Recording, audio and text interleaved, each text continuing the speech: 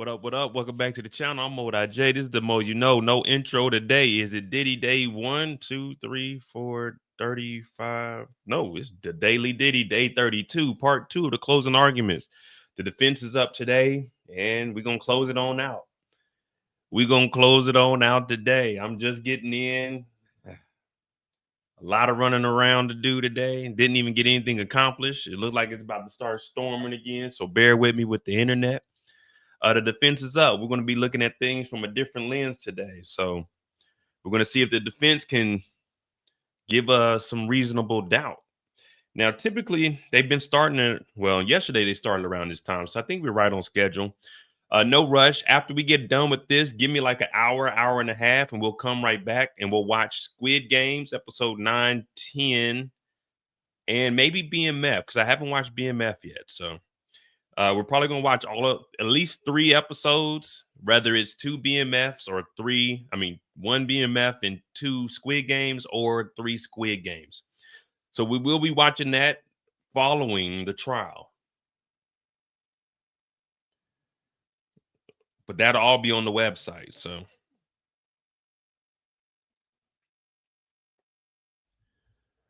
hit the like button, hit the subscribe button, come on in here, get comfortable, however you pronounce it in your region of the word. I pronounce it comfortable. You know what I'm saying? What up, Kendall? Alma, what's going on, Kurt? James? What's up, Rashonda? All right, let me get everything queued up here. I came in, I changed, I had a call to fam. Make sure my she talking about the family reunions going on, so she probably ain't gonna send my SIM card and stuff out to freaking maybe tomorrow, maybe Monday. So I'm at least gonna be without my main phone for another week or 2. But that's fine. That's fine.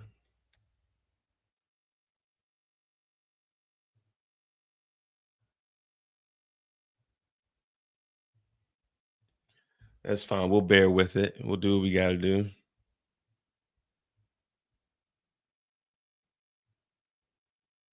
What's up, all in? Raquel.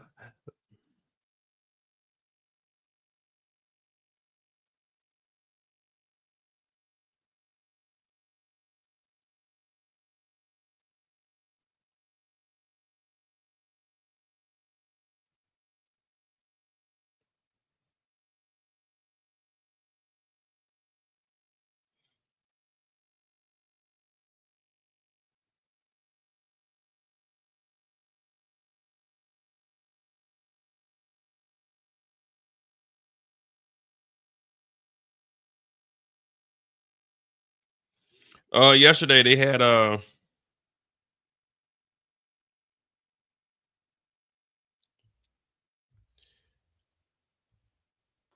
what up, I am Ken Tender. DeMarcus, what's going on? DeMarcus, after this, we're gonna watch BMF and then we're gonna watch 2 episodes of Squid Games. So if you want to watch BMF or Squid Games, we'll be on commercial mode tonight and we're gonna just run through them. Boom, boom, boom, back to back, and we're gonna watch BMF together. And then this weekend, when I have some time, I'll put together recaps. But I at least gotta watch the episodes. All right. So we'll take this back to this morning. Remember, the defense is up here. I don't know how long they're going to go. Yesterday, they did have the kids crying coming out of the courthouse, but yeah, we really don't care about them crying. You know what I mean? We don't really care about them crying. Their father made his decision.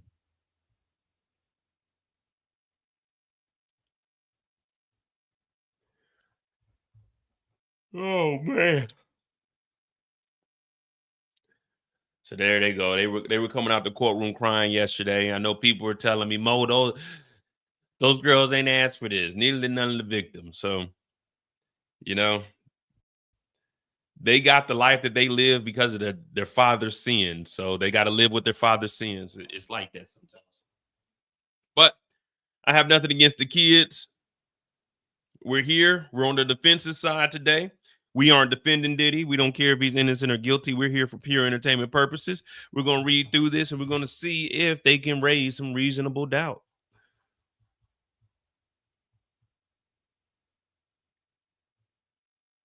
Prosecutors closing. We don't need to go over that. CNN's Elizabeth Wagmeister report is a notable difference in Combs' body language. All right, let's hear what she got to say. I want to talk to you about what you cannot see at home. Today, Combs's entire family is back in court. We've had more family members than have been here to support him than since the beginning of this trial. That includes his 3 teenage daughters. You remember that his twin girls, they were here at the beginning, but then they went back home to Los Angeles for their prom and for their graduation. Well, this is the first day that they are back. I observed them. They were passing notes with each other at one point. They're in the room as prosecutors are talking about these freak-offs and drugs and all of these alleged sex crimes that prosecutors say that their father committed. Now, I also observed the kids, that includes the sons and the daughters, downstairs in the lobby of the courthouse right behind me. They were all huddling and talking during the lunch break. Now, I also have to tell you that Combs himself, his body language appears to be different today than other days. I've been in court every single day. I've been observing him. Today, his head is down. He is slumped over at many points during the prosecution's closing argument. Now, make no mistake, he is still engaged. He is still passing notes to his attorney, but body language definitely different today. You know the wild thing? His daughters, they just graduated high school last month, I think it was. So they're 18. That's the same age that he met Cassie at. That's the same age that Cassie met Diddy, 18, 19-ish. Well, they started dating. She was like 19 or something around that age. So basically, Cassie and Diddy got together at the same age that his girls are right now.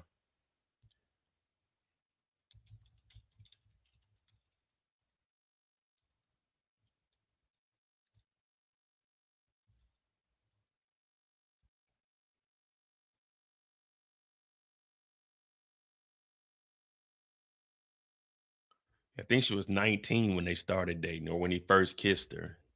So it's like 18. He met her at like 18. They started dating at 19. So it's around the same age as his daughters are now. Mark Anfalo, my bad, an attorney for Diddy, will get a defense closing arguments this morning. Once he's finished, the government will have a chance for a rebuttal. After that, the judge will charge the jury, which then begins deliberations. Legal analyst Joey Jackson discussed the case with Laura Coates of CNN on the trial by jury, the Diddy podcast. Yeah, well, we're not listening to the podcast. Diddy's mother and sister are in attendance. Ahead of the start today proceedings, Diddy's mother and sister are seated in the family section. The defense team appears to have giant charts that will display today. All right. Look at the judge. We got the same glasses. He's on the bench. Defense team expected shortly to make a closing argument. Proceedings were delayed while court waited for a juror, so we didn't start on time. The start of the defense closing arguments were delayed while the court wait for a juror who had transit issues. The juror has now arrived. The judge said proceedings will begin in 5. That was 40 minutes ago. They begin the closing arguments. All right. What up, Rick James? Rick James said they planted them drugs, guys. So remember, we're on the lens of the defense. So we're looking at any holes we can poke in what the closing arguments were yesterday for the prosecutors. So we won't be biased. We're going to put on our thinking caps, and we're going to think about this as a defense lawyer. Defense attorney says evidence shows a swinger's lifestyle, and prosecutors exaggerate beyond that. Kicking it off, his closing arguments, Mark said that this has been a tale of 2 trials. First, there's the trial as told by the witnesses, the text messages, and the videos, Mark said. The second trial is the trial as told by the mouths of the prosecutors. That I submit to you, that is false trial. Fake news. Don't believe a damn thing that the prosecution has told you over the past 7 weeks. Don't believe it. Don't believe it. Don't believe it. That is an exaggerated trial. That is not the real trial. As for what he said is the first trial, the trial of the evidence, he said that this is about a lifestyle. You want to call it swingers. whatever you want to call it, that's what it is. And if I tell you it's a hit, then bitch, that's what it is. Mystical taught us that.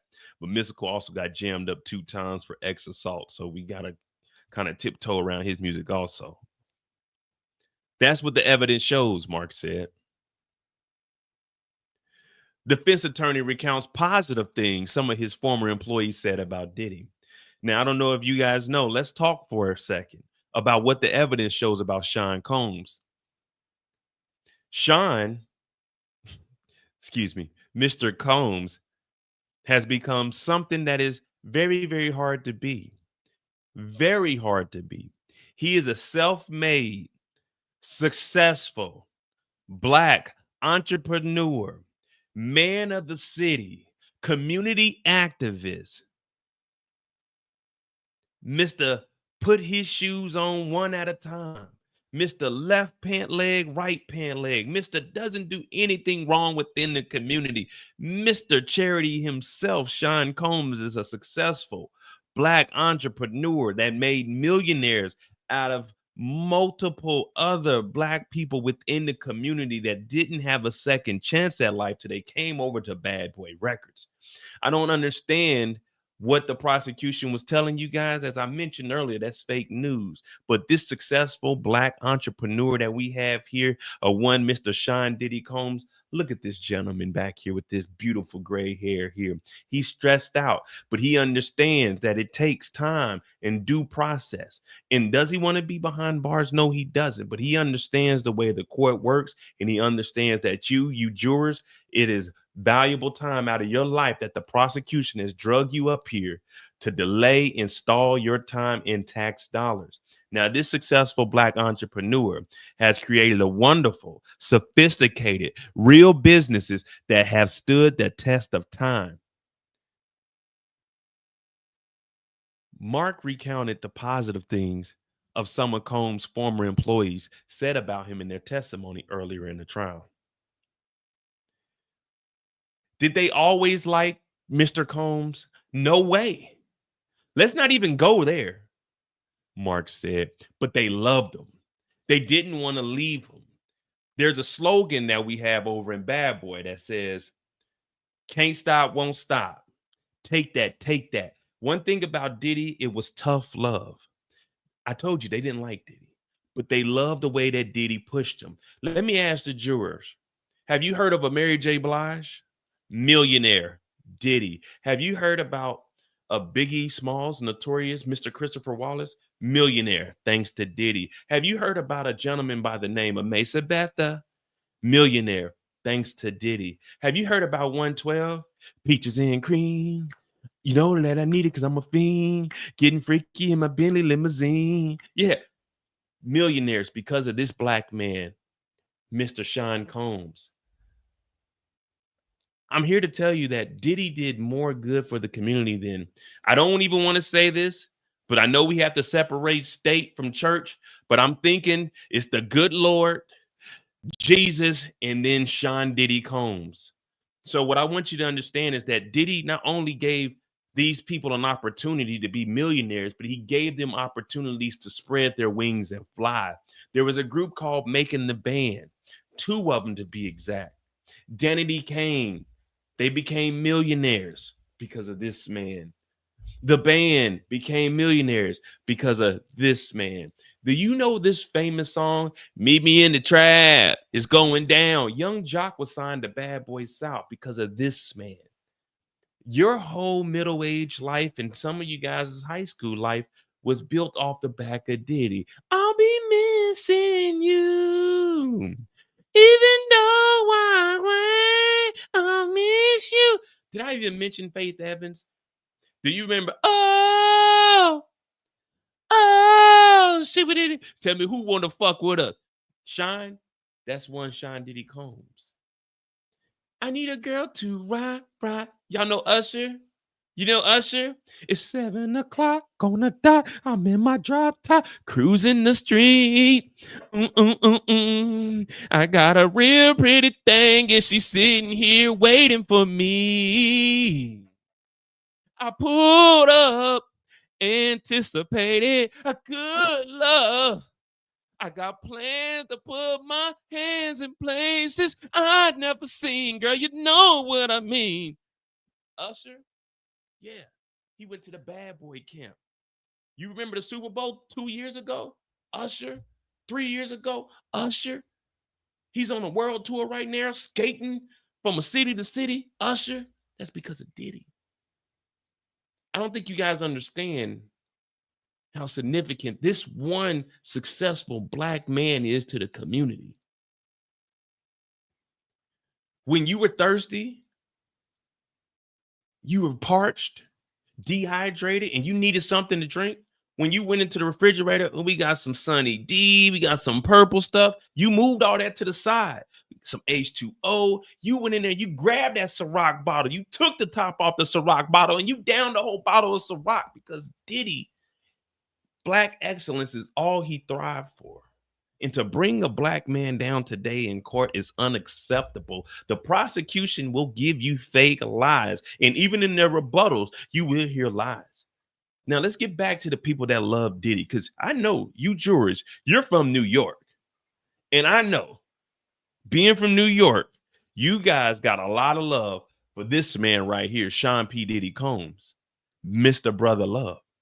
So let's get into the people that love him, because I know you love him. Just like the people in the gallery love him. The people in the overflow, they love him. New York loves him. Diddy, excuse me, Mr. Combs had a key to the city. How many people have a key to the city? Not many. But Sean Combs did. There was a black president that was elected, a Barack Hussein Obama. Do you remember there was a campaign by the Vote or Die, led by this man here?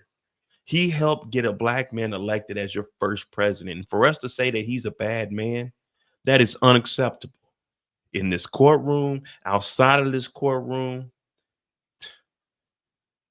you know, I don't have much to say in my closing arguments, but I do want to let you all know that this man has done so much. I wouldn't even know where to begin, but I can tell you that there's been a lot of fake news spread amongst the community, on the news, the blogs, in the prosecution. This 6-pack of white women over here. 6 liars is what I call them. 6 little liars. But let's get into this, because I have some stuff that I need to explain to you guys. All right. All right. Remember, guys, we looking at this from the defensive side. We gotta try to get Diddy off. When I say we, I mean thee. Not me. Nah. That's all me. I'm trying to get Diddy off. What I'm trying to do is trying to throw some shit in the juror's eyes, get them on guard. You know what I mean? All right. It's very hard to be a self-made, successful black man. Did they like Diddy? No. Did they love him? Yes. They didn't want to leave him. Oh, here we go. Diddy, you should feel bad for using this DEI pioneer. Because there is no, up under Trump, there is no DEI Diddy, so we don't want to hear none of this. The Trader's Playbook said if that's his defense, he's cooked. That's just the warm-up, guys. That's just the warm-up. That's just the warm-up. Nah, that's what Diddy's lawyer called him. Look, this is what he called him.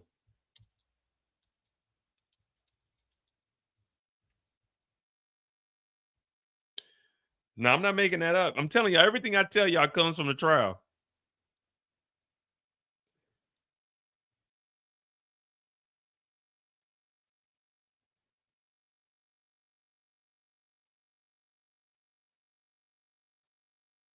Look, Mark Garagos.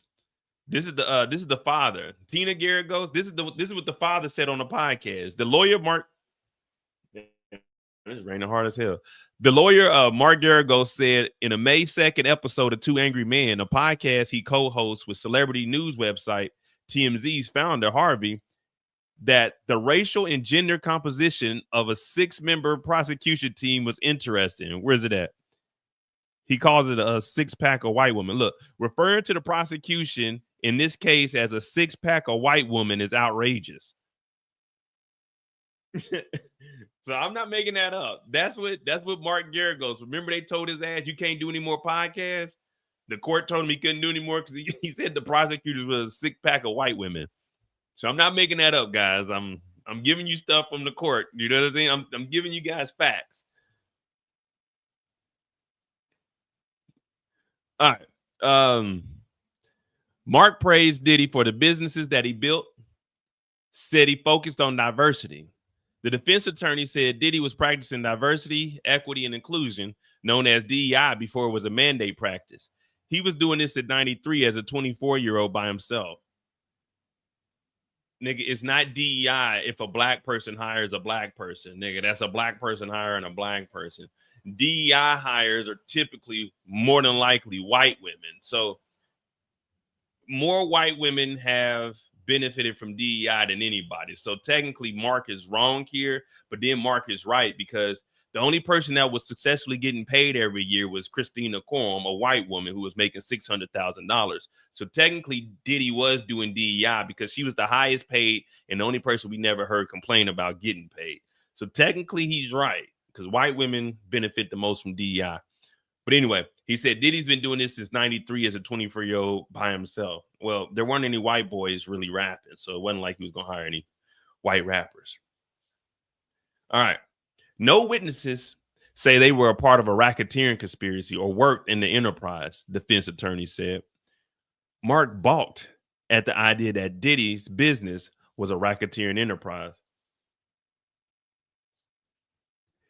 He said no witnesses say they were a part of a racketeering conspiracy or worked in the enterprise. You didn't hear that from the evidence. You didn't hear that from a witness. All right, I like that. I like that. Ain't no one get up there and say we were doing illegal stuff. No witness told on themselves is what Mark is saying. All right. The man that takes care of people. Mark told the jurors that 6 of Diddy's 7 kids are in the courtroom along with his mother. The jury should know about Diddy's character, he said. The man takes care of people. He said this is evident through his relationship with Jane. Combs paid for a home where she takes care of her child.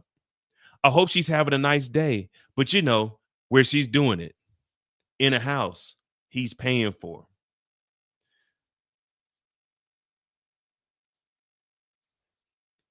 Mark mocks the 24 searches of Diddy's homes. Mark sarcastically talked about the searches of Diddy's house that was raided by Homeland Security in Los Angeles and Miami Beach in 2024. Boxes of Astroglide taken off the streets. Woo! I feel better already. Artificial lubricant. Not for me, he said. The streets of America are safe from Astroglide. And they got baby oil.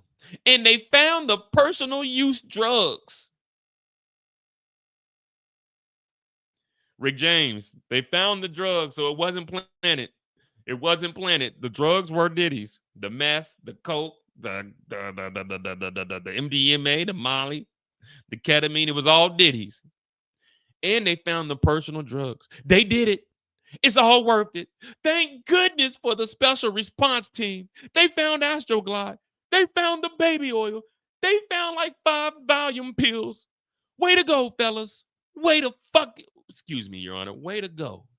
Way to go, fellas.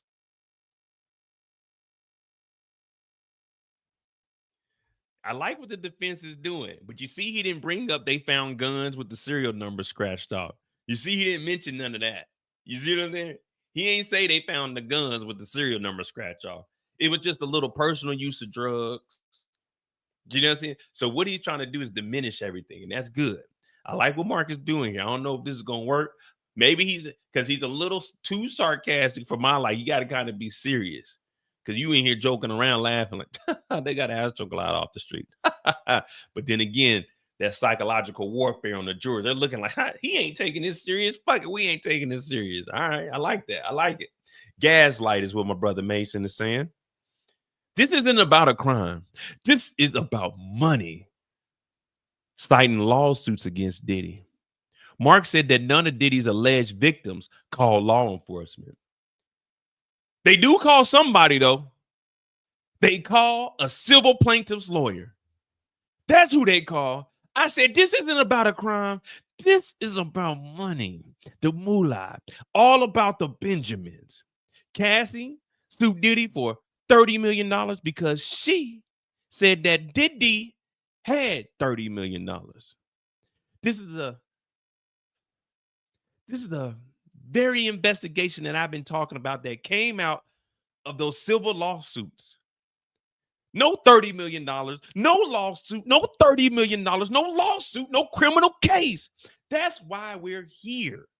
We're here because of the money, the moolah, the power and respect that this Black successful entrepreneur right here, Mr. Sean Diddy Combs, had the money, and people wanted to stick their greedy blood. They wanted to suck the blood out of Diddy. And when I say blood, I mean the money. Why not call the police? But you call a lawyer?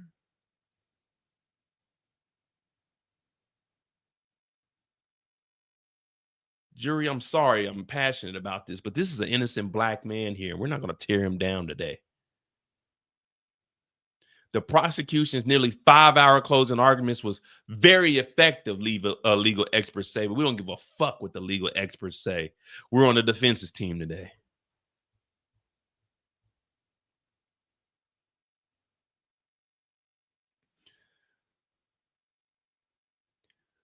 We own the domestic violence. That Combs' relationship with Cassie was about love.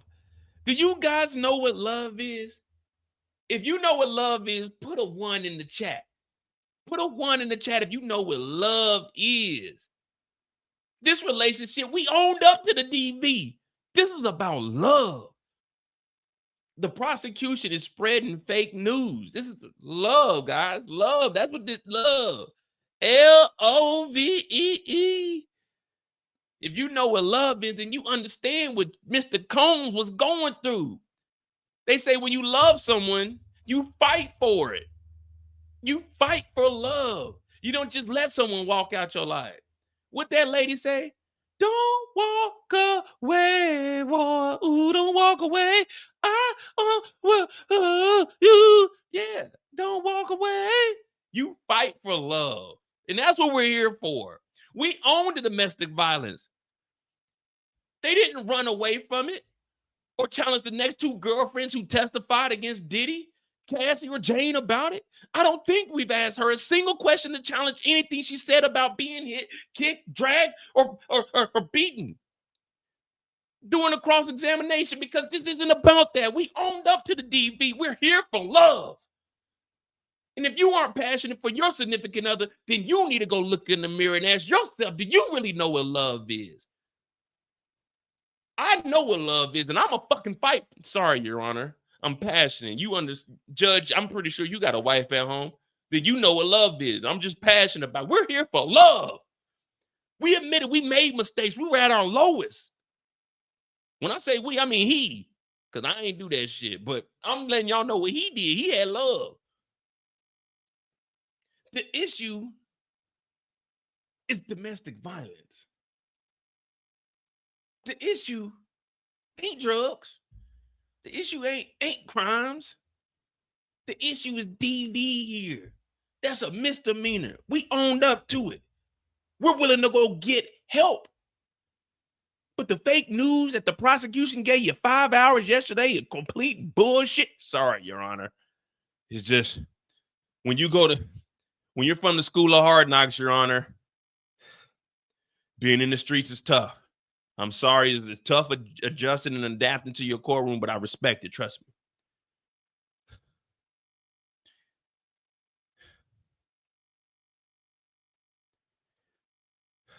She was very precise and very clear about what the issue was for her. The issue for her, who was there? DV is the issue.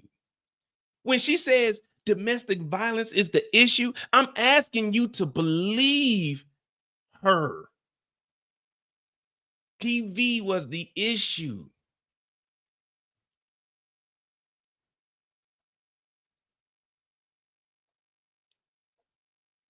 Did you guys know that Cassie sued Diddy for $30 million in November 2023?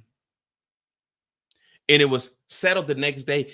Ventura won. It wasn't about a crime. It was just about the assault that we owned up to. It was just TV. If you had to pick a winner in this whole thing, it's hard not to pick Miss Ventura.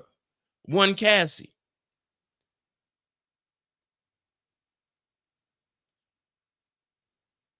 Combs and Cassie were not a part of a racketeering conspiracy. They just weren't.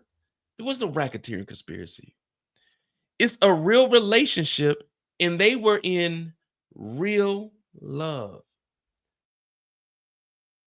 I know I keep asking a lot from you jurors today, but if you know what love is, put a 1 in the chat, because this is about love. And sometimes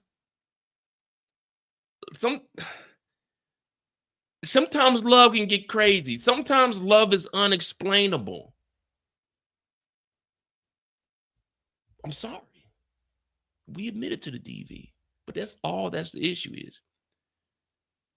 This relationship between Diddy and Cassie, Mark calls it a great modern love story.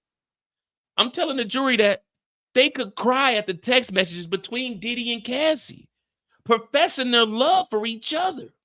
Cassie eventually made an adult choice to leave the relationship in 2018 and felt no pushback from Diddy. She left. She walked out. Diddy let her go because he knew at a certain point that love was lost, but he never lost the love. 2018, she walked out, no pushback from Diddy because the love was lost, but the love wasn't gone. Are you following me? The love was lost, but the love wasn't gone. It's still there. In his heart right now, I can tell you, he still loves that woman. But the love between the two is lost. You can grow in and out of love with someone, but you don't have to lose love for someone. I love y'all. I'm not in love with y'all, but I love y'all. You can go in and out of love with someone, but you can't lose the love. And what happened between the two of them? The love was lost, but the love was never gone.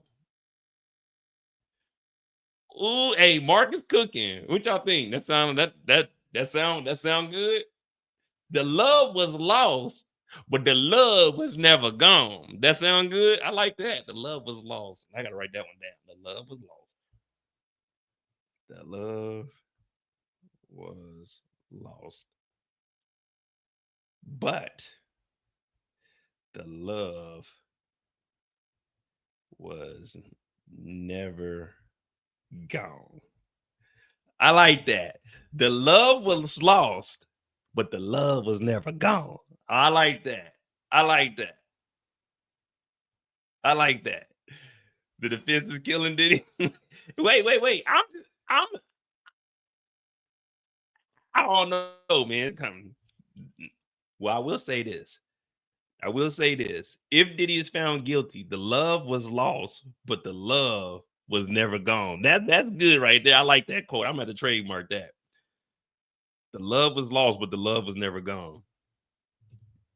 All right. Cassie eventually made the choice to leave the relationship in 2018. So I'm trying to read this as him, but they'll give us like a little bit of information. So I'm trying to jump around. She was always free to leave. She chose to stay because she was in love with him. Mark addressed Diddy and Cassie's sex life. Here we go. She's a woman who actually loved a little bit of sex. Good for her. She's beautiful. She should. She's intense. She's unafraid. Now that right there, Mark, like, I don't think you should have did that. That. What are you trying to seduce the jurors? This is what he said about Cassie. She's a woman who actually likes sex. Good for her. She's beautiful. She should. She's intense. She's unafraid. Like, nigga, I don't think this isn't like I don't think you should have put that in there. You should have just said she enjoys sex with Diddy and like reference the text messages. That part right there, I got a frown on right there. She's intense and unafraid. That's kind of weird. She's beautiful. She should. She's intense and she's unafraid. Yeah, that's wild right there. All right. They were their best selves when it came to a little bit of sex. They forgot when it came to other women. No, not they forgot. They fought when it came to other women. The love was lost. The love was never gone. Out of the scores of text messages admitted into evidence in the trial, you won't find one where she's like, I didn't like the sex. I'm not attracted to you. I don't like our sex life. It's just not for me. You won't find one message. You won't find one message that says she's not attracted to Diddy. I didn't like the ex with you. I don't like our ex life. It's just not for me. You won't find one message. Just because she's attracted to you don't mean she got to have sex with you. My bad. We on the defense. We on the defense, but see, I don't know. This to me,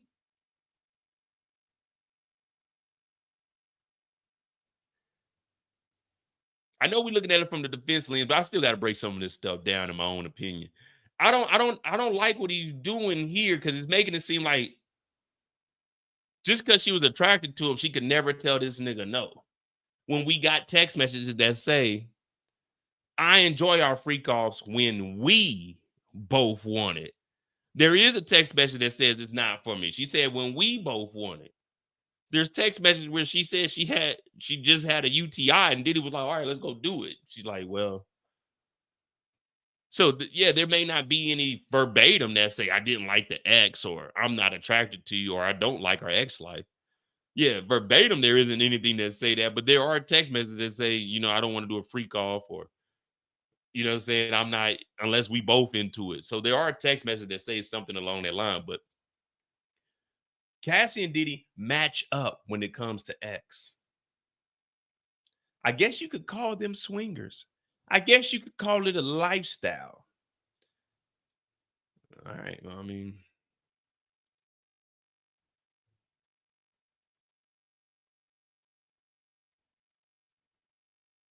what's up, Rashonda?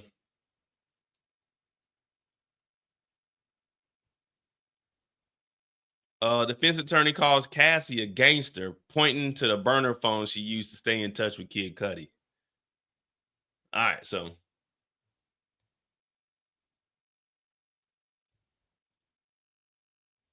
Mark reminded the jury that Kid Cudi confirmed that Cassie played him.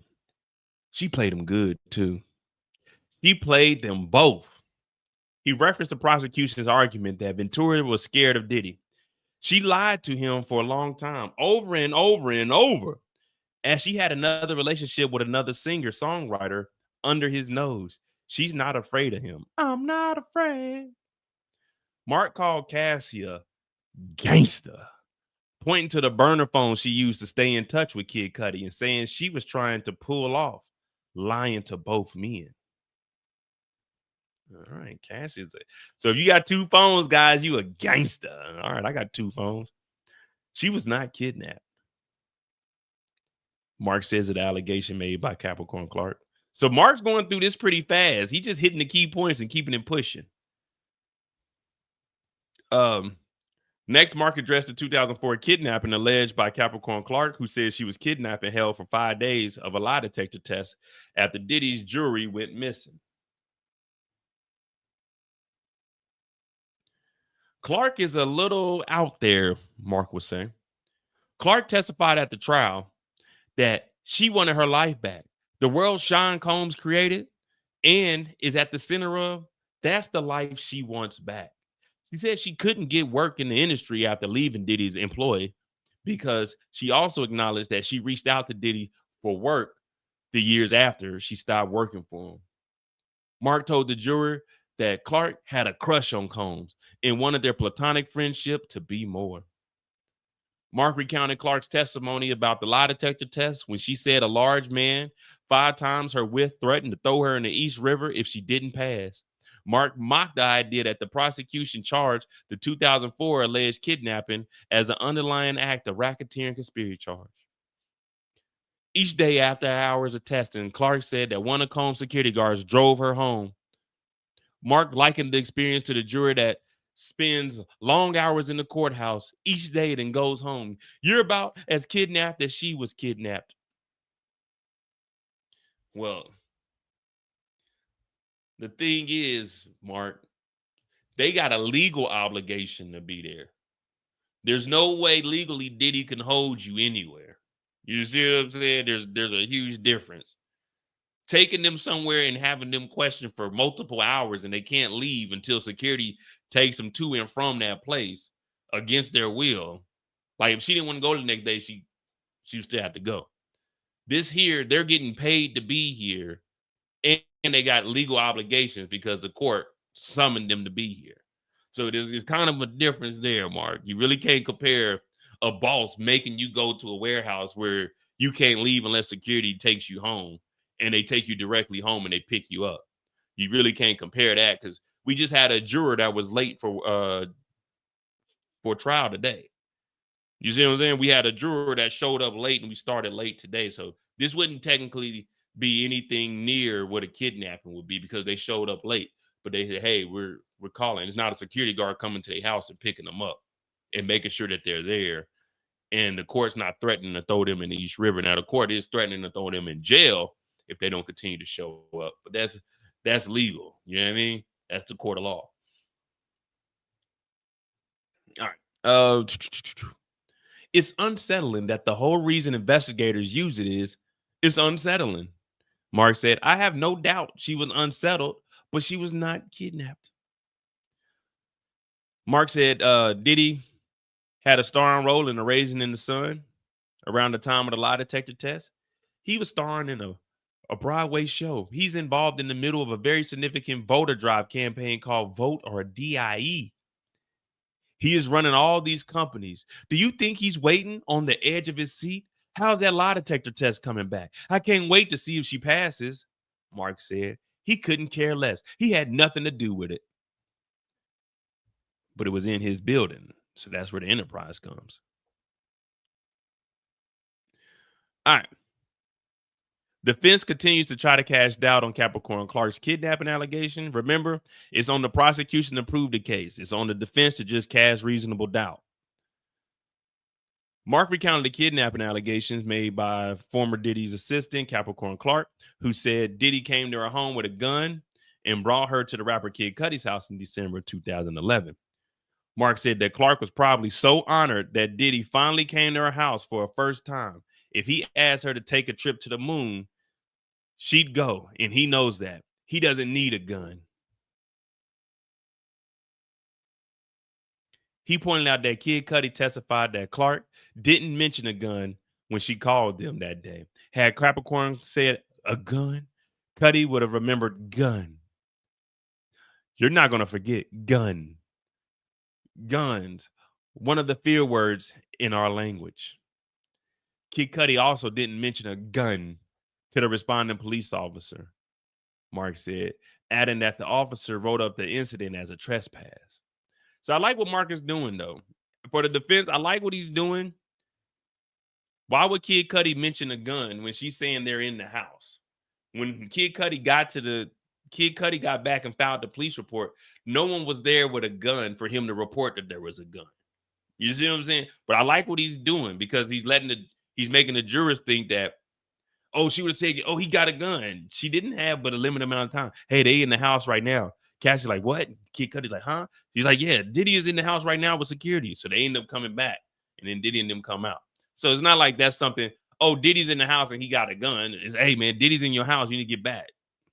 But I like what Mark is doing. You leave out key points, and that's when the prosecution is going to come back with their rebuttal later on. But I do like what the defense is doing. I don't think it's going to work, but I do like it.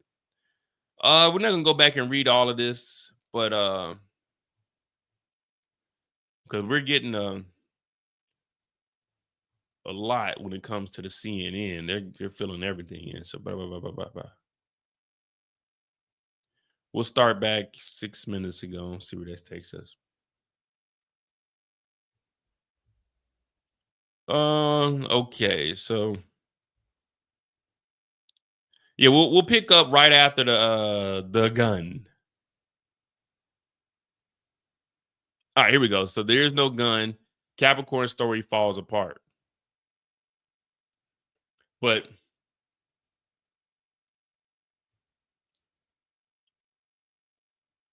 okay, there's no gun. The story falls apart. There was a car chase, or was there? Cudi pulled up next to the Escalade, the witness said. There was no car chase. The judge is going to say you can disregard any witnesses if you find something not credible. If you see fit, it's all you need. Seems like everything is possible with Capricorn Clark. I asked her. She said, I came up here with Puff. I want to run away. I'm afraid of mountain lions. Mountain lions? I'm not saying that they're not scary, but if you're kidnapped with a gun, no?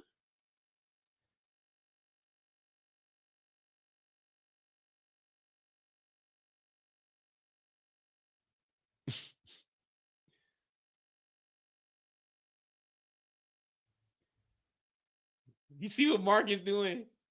Mark is like, well, if you were kidnapped with a gun and you had a chance to run, you saying that there was mountain lions? I'm not saying mountain lions ain't scary, wow, but they kidnapped you with a gun. You ain't run?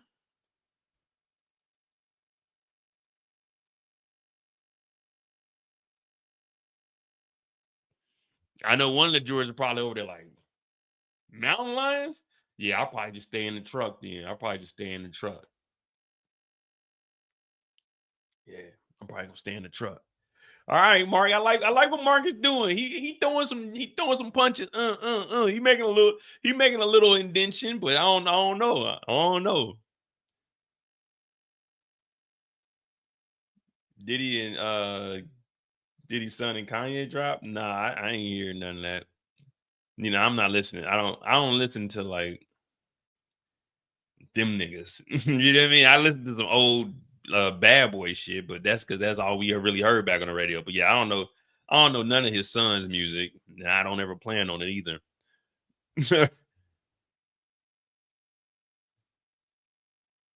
I wish they would have had Brian Steele up here, but oh well. We got who we got. We got Mark. He's the lead attorney. So,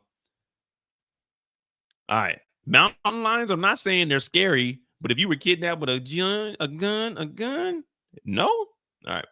She doesn't want to say, I went there by my own volition. I'm not saying Sean Combs didn't go there. He wanted to fight him. Fine. Motherfucker. Combs is not a coward. He's ready to fight. At the risk of being sexist, they are men. They fight. No, let me read this like a real one. Let me read this one like a real one. Because they could, Your Honor, you told me we couldn't curse in here. I thought we couldn't curse in the. I'm off the leash now. Marcus cursing in the courtroom, so I'm off the leash now. Now I can talk freely. I found out we can curse in the federal courtroom. All right, so we can curse in the courtroom. She doesn't want to say I went there on my own volition. I'm not saying that Diddy didn't go there. He wanted to fight that nigga. Fine, motherfucker. Combs ain't no goddamn coward. Combs is ready to fight at any motherfucking time, nigga. It is what it is. Diddy's ready to motherfucking fight. At the risk of being sexist, man, they men. Them motherfuckers gonna squabble, nigga. They gonna put it up. They gonna get in the middle of the street. They gonna fight that shit out like men, nigga. It made the best man win. Made the best man get that. Yeah. Yeah, we doing it just like I was just in the Coliseum last month. I know what it's about. You fight for your motherfucking life. You a real nigga, stand on 10. Yeah, Diddy was ready to scrap with this nigga Kid Cudi. Who gives a fuck? Where Kid Cudi at? Tell that nigga Kid Cudi come. We'll fight this nigga right now. But for a kidnapping charge, nah, Diddy went over there to stand on business. I'm not saying he wasn't there, but that nigga went to fight Kid Cudi. What you gonna do? What you gonna do if a nigga's in your backyard pushing up on your honey loving? Huh? What you gonna do? You gonna fight that nigga? And Combs is not a coward. He's ready to fight. We're gonna have a good old fashioned 8 in the morning Hollywood Hills John Wayne fight, nigga. The Porsche, that ain't even Diddy's style. There's no evidence. Who else would do it? Not evidence. A burn in the car is a coincidence. Be a man. Fight this nigga. Tell Kid Cudi to come and fight Diddy. Be a man. An old-fashioned 8 in the morning Hollywood Hills John Wayne fight. We fighting. Diddy went over there as a man. Kid Cudi called the police. Diddy was standing on business. Is that an issue to go over there and fight a nigga that's freaking on your old lady? Hell no. When I watched motherfucking 5 Heartbeats, he said every night I gotta fight to prove my love up in this motherfucker. The love was lost, but the love wasn't gone.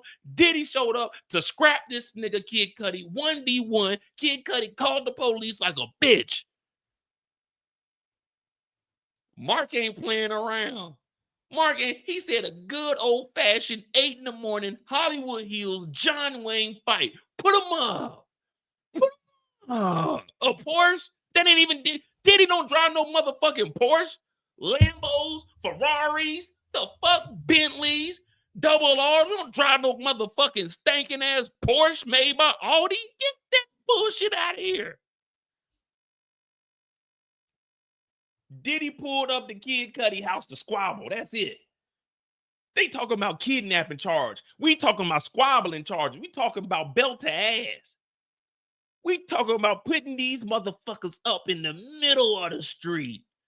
Put them up. Put them up. Diddy ain't no coward. He a man. What you gonna do if a nigga pushing up on your honey loving pot? You gonna let that nigga freak your lady, or you gonna fight this nigga? Huh? What you gonna do? What you gonna do? You gonna put these two up and you gonna live to fight another. Diddy don't need a gun. What that gun make you a man? I'm a man without it. All you needed these, Craig. All you needed these, Craig. What did Furious tell Trey? Give me the gun, Trey. We don't need no guns. This is Diddy, nigga. He old school.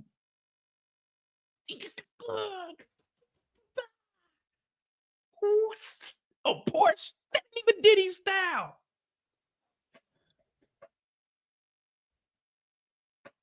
Yeah, Porsche. I think Lamborghini's Porsche, Lamborghini, Audi. I think all of them are all the same. Yeah.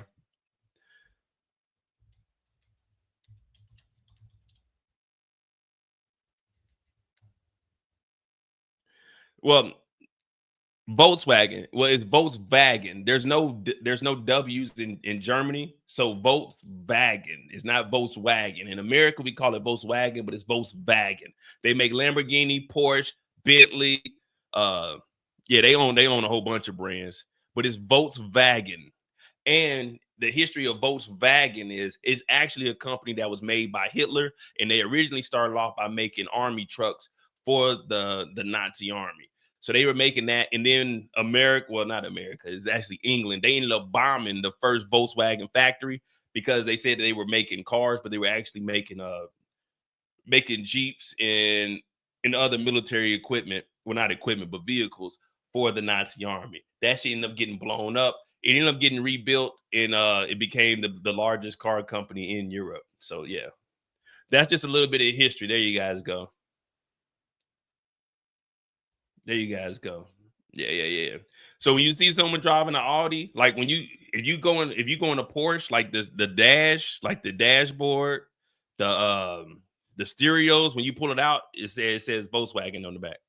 But yeah, all of that's made by Volkswagen. Volkswagen, because there's no W. Volkswagen. That's how they pronounce it. But yeah, Volkswagen was actually a Hitler company, and then it became, well, that's just like a lot of stuff. Just like Adidas and Puma, those are two brothers, and they lived in the same city but on a separate side of the town, and they never talked to each other again. But both of those were part of World War II, part of the Nazis. So That's how those two companies came up like that. It was Adidas, and then it branched off and did Puma. One brother owned Puma, the other brother more owned Adidas, and the city is split in half where they came from. But that's just a little bit of German history right there. But what up, Trio?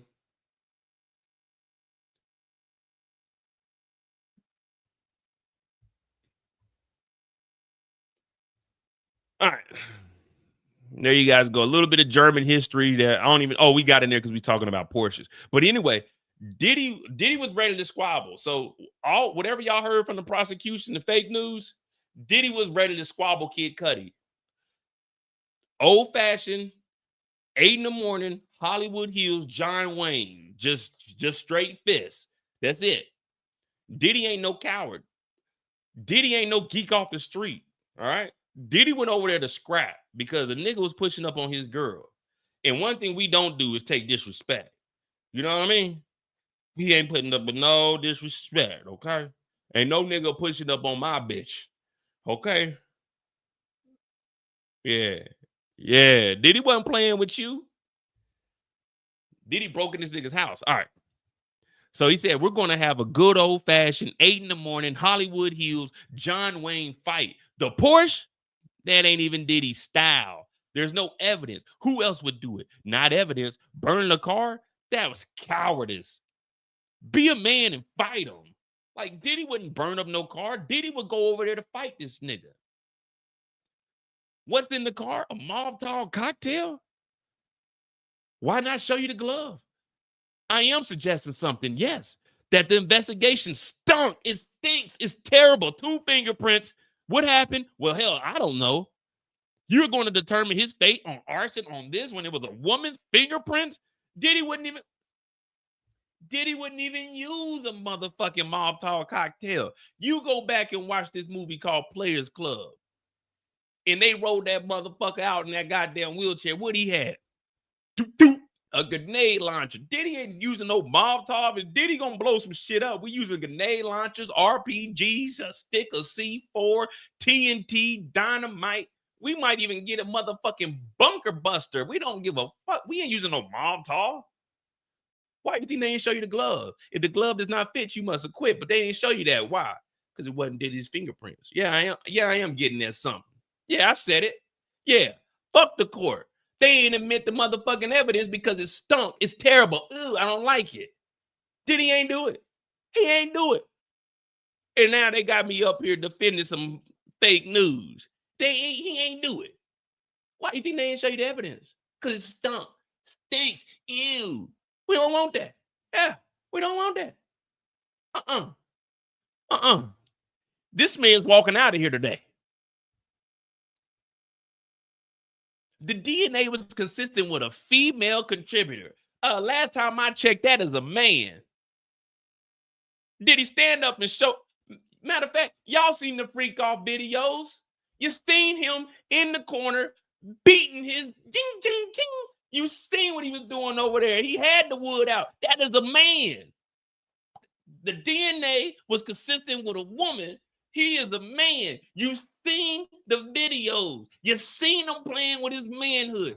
The woman fingerprints, manhood video. Woman fingerprints, manhood. Why would he blow up a Porsche? It's not even his favorite kind of car. Huh?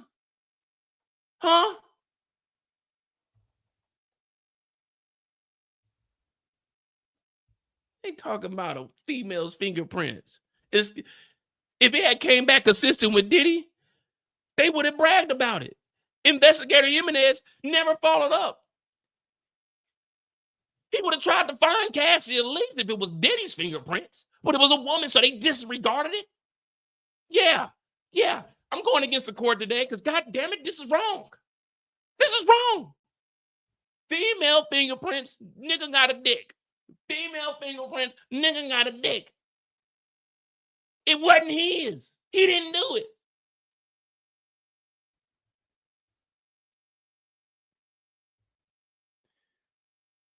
Jimenez said Capricorn's brother obstructed him. They fought. Now, I'm not saying Capricorn did or Cassie did it. We're not here to solve the world's problems.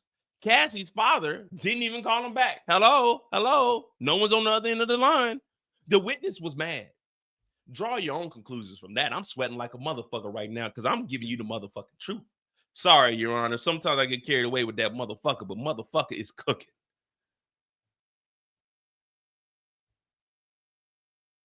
Here's an email. Why is she calling him John Puffy Combs? For some later proof? She doesn't even mention any car. Forget about it. Let's turn to the London hotel. Forget about the car. Female fingerprints, nigga got dick. Those two don't go together unless a female is grabbing on the dick. But in the videos, the female wasn't grabbing on the dick, but Diddy grabbing on his own dick because he was watching the freak off shit. But we ain't here for him to determine if he's a he or not. We just saying that as a female, fuck, you know what? Fuck the car. Fuck the car, all right?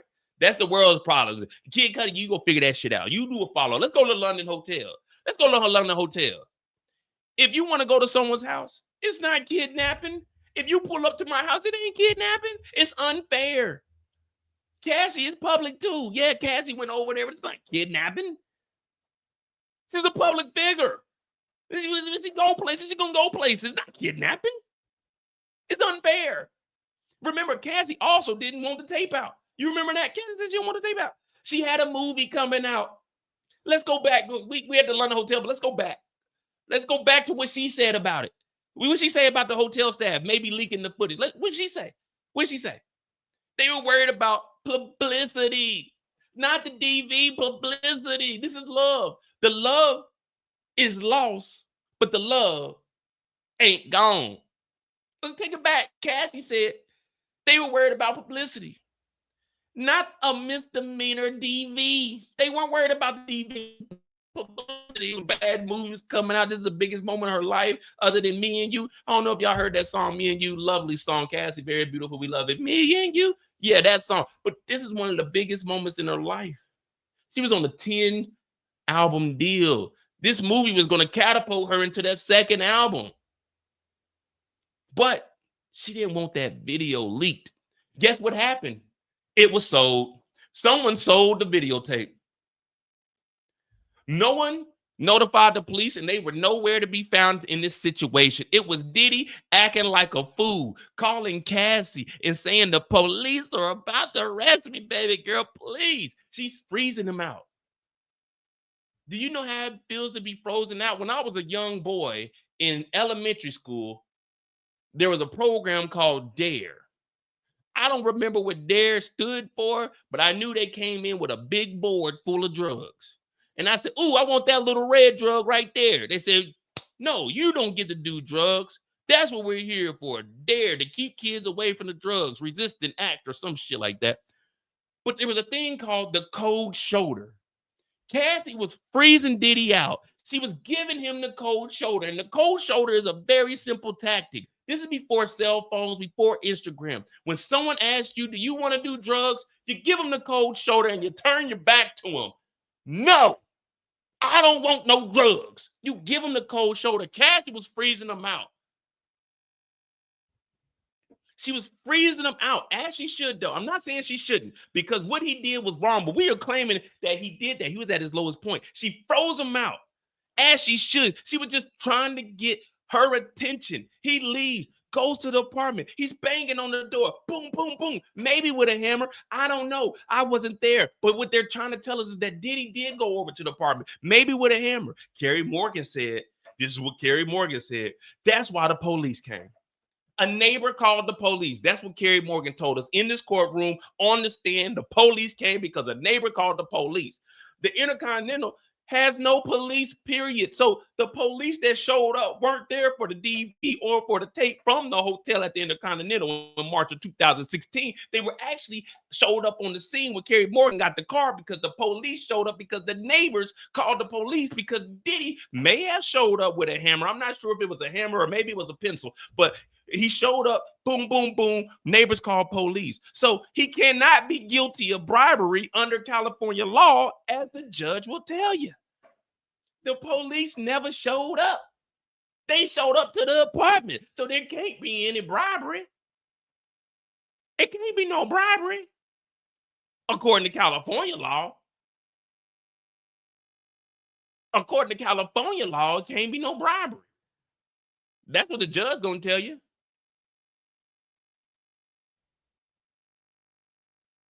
And then Mia. Y'all remember Mia? Mia got on up here. When it comes to Mia, the witness who testified as Mia, Mia, we don't know her real name. Why would she be coming up here with a pseudonym? Why would she go? What's her real name? I got her real name on this paper, but according to court documents, I can't tell y'all her real name. But Mia, y'all remember Mia that came up here?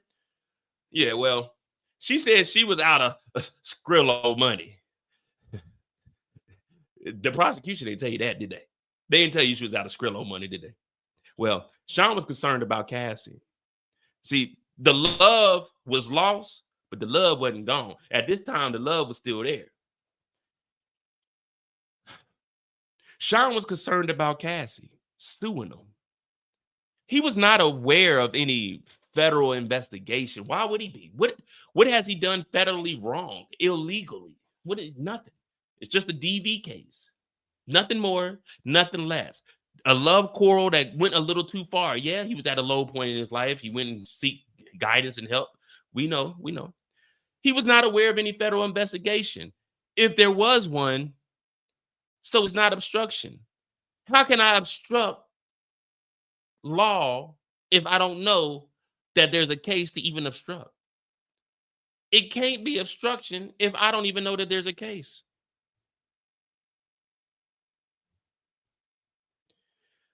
He's trying to stave off a lawsuit. I'm trying to make this as simple as possible to you guys.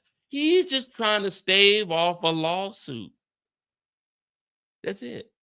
He didn't know nothing. He's not thinking about a federal case. He's not thinking about going to prison for a little incident that happened between two lovebirds who maybe got a little too riled up. Sometimes the tension when it gets hot and stanky and funky in that room, sometimes you get your mind a little clouded, but it was just a DV. He was just trying to stave off a lawsuit. That's it. And when it comes to Jane, he still might. Judge, shall we break? That would be fine. That would be fine. Whew. It's getting crazy in the courtroom today, guys. It is getting crazy in the courtroom today. That is the defense part one. That is the defense part one. Right now, I'm believing that Diddy ain't do nothing. Right now, I'm believing Diddy ain't done nothing. They may have fooled me. I may have been listening to the fake media all this time. Right now, I'm thinking,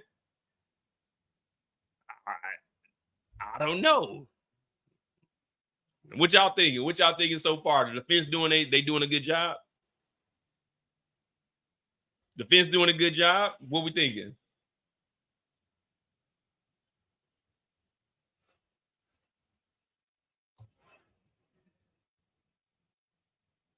What up, Anthony? If Diddy walks, you better have protection around him, or you'll get Nino Brown.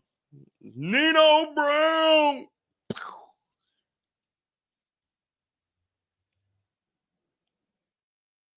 I mean, there's not much that they can do without. So they did admit to the drugs. They admit to the drugs. They admit to the DV. But so what they're saying is so what they're trying to go with the bribery under California law. So the bribery up under California law says, I think it's an official, like an official person or politician or like a police officer. So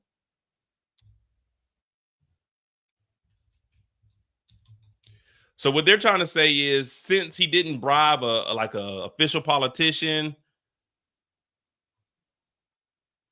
California bribery is a serious crime involving the corrupt offering, giving, or taking of something of value that intent to influence a public or official action. So, I mean, technically, this would have been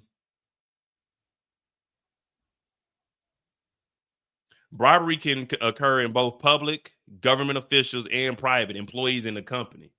So, what he's trying to do is not let the jurors know that it could be a private company. So it would still be bribery, because that would have an official action would have took place. If that video would have dropped in 2016, Diddy would have got a misdemeanor charge, which is an official action. So what they're trying to go with is he wasn't bribing like a cop or a politician or anything. So that's what they're going to be feeding the jurors.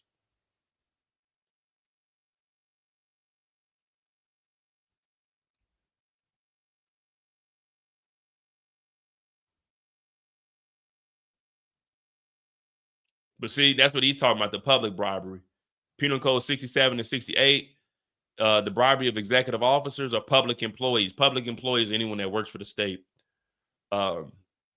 Making it a felony offense, punishable by imprisonment, but the commercial bribery deals with commercial bribery, where an employee takes a bribe to influence a decision related to their employment, potentially a misdemeanor or felony, depending on the amount.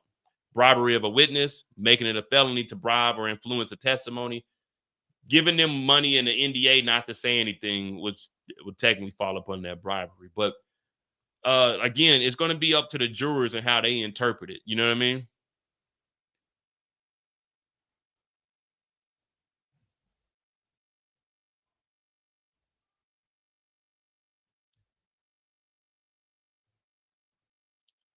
So we do have a break there.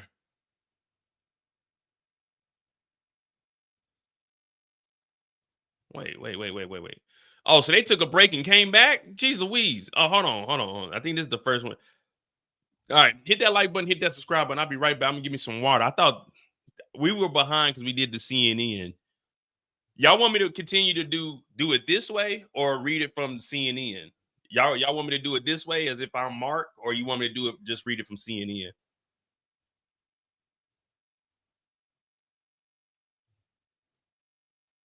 So the jury is taking a break, 15-minute break. Offering cash to a guard was not bribery under law.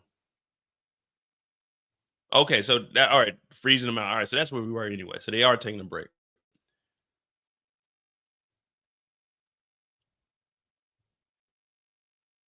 Now, okay, so they just said some extra stuff, being sarcastic. Can the government pause, break? All right, good. Yeah, so how y'all want me to continue to do it like we're reading over here and acting like we in the courthouse, or you want me to read it with the official shit? Because I mean, now we're caught up, so I could probably switch back between both.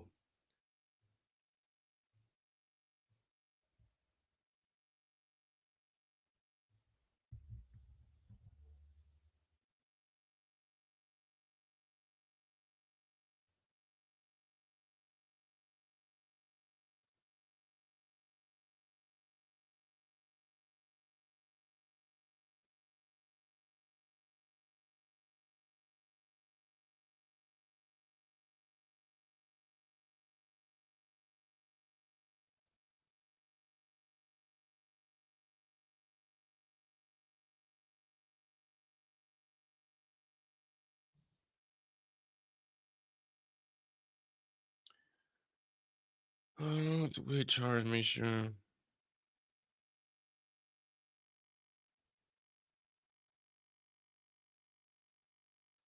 All right, so I'm gonna be right back. Give me, you know how that go. Give me like a minute, 2 minutes maybe. Hit that like button, hit that subscribe button if you're new to the channel. Closing arguments. We got a 15-minute break. It says they'll be back at 4 minutes ago. So it's 12, fucking 15, 16. All right, cool. All right, give me a second.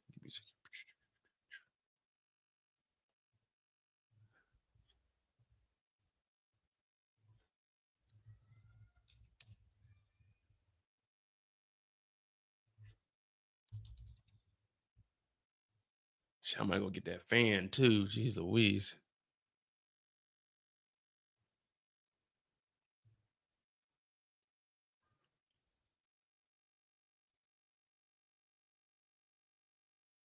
Is this one live? Ain't live. Put a video up for you. We'll just look at this one from yesterday.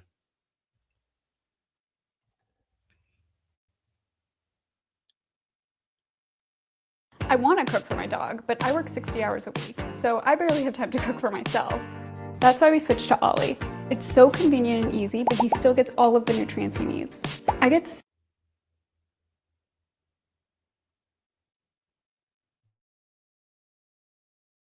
The prosecution delivered their fiery closing argument in the... All right, hit that like button, hit that subscribe button. I'll be right back. Hey, give me some water. Sean Diddy Combs' criminal trial, highlighting why these are episodes of sex trafficking, why the evidence proves Combs operated a criminal enterprise, and how he directed and arranged multiple instances of transporting people for prostitution. We will break down the highlights of this closing argument right now. Welcome to Sidebar, presented by Law and Crime. I'm Jesse Weber. Hey everybody, this is another Law and Crime legal alert. If you received Depo-Provera birth control shots and were later diagnosed with a brain or spinal tumor called meningioma, you may be eligible for a lawsuit. That's right, Morgan & Morgan, they're investigating claims that patients weren't properly warned about this risk. It's free to check, just takes a few minutes, and you don't pay unless they win. So scan the QR code on screen, click the link below, or go to forthepeople.com/LCDepo to see if you qualify. Closing arguments are officially underway in the Sean Diddy Combs criminal trial. In fact, the prosecution just wrapped up their closing argument. Remember, this is the last chance for each side to summarize the evidence in this case, present their final conclusion, their narrative for the jury. And it's important. It's important because there's a lot for the jury to consider over these past few weeks. It is a complicated case. There is a lot of evidence. There's a lot of testimony. And closings are the last time the jurors will hear from the attorneys before they begin their deliberations. So we begin with the prosecution's closing argument that was delivered by Assistant United States Attorney Christy Slavic, outlining why the jury should find Combs guilty of 1 count of racketeering conspiracy, 2 counts of sex trafficking by force, fraud, or coercion, 1 with respect to Cassie, Ventura, Fine, 1 with respect to Jane, and 2 counts of transportation to engage in prostitution. Again, 1 with respect to Cassie, 1 with respect to Jane. I want to bring on right now Law and Crimes reporter Elizabeth Milner, who was inside that courtroom for all of those arguments today. Elizabeth, great to see you. Want to take this piece by piece. Let's start it off with racketeering conspiracy. The top charge, arguably the most complicated charge in the mix, carries life in prison. Okay, so there's a lot at stake here. The prosecutor definitely wanted to make it clear for the jury. How did she outline, let's start this, how did she outline that this is a criminal organization, that there was a criminal agreement? Let's start there before we even move into the underlying predicate crimes that the prosecution needs to prove. Yeah, so right off the bat, Christy Slavic is really talking about count 1, of course, that being racketeering conspiracy, aka RICO. And just right off the bat, she's telling the jury, over the last several weeks, you learned about Sean Combs and then kidnapping an employee, forced labor, arson, bribery, plus brutal crimes are at the heart of the case. She also said, you know, across all of these comes the defendant using his power and violence to get what he wants, and that he doesn't take no for an answer. And so right off at the top of her closing argument, the jury has shown exhibit photos, one of March 2016 Intercontinental Hotel still. Hey, look at that drawing, man, of Diddy in the hallway, man. The judge got 2 monitors. You know he ain't looking at nothing. He probably on Amazon, eBay, ordering a new robe. Image from that surveillance video where you can kind of see Cassie on the ground after she was initially physically assaulted by Sean Combs on that videotape. And then also the government talked about Sean Combs kicking, choking, and slapping Jane and forcing her into a freak-off, specifically pointing to the instance that happened in June of 2024. And so, you know, the government was like, you know, these instances are separated by 8 years, but they're kind of saying they're one and the same. But I think the most interesting part of just the beginning of the closing argument by the prosecution is that Christy Slavic is like, Sean Combs has a small army of personal staff. No one could stop him. He uses inner circle and money to cover up his crimes, and even referred to his assistants as foot soldiers and other things like that. So really kind of pointing out how the assistants, how those who are in Sean Combs's inner circle really kind of helped build this case of racketeering conspiracy against the defendant.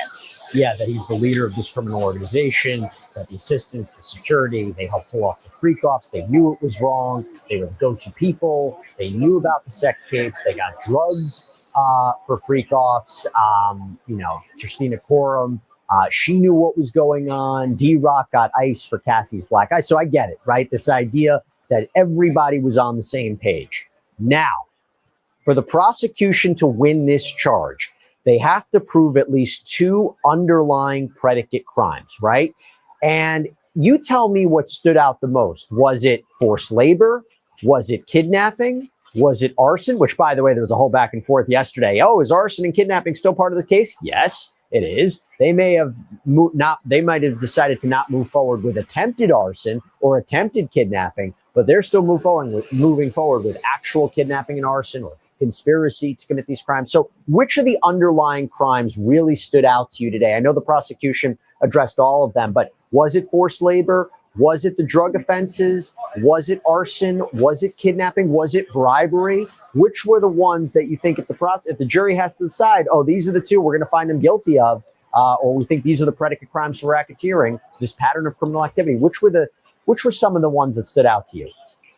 Well, to your point, Jesse, you know, the prosecution laying out again that the government only has to prove 2 of these acts, but as they're listing drug distribution, kidnapping, arson, bribery, sex trafficking, forced labor, witness tampering, interstate transportation for prostitution, you really could pick any of them because I feel like the government made very strong cases for all of them. But some of the ones that really kind of stood out to me, and I think for maybe a different way than maybe people think, was kind of drug distribution, because I think a lot of people, in terms of just the drugs and overall kind of components that go to it, that people think, you know, Sean Combs had to be transporting, you know, kilos and large quantities of drugs. But really, the government was kind of laying out that delivering or passing on drugs kind of counted distribution. And so I think Christy Slavic made a pretty strong argument where she said a special ingredients that, talking about the drugs, were required for freak-off.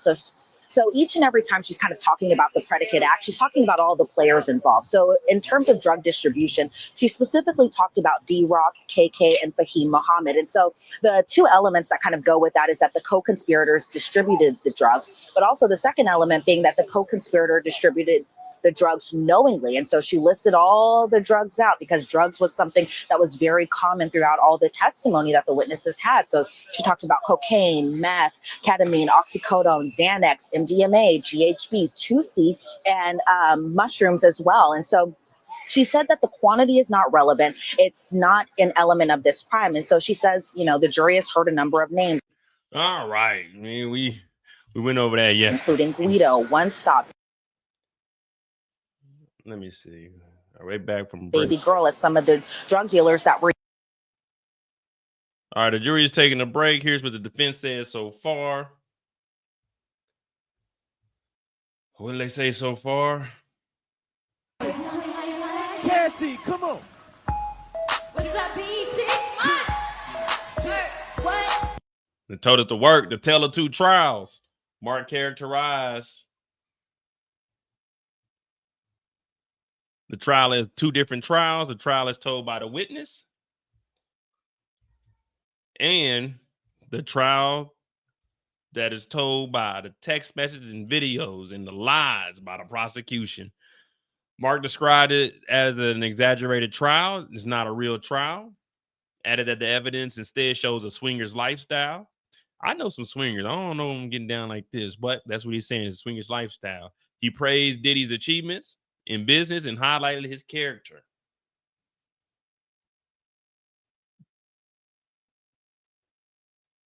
Domestic violence is the main issue that Cassie and Diddy have, former girlfriends.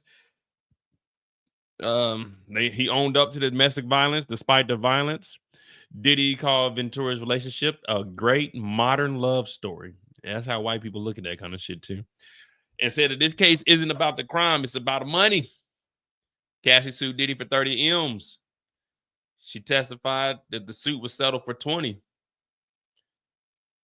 They recalled Capricorn Clark's testimony about the lie detector test. He basically said she went up there and it was no different than being on jury duty. You could have left whenever you wanted to. Had nothing to do with it. Just being busy, working at the time. They dispute the arson. Remember, he was going in about the car and not being Diddy's style, and he wanted to fight Kid Cudi. He didn't want to go over there and blow nothing up. You know what I'm saying? He didn't want to blow nothing up. He didn't want to blow nothing up. He wanted to fight Kid Cudi.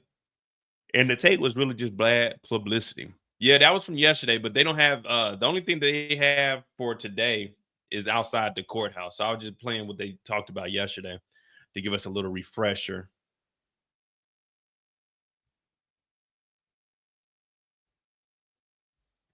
Yeah, they just outside the courthouse. And then that young brother, what's his name? Carmelo Anthony. That young brother, it looked like he's cooked. It looks like he's cooked.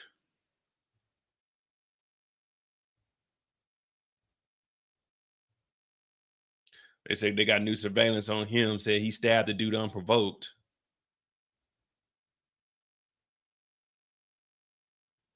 All right, so they're still on the break.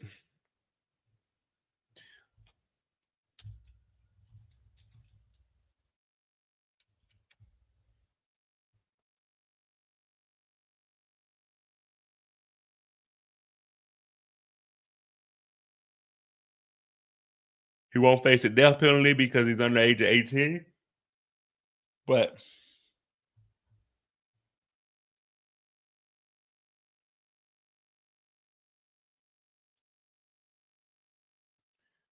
we'll just play this real quick while we're waiting.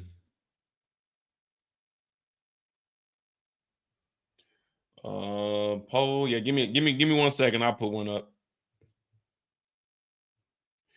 Was it 531, 605?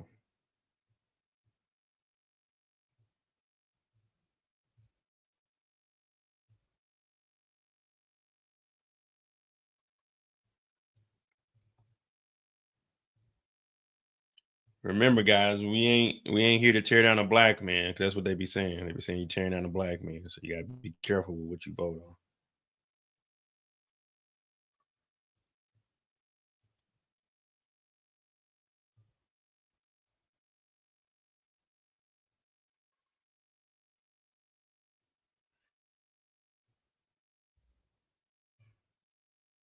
Save as new.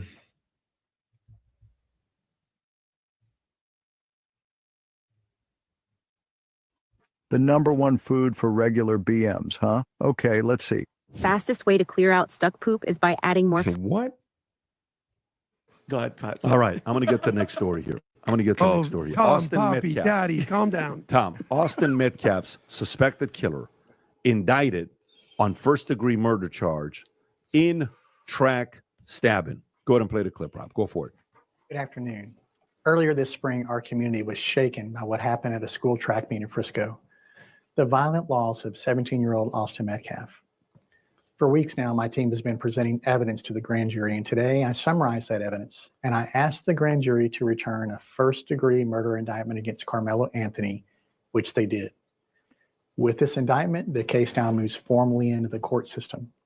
From this point forward, we'll continue doing our job both fully and fairly to pursue justice under the law. As for the scheduling of the trial, that will be up to the court. But when the time comes, we will be ready. Now, we know this case has struck a deep nerve here in Collin County and beyond. And that's understandable. When something like this happens at a school event, it shakes people to the core. But let's remember that the justice system works best when it moves with steadiness and principle. That's what we're committed to, and that's what this case deserves. We're also mindful of Austin's family and everyone who loved him.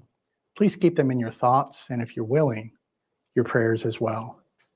Finally, let's remember that a defendant is presumed innocent unless and until proven guilty in a court of law. Yeah, is he? Okay, you know what his voice sounded like? It was like a sleep machine. Sunday school, like I was for kids, like a Sunday school teacher, like you're trying to put the kids to. I was about to go an to hour nap. Yeah, and that would have put me down. Tom's out. We pray in the Tom's so up. Carmelo, 18 years old, athlete from Frisco, County High School, was indicted first-degree murder, stabbing Austin Metcalf, 17-year-old junior Memorial High School with Collin County County District Greg Williams. So, Vinny, this story here, your thoughts on what we know about this story? Actually, so remember when it first happened, and me and Tom were talking about this yesterday. Everybody was especially the African American community, especially those people. Like I don't know if it was his attorney or somebody. This freaking guy who's been arrested multiple times. I think it was attempted murder or something. Rob, if you could help me find out who.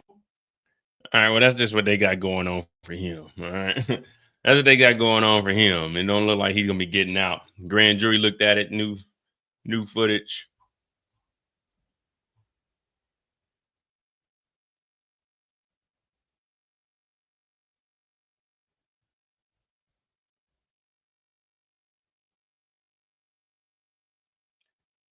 King Combs and Kanye free Diddy, so here's our EP. Northwest joins in too.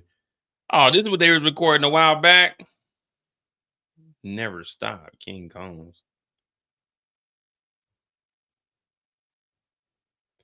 Why, Kanye? And look what they put up there too. Bad Boy Worldwide. This is where the lie detector test took place. This is what we're looking for. Does anyone know Richie Ruthless or Ralph Ruthless? This is the building, Ralph Ruthless. We're looking for a guy named Ralph Ruthless that went there. From God, that's the real power. We ain't here. Our kingdom, nigga, we built ours, built different, walk different, feel. Yeah, this sounds trash as hell. Different. Gave niggas my recipe and it's still different. If you stand next to them, you gon' see the real difference. Roll something up, take a puff. Oh man, hell no, that shit sounds terrible.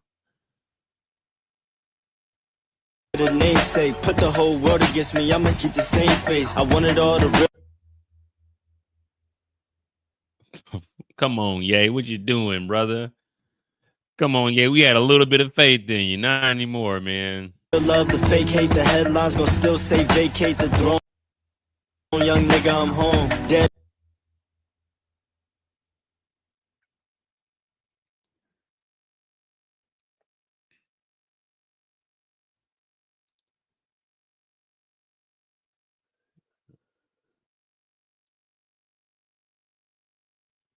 Why?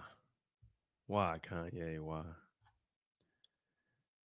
All right, Diddy blew kisses at his family when he entered the courtroom this morning. Diddy entered the courtroom this morning, blew kisses to his family. All 6 of his adult children are in attendance. The 3 sons and the 3 daughters are seated in the second row behind him. Also, there's his mother and his sister. Fahim Mohammed, Diddy's security chief, who prosecutors said is a part of the alleged conspiracy, is seated with the Combs family. So Fahim is there? I know people kind of looking at him like, man, what the hell you got going on?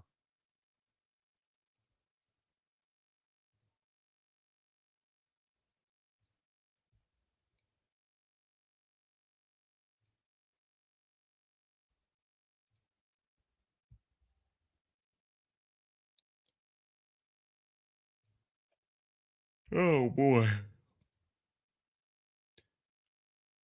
I don't think the defense is gonna be up here long though. If they get off early enough, I'm gonna go grocery shopping and I'll be right back.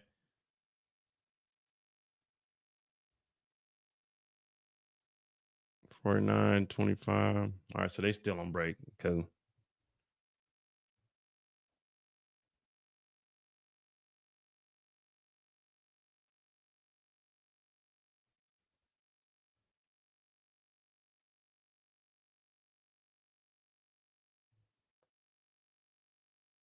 This nigga's a fool, man.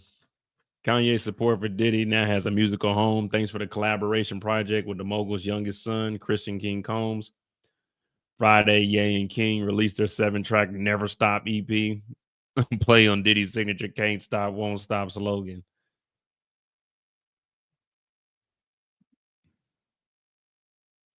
Yeah, executive produces the entire project and recruits his daughter, Northwest, on the opening track, Lonely Roads, where she busts a flow and harmonizes on the chorus. All right. All right. If I we don't have DoorDash. I can like Uber Eats or I can do this other little company we got. But my credit card ain't none of it connected to this number though. So and when I go shop at the German stores, I gotta be there in person, man. I gotta look at the stuff my own, man. Cause I went up there one time, they sent me some bullshit. But like as far as like the poultry, like any of your protein and stuff, man, you get that off base on the economy, man. The ground beef, pause on the ground beef, but like the ground beef, the chicken, the eggs, all of that's way better if you get it like from the Aldi. In America, Aldi is like y'all don't shop at Aldi's in the States. Like Aldi's where I'm from, it was like dented cans, it was like cheaper food, but Aldi's is like a big time grocery store over here. You got Aldi's and then you got Aldi South, SUDs, Aldi Sud. Aldi Sud. But yeah, Aldi's is top notch over here too. But you got to bring your own bags though, because the Germans, they don't play. When they ring up your shit, it's just do, and they just throw it down there. and you don't have time to bag your stuff up. So you need to be bagging it up. Like you need to try to put everything on the conveyor belt while you can. Because when it gets to you, everyone puts their stuff on the conveyor belt, and you just put the little thing in between and just do. And by the time they get done, you got to pay for it, but you're trying to sack all your shit up. They start scanning the next person's stuff, and it's just rolling. It's just going. So it's like it's nonstop. They don't give a damn. They just do. Oh, don't you want to buy? I'm like, yeah, I got my own bags. Hold on. You trying to bag that shit up. Other people's food is rolling down into your food. It's just, yeah, I be in Aldi all the time, especially the Aldi down the street from the crib. I be up in there. And it's way cheaper than like on base and shit. On base, you ain't got no taxes. You can get your American food on base, though. That's a good thing. You know, we can get a little bit of taste of old Americana, but yeah, I'd rather shop like my chicken breasts, and they be I go straight to the damn butcher out here, and I got a little bakery down the street. I get my bread from up there sometimes. Should be cool. Or the lady on that side of me, she'll ring my doorbell. Oh, did you want some bread? I went and bought some bread. I'm like, let me look in that basket. What you got? Okay, yeah, I'll take that. Hold on, let me go get a plate and come down there. Give me a little bucket full of bread from her that she done got from the damn bakery.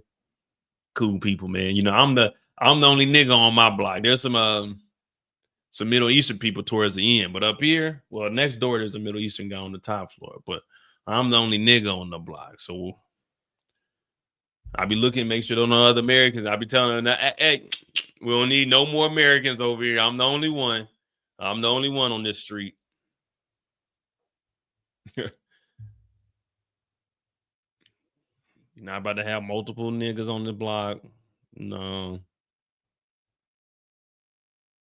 All right, 11:35. Nah, if I showed y'all, matter of fact, I'll show y'all what my neighborhood look like. My neighborhood looks like World War II, kinda.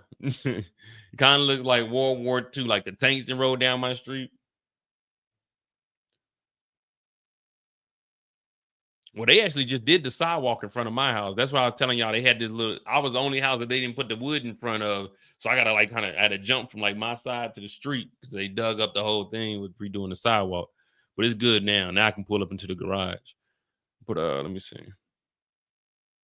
11:35 a.m. Do you have proposed language? Yes, Mrs. Steiner emailed us the defense our proposed creative instructions.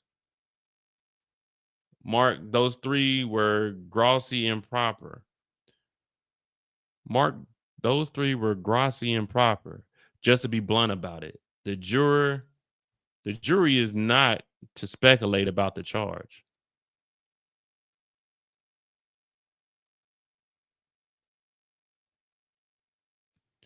So they get no Mark. Remember what Mark was talking about? Oh, don't worry about that. The judge is like, hey, whoa. The jurors ain't speculating on no charges around here now. You trying to pull a fast one. You got to call them out. Oh, man, this shit's out of order again. Fuck. Yeah, you can go to Aldi. Like over here, everything is in Aldi, boy.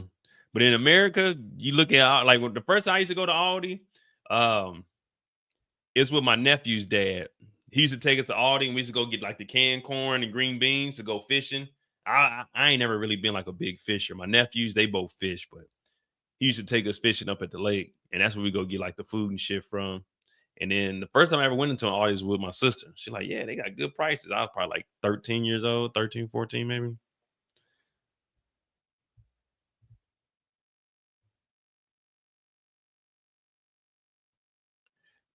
See, this is kind of out of order. Let me see. So they got the proposed language. They got the creative instructions. Told them, don't tell the jury they're speculating on anything. This is 1 minute out. I will tell them it would be improper for you to consider that. You are to disregard the comments. Alexandra Shapiro, we did not object yesterday since you called out Mark. I didn't call out anything. There was an objection. Ms. Salvik told the jury there might have been guns at Freakoff's. There's no evidence of that. It was outrageous. No one is doing anything improper. You made no record yesterday. Here, I'm not giving multiple instructions, just one. So remember, there were guns at the freak off because they went to go see Suge Knight and they had the guns before they left. And Cassie was telling them not to do nothing, but they didn't object to it yesterday. So the judge is saying, listen, y'all can't be saying that shit today, but when it was going on yesterday, y'all didn't do anything. So the judge said, I'm not giving multiple instructions. I'm doing this shit one time. You niggas didn't say nothing yesterday. Don't be trying to say shit today.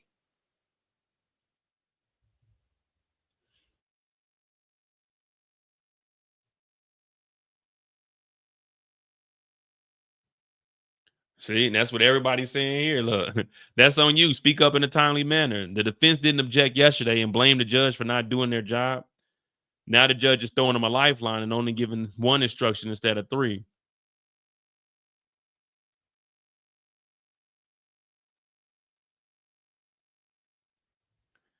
What's up, Angie? All right, see? Of course you got the fools. Oh, the judge is crooked. Nigga, you can't object the day after. You got to object when it's going on. If there were no guns there, you should have said, objection, Your Honor. There were no guns at the freak off, but there were guns at the freak off because they went to the diner when Suge Knight was there because George Kaplan testified that he rode with him and he stayed with the security because he'd be a damn fool to leave the security. So we know that there were guns at the freak off because Cassie was saying, no, Diddy, don't go. That's why they didn't object, because that's the facts.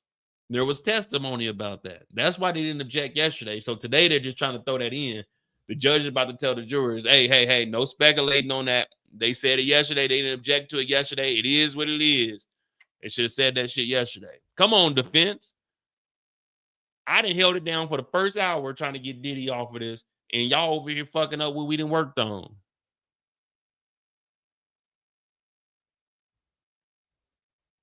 Sean will be doing this shopping in the commissary for years. Shit. He got the good commissary, though. They're going to be breaking Diddy off. Cassie, come on. What is up, BT? What? There's no reason for that song to be that hype. Come on, BT. Come on. What? What's up? All right, the judge is back on the bench, so we're hashing a few things out. Y'all know the slogan. We gonna figure it out. We spilled a little bit of yak on here, so the fig is not really figging. It's more like vegan. You know what I'm saying? Vegan, like vegan, because it's kind of faded, so it ain't figure anymore. It's vegan. We gonna figging it out.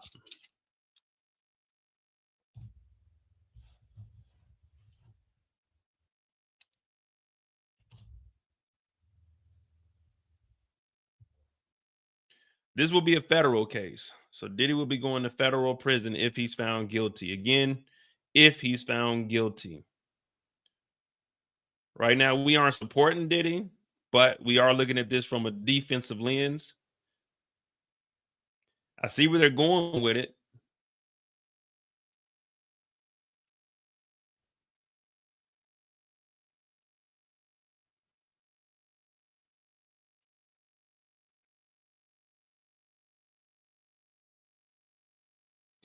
Then they got an Afrobeats little day party out in Berlin this weekend. I ain't gonna be able to make that. 2 p.m. to 10 a.m. What? They must be meaning 2 p.m. to 10 p.m. Who is this?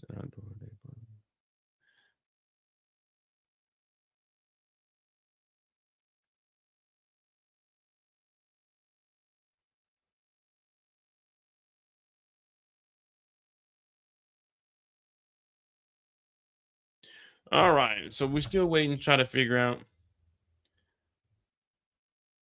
what's next. No speculate about the charge. We'll tell them it's improper objection. Just one. All right, we asked you to do that at the end, not now. It would suggest that Mark will do something improper. Comey said it needed to be done now. Let's get our jury. Sean Combs leans over and whispers to Mark. All rise, the jury re-enters. Before the break, it was suggested you should consider why this was charged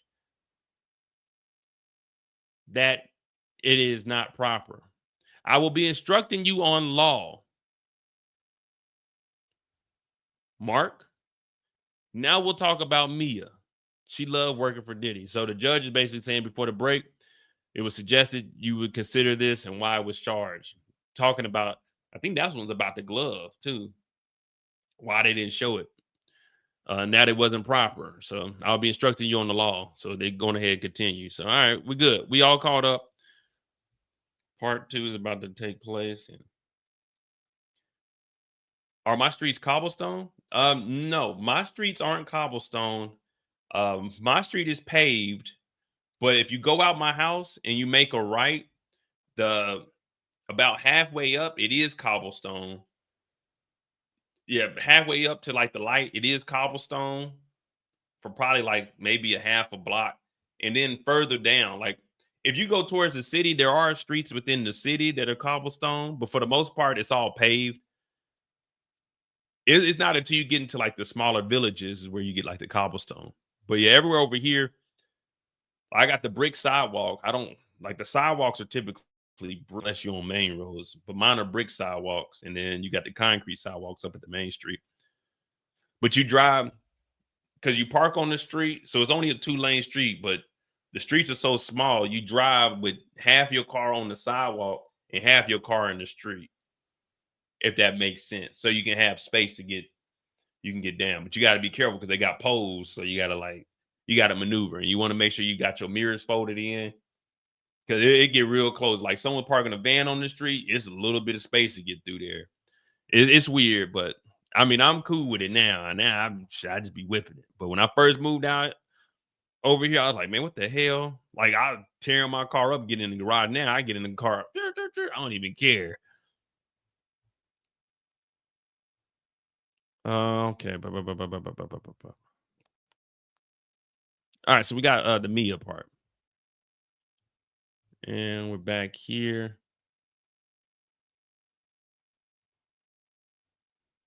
So they shouldn't choose the prosecutor's charging decision.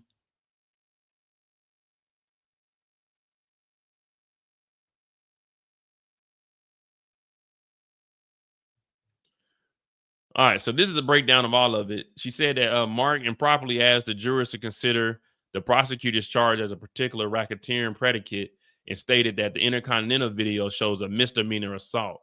She also said he improperly suggested that Diddy was charged with crimes like arson and kidnapping when they're actually included as predicates of a racketeering count. So he was saying it. He was explaining like they were their own individual charge. She's like, wait, no.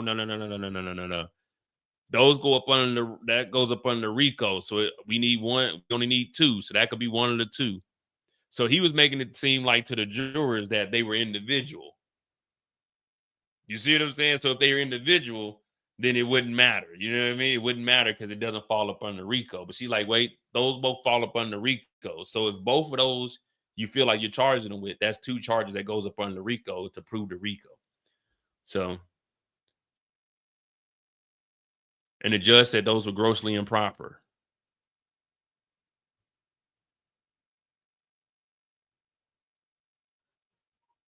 So they want to disregard those comments. All right, so I see what the judge. All right, that makes sense. Because if the jury hears it as kidnapping and arson, it's just his own individual charge. They're not even, when it comes to deliberating over what happened in the RICO, they're gonna say, well, the arson in the DV, all that stuff, that force, that wasn't part of the RICO. But the judge is like, nah, that ain't, it's part of the RICO. So all right, cool. Well, some of the towns, they are like that. There are towns that, well, they call them villages. There are villages that are cobblestone, but I live downtown. So I'm literally, well, actually over there by the police station. That's all cobblestone. So you got, it's weird over here. You got streets that are designated playgrounds. So you can park on these streets and you can drive through them, but they're designated playgrounds. So it's a sign that has a house, a kid with a ball, and like a lady walking. The kids are allowed to play on those streets. They're playgrounds. Yeah, it's weird. Like, it's literally streets that you drive on that are designated playgrounds that kids can run around and play kickball and everything out there. So you got to be careful driving down those, because it's designated for kids to play on, because there's not a lot of space unless you move out of the city. Defense resumes closing arguments. But yeah, that's all cobblestone. That's literally, yeah, that's across the block. Down the end of my street and across the block. Yeah, you can't honk your horn. The only time you can really honk your horn has to be like an emergency.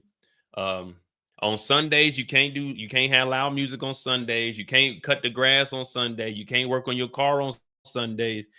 Sunday is the day of rest. Nothing is open on Sundays. You just shut the fuck up on Sundays. Yep. You can't change the oil at your house. If oil gets on the street, oh yeah, you're getting a fine.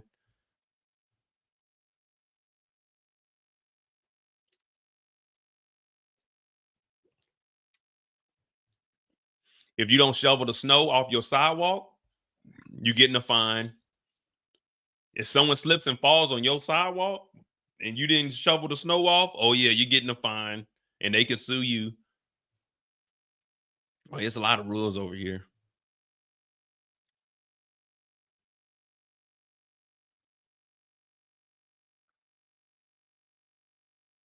You can play music kind of loud. It depends on your neighbors. Like, my neighbors is cool, and I live in a compound anyway. So the only neighbors I got that really hear anything are next door. But I got that huge wall out there. Matter of fact, if it stops raining, I might get the laptop out and we do this live outside. It feel kind of good. All right, where are we at? So 11:35, they come back in. It's kind of like HOA, but it just, saying, they making sure the community is good, man. They take it serious. Like, every hour on the hour, you can hear the church. There's a church over there, the bell ring, and then at 5 o'clock, it rings for like fucking, let me not say fucking, talk about the church. It rings for like freaking 3 minutes or something. Dong, dong, dong, dong, dong, dong, dong, dong, dong. I'm like, God, Lee, turn that thing off. In the morning, that thing go off like at 6 o'clock. All right. But I like it though, man. The kids, they run over here and press my damn button. So it'll buzz, and I be thinking I got a package or something, but it's the damn kids running down there. It'd be the damn Middle Eastern kids down there. I chased them one day. I was looking out my window upstairs, and it's dangerous as hell because there's no screens. It's literally, you open up the window, you jump out that motherfucker. But I was upstairs and I heard them in the street. So I was looking, like, hanging over my roof, looking down. So I went down there, and right when they rung it, I opened up the door and chased them. They cool kids though. But then you got the playground over there, so you hear the kids because they go to school almost all year round. So whenever you hear me talking about the kids, it's an alley behind my house, and then it's like a 7-foot wall, and then it's like a playground and the school and like a rec center or some shit or whatever it is.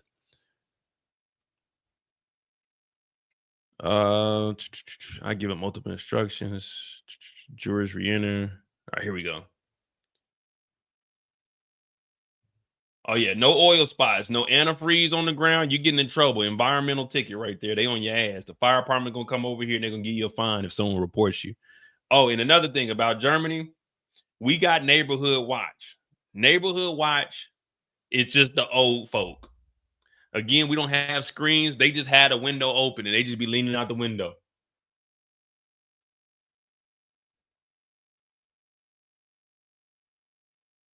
When I first got here, they were all looking at me because I was Negro. I was Negro. But now they all cool with me. Oh, they bring the bread and shit. They all cool now. When I first got here, I was just the nigga on the block. But now I'm they nigga. All right, before the break. I like my neighborhood, though. And I like my house, man. I like my house a lot.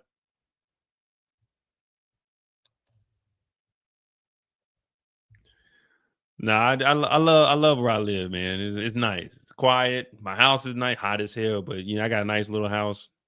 All right. Let's get back focused. Hit that like button, hit that subscribe button. This is part 2 of the defense on the closing arguments on day 32. of the Diddy trial. Before the break, it was suggested you should consider why this charge was not proper. I'll be instructing you on the law. Mark, go ahead. Now we'll talk about Mia. She loved working for Mr. Combs. This was not forced labor. Remember the birthday video we showed up? She was bubbly, popping. Y'all know what popping mean. You ain't got no haters. If you popping and you ain't got no haters, and you ain't popping. She was bubbly. She was popping, full of life. That's her real. That's the real her. That's really, really who she is. You are free to conclude she put on an act here. If Mr. Combs felt it was improper, he would not threaten to tell Cassie it was consensual. When Mia says it was not consensual, she is not telling the truth, the whole truth, and nothing but the truth, so help her God. There was no unwanted sexual conduct. Mia's feelings were not platonic. Mr. Steele questioned her about these wonderful pictures and slogans. Effusive, not just a job. Who the hell is this? This is a demonstrative you can't take into the jury room. Consider the scrapbook she made. I'm going to read it to you. Happy 45th birthday, Puff. This is from 1991 to 1999. Cash Money was taken over in the 1999 to 2000. I hope it stirs up nostalgic feelings. How great you've become. This lady Cassie, whoever she is, she has been saying, let me see what she's talking about. Okay, listen, I wish I had something like to come out here and say about the defense. Mark Agnifilio is in there acting a damn fool. I think we're all confused at this point. What the hell is going on? I kid you not. I am like, this is a circus. Mark, did you prepare? Did you know you were coming to court today? It's a mess. I hope it gets better. Yeah, like she'll post some stuff. I don't know who she is.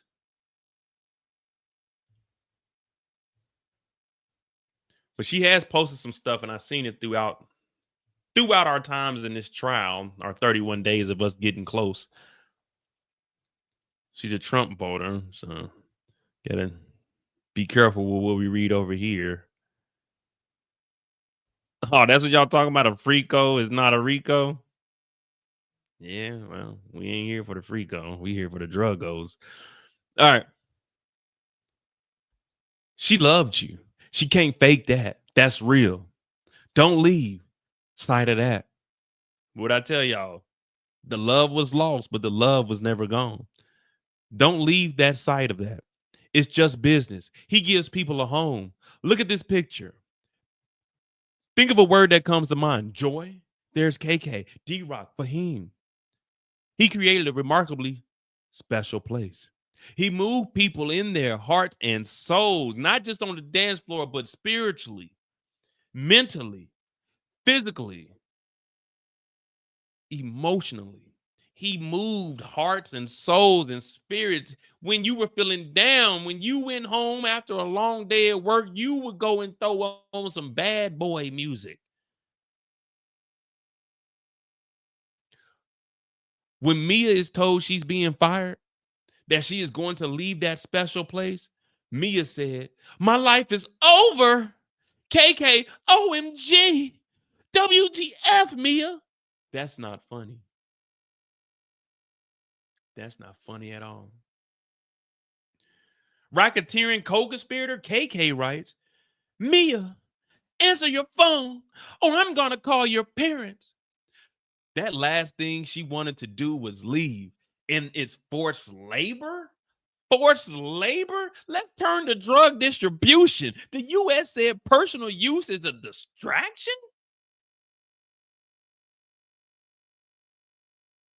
What? That don't sound like forced labor if she's calling your mama and telling your mama, Mia need to get her butt back to work if she want to keep a good thing. Forced labor. Now let's turn to the drugs. The hell with that forced labor. We're not even going to go in depth on that. We don't even care about going in depth on that. We read some passages from the journal. Let's talk about this drug distribution bullshit that the prosecution was talking about. Excuse my language, Your Honor.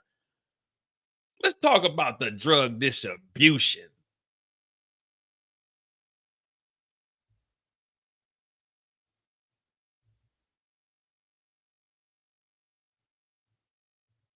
Is that it?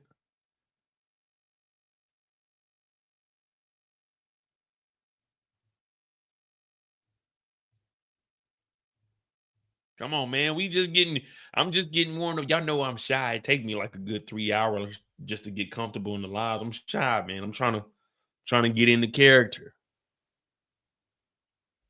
I'm trying to get into character. We can't get the rhythm down because they keep stopping us, man. Come on, Mark. Drop a hammer or something.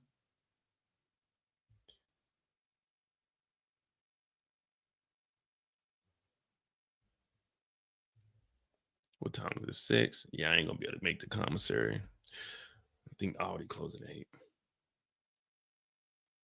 Could go get some gas though.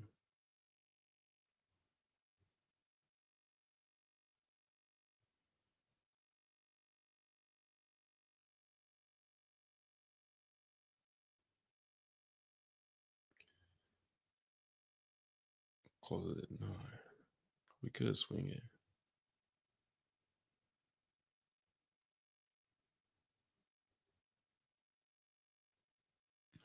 All right.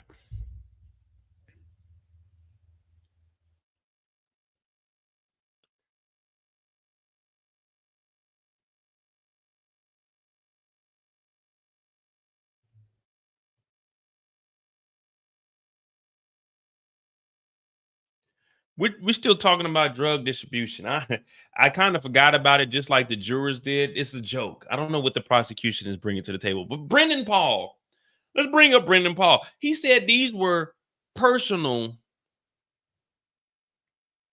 use drugs. When we say personal, that means only my client Sean Diddy Combs was going to be using these drugs. Brendan Paul testified that these were personal use drugs, meaning one person, not personnel, not persons, personal. Now, the word personal means to that individual. Personnel means multiple people that work for a certain company, but he testified under oath that these were personal use drugs. So that distribution that they're talking about, let's get that out of here. Diddy's not moving. Diddy is a businessman. Diddy is in the business of moving musical notes, not moving musical bricks. I know people would like to think that's who Mr. Combs is, but that isn't who he is. The drugs are for personal use. I'm sure we all have our own little vices. Sometimes Mo like to drink a little bit of yak. You guys like to eat vegan food. There's nothing illegal about that. It's personal use. He forgot to take the cocaine out of his bag when he went to the airport in Miami. He said, I got the best lawyer in the world and my charges were dismissed. That's what he said. Brendan Paul, not Sean Combs. Sean Combs was not, I repeat, he was not, I don't know if y'all heard me. Sean Combs did not, is not, will not, would not, never has sold any drugs. According to Brendan Paul, they were for personal use. The fake lies and news that's been spread around this prosecution, the 6-pack of white women, it's distasteful, disgusting. They should be apprehended for the lies that they spread. Look at this man. Look at Pop Pop. He did not sell drugs. He wouldn't sell drugs. He didn't do drugs. He never touched drugs. Well, he touched drugs, but he didn't sell it.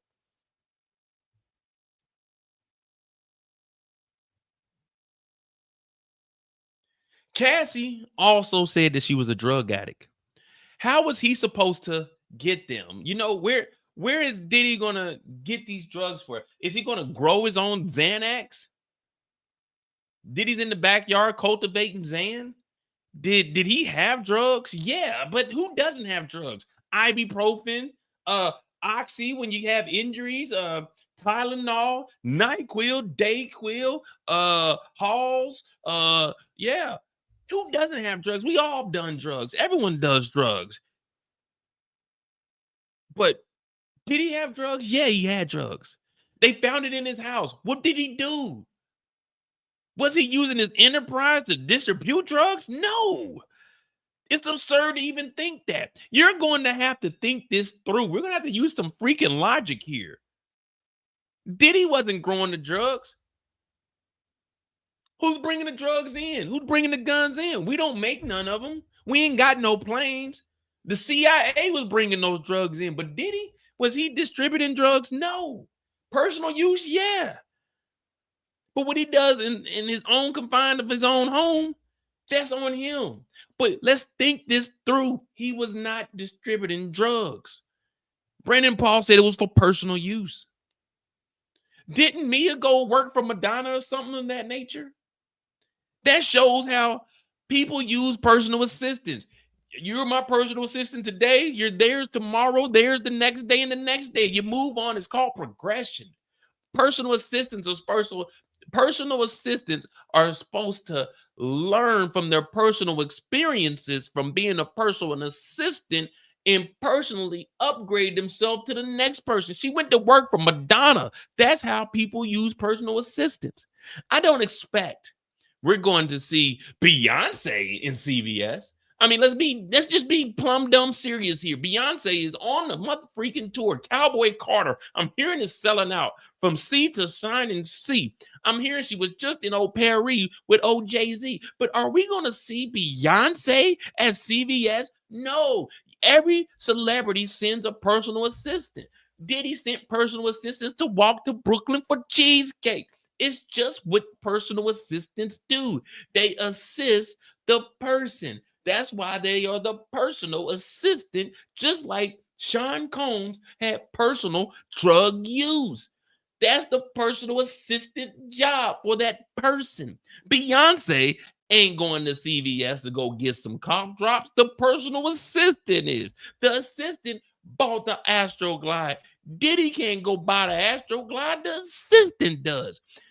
It's not what the company is doing. This is not a racketeering act.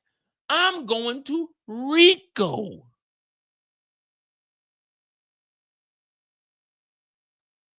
I'm going to RICO. This isn't a racketeering act. Hey, assistant, buy some Astroglide. That's their job.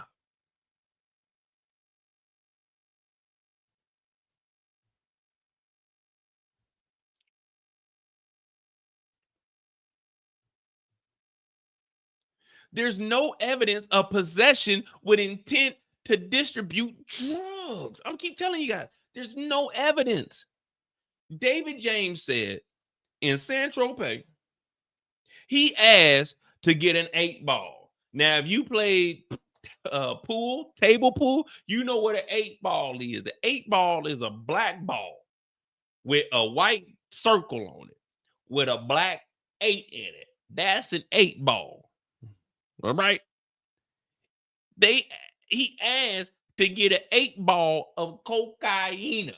I asked him, I say, David James, did this have anything to do with Sean Diddy Combs? He said, no, sir. He kept it from Diddy. Diddy's here. Diddy's here. David James is here. The 8-ball is here. Diddy reaching for the 8-ball. He put the 8-ball behind his back. He kept the 8-ball away from Diddy. See, that's what David James testified. David James said there was an 8-ball cocaine. It's a black ball with a white circle in it and a black 8 in it. But this was cocaine. But we just going to use the 8-ball as a placement figure. You know what I mean? So we ain't got to say cocaine. But Diddy's arm is reaching for the 8-ball. David James said, no, this is my 8-ball, sucker. So he kept the 8-ball away from Diddy. Diddy may have asked, What's up with that 8? But he like, this my 8 ball, nigga. You go get your own 8 ball. But Diddy don't know how to buy drugs. You see, he reaching for it. He got the 8 ball fingers, but Diddy don't know how to buy the drugs. So David James had the 8 ball.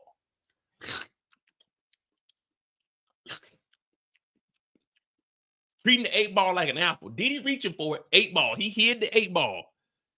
I asked him, I said, did this got anything to do with Sean Diddy Combs? What'd he say on the stand, y'all? He said no. He kept it from Diddy. Now, why would he hide it from Diddy if the enterprise is buying drugs for Diddy? Why? What would Diddy do with those drugs? Why would the assistant, if Diddy told him to buy the drugs, why would he hide the 8 ball from Diddy? I'm telling you guys, there's no evidence of my client doing anything of this nature. It's fake news, it's lies. It's people in the creative fields doing what people in the creative field do. You know, you got the regular field, you got the football field, you got the battlefield, then you got the creative field. And people in the creative field, they're gonna create their own narratives. That's what they do. Let me tell you something. My name is Modi J, and right now I'm in the creative field. But what I'm creating is an environment for you guys to understand through hand movements and through the fluctuation in my voice, the on and off of the glasses, the antics. I'm in my creative field right now, and I'm creating something in this field. And people in the creative field, they're going to create. That's what they're going to create. Now, the prosecutors, the 6-pack of white women, they created some bullshit. Now, we talking about people in the creative field. They created some bullshit. What we over here doing, we ain't creating nothing. We providing you the truth, the whole truth, and nothing but the truth. So help us, G-O-D. That 8 ball was hidden from them. Now, people in the creative field do what people in the creative field do. It's not racketeering. He's not a racketeering boss. I'm going to talk to you about Cassie. Forget all that racketeering and 8 ball and all that extra bullshit. Let's talk about Cassie. Let's get back to Cassie, that beautiful woman. The one that loves some sex. That one that was intense. The one that was unafraid. The one that could, and y'all know what I'm talking about. But let me talk back about Cassie. Fuck that racketeering shit. Let's talk about Cassie. Can you ex-traffic your girlfriend? Maybe. If you push them into prostitution. But he's not making any money from it.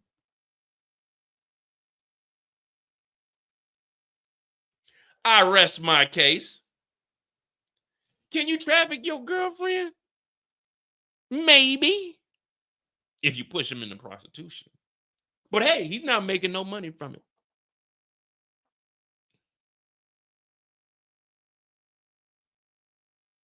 What y'all gonna say now? I told you, the 6-pack of white women are in the creative field right there creating narratives. They creating narratives and we ain't going for it. Could you ex-traffic your girlfriend? Maybe. If you push her into prostitution. But he wasn't making no money from it. He wasn't making no money from it. If anything, he was spending money on the pussy. There's something wrong with it. Yeah, if anything, he was spending money. Maybe he paid an escort or two. But did he ex-traffic her? No, it's his girlfriend. It's his girlfriend. He says it right here. Can you ex-traffic your girlfriend? Maybe. Maybe you can, maybe you can't. If you push him into prostitution, though.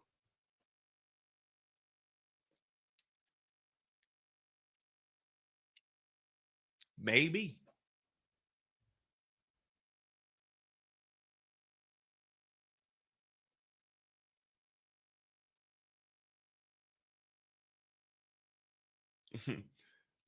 Look what Lawyered Up said. Good common sense point, but legally not a winner. Whether the pimp makes money or not is an element of ex-trafficking or transportation. Like, that's why I kept harping on the can you ex-traffic your girlfriend? This nigga's talking about maybe. You should have said no. Because when you leave in maybe, it's like, well, yeah, maybe you can. But yeah, forcing them to do stuff is still ex-trafficking. maybe there's some people in the jury in the jury pool. He looking at like, yeah, these motherfuckers, they ain't gonna give it. You know, they didn't probably bought some monkey before. So, Miss Renee, I'm not making that up. Miss Renee, that's a true that's a true statement. The 6-pack of white women. I'm not making that up. That's true. I'm not making that up. That's what Tina Garagos' father, Mark Garagos, said that on a podcast. I didn't make that up. That's where that came from. You know me. I stick to what we heard. I stick to what I did not make that up.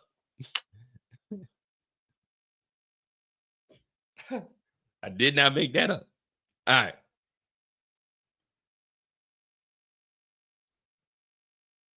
Can you extract for your girlfriend? Maybe. All right. So let's get back to talking about Cassie.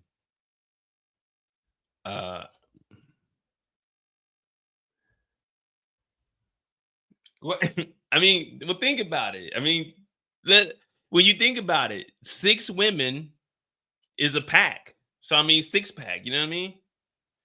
Like me and my niggas, we a pack of niggas. You know, all of us, Mo and the Moettes, we a pack of individuals. So there's a 6-pack of women. You know what I mean? It's like nothing bad, like a wolf pack. You know what I'm saying? It's a 6-pack of white women. You know what I mean? What up, E-Dub? It's a 6-pack of white women. It's 6 prosecutors. It's a 6-pack of white prosecutors. And again, a white man said it. I didn't make it up. So don't come into hey, that guy. He hate white people. Hey, I didn't make it up. A white nigga said it. A white guy said it. All right, let me get back into context. All right. Jane has some texts that were very anti-hotel night. Cassie, she doesn't people are in love here. If you remember the first thing I told you guys, the love was lost, but the love was never gone. People are in love. People are having sex. Let's say your partner wants to do something and you don't. Where does that land?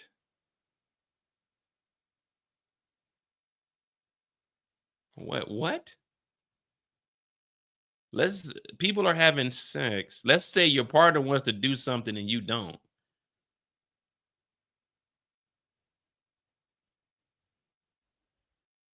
Well, if they don't want to do it, then you shouldn't do it. Wait, hold on. Let me. All right. Let me make sure I'm reading this correctly because I can't act this part out. Hold on. Let's say your partner wants to do something and you don't. Where does that land? Cassie wanted this, including to be close. So is he saying that Diddy didn't want it? All right, people are in love. People are having X. Let's say your partner wants to do something and you don't. Where does that land? Cassie wanted this, including to be close.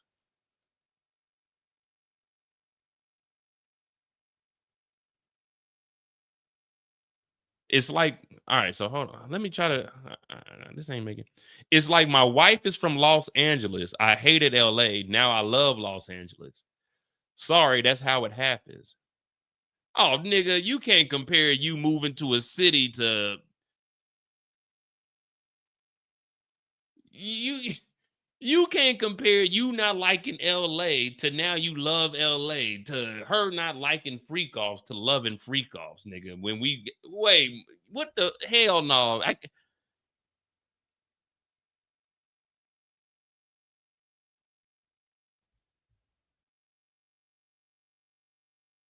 So people, all right, man, we gonna go with what Mark is saying. We're gonna wait till CNN gives us an update because this don't sound right. Like, nigga, you can't compare not liking a city to ending up loving it to her having sex with random motherfuckers and then beginning to like it because her partner, like,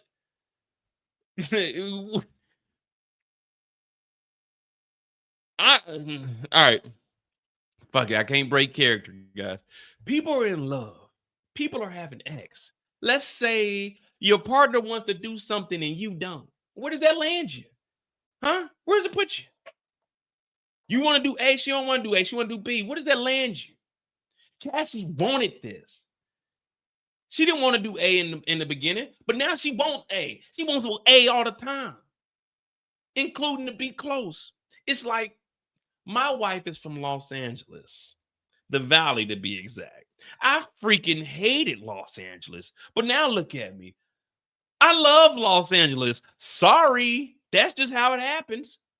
That's just how it happens. Cassie, she's beautiful, a sexy person. She was with Michael B. Jordan. Do y'all know who Michael B. Jordan is? I heard. What I'm hearing is this brother is the.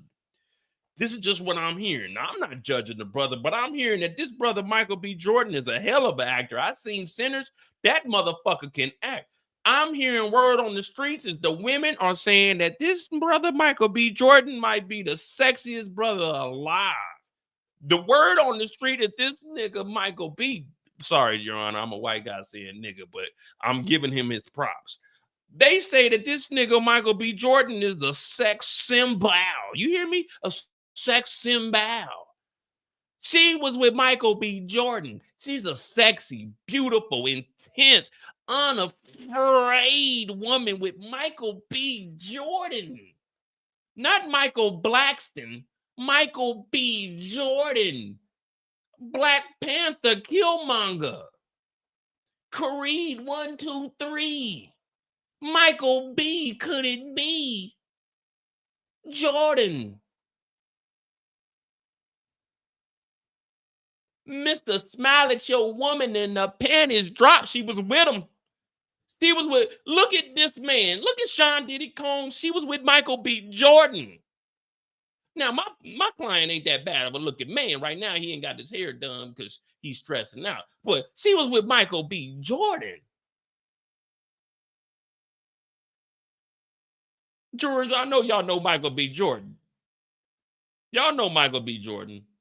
This brother is one of the sexiest men alive. So for Cassie to be with him, there's something special about that girl.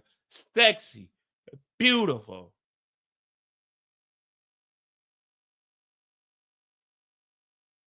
She was with Michael B. Jordan, like the most handsome man in the world. She not messing around. She not messing around. She was with Michael B. Jordan. She wasn't with Modi J. Oh, no. She wasn't with Modi J. She wasn't with Michael Blackston. She wasn't with Ray J. No. She was with Michael B. Jordan. Let me hear you say Michael B. Jordan. She ain't messing around. She ain't messing around. See, a woman that looks like that gets with a nigga like that, she know how to play a brother. And she was stringing Diddy along the whole time. Michael B. Jordan, the most handsome man in the world. The nigga looks so good, they had to put him on the screen 2 times. This nigga looks so good, we said we not getting one Michael B. We getting 2 Michael B's, and one of them niggas is living forever because he's a vampire. That's who she was dealing with. Oh, Michael B. Jordan. Not Michael Jeffrey Jordan, the basketball player, but Michael B. Jordan. The best looking nigga in the world. She ain't messing around.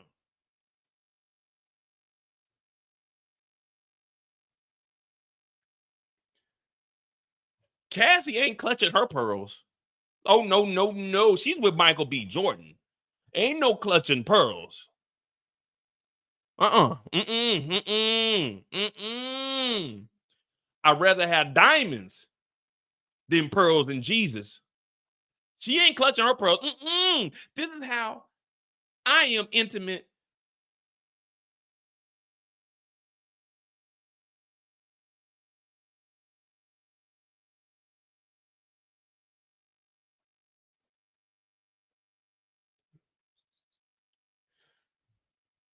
Wait a minute. It says Cassie's not clutching her pearls. This is how I am intimate with the man I love. Wait. Why is Mark saying he's intimate with the man? Is this saying what she said? Wait. I guess it's supposed to say this is how she's intimate with the man I love. All right, fuck it. Cassie ain't clutching her pearls. This is how I am intimate with the man I love. You could come to love that.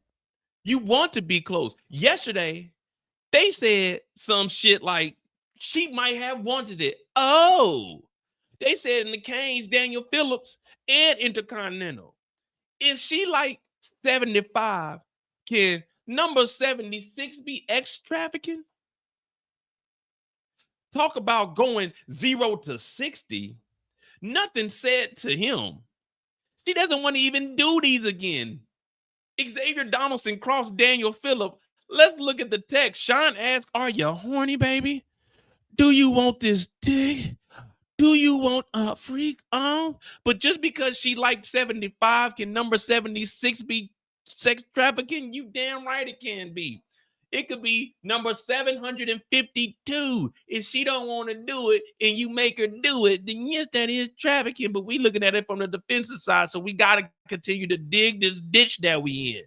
If she likes 75, can number 76 be X trafficking? Talk about going 0 to 60. Nothing was ever said to Diddy. She doesn't even want to do these again. Xavier Donaldson crossed against Daniel Phillip. Let's look at the text. Sean asked, "Are you horny, baby?" She says, "Yes, I'm horny." Talks about the fantasies. That is their lifestyle. She writes, "I'm not going to do too many of these things. My mother would." She writes, "My pussy is so hot." They are doing this, do this together. I'm going to play part of the video. In the Intercontinental video, it's more likely than not, is Diddy's phone. Here she is. I'm not going to show you him throwing her down. You've seen it already. I'm not hiding it from you. Now there is a phone. We're not hiding it. We ain't hiding the DV from you. Y'all seen that enough. But look, there's a cell phone she took. That's why Diddy did it. She took his phone. We ain't hiding the DV, but there's a cell phone. So all of that is excusable because there's a cell phone. It's more than likely not. It's Diddy's phone, guys. It's Diddy's phone. Look, we're not shying away from the DV. We know the DV happened. We've seen him drag her, but we're not going to play that video for you. You see that? There's a phone. There was a phone there, guys. That's why all that happened. There was a phone. Now, we ain't shying away from the DV. We men over here. We standing on business. We admit okay, the video don't look good, but there was a phone. There was a phone. We not gonna act like there wasn't no phone. There was a phone, y'all. There was all that. We not gonna play the video again, so y'all don't need y'all seen it enough. But there was a phone. It's more than likely it's Diddy's phone. Here she is right here. You see her? You see her right here? I'm not gonna show you him throwing her down. Y'all seen it. We got it. DVK. Well, there was a phone. I'm not hiding nothing from y'all. There was a phone. I gotta let y'all know there was a phone. There was a phone, guys. And I'm not gonna show y'all the video, but there was a phone. There was a phone. I'm not lying. There was a phone. More than likely not, it was Diddy's phone.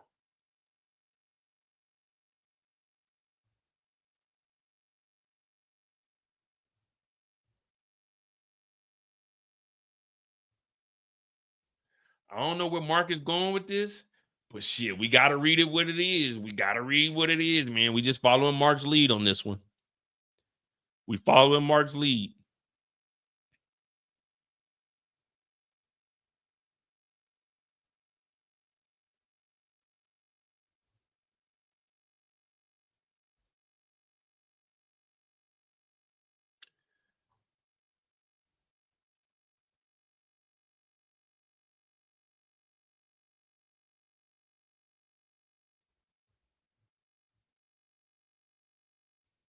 Why? I don't get why he would bring like.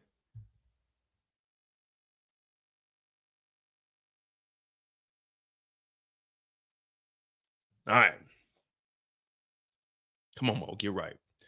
All right. Now, I'm not hiding it from y'all. There was a cell phone. Tinder said, am I reading from the court? Yeah, everything I'm reading is straight from the court, guys. I'm not making any of this up. Everything I'm reading is straight from the court. She writes, my pussy is so hot. I'm not doing any of these, my mother. I'm reading, guys. I'm 7 weeks. Y'all think I'm about to be making this stuff? Come on, guys. I'm reading. I'm verbatim. The only, you know, when I stop, because I got to reread it to make sure I know what I'm reading. But yeah, I'm reading everything. I just got it minimized. I can see it over here. But yeah, I'm reading everything. This is from the court. This is from Inner City Press. The same thing we've been doing the last 7 weeks. I'm not making it. Well, I do add in a little bit. When I went off on the whole Michael B. Jordan spiel, that was a little bit. But I put this on everything. I didn't know he was going to say he was a handsome man, but I kind of figured you want to start talking about that because you want to start distracting the jurors and making the jurors start hearing a whole bunch of bullshit that ain't got nothing to do with the case. So that's why I started rambling on about Michael B. Jordan. And sure enough, the very next line was saying he was a handsome man. But yeah, I'm reading everything. I'm reading everything from the court. This is all from the court. But you know, I got to put a little razzle dazzle to it. If I just get up here and say, I'm not going to show you him throwing it down. You've seen it. I'm not hiding it from you. Now there is a phone. That ain't entertaining. That ain't entertaining at all. You gotta put that bitch in a chokehold. No disrespect to anybody. When I say I'm talking about the story, I'm not talking about Cassie. Let me see.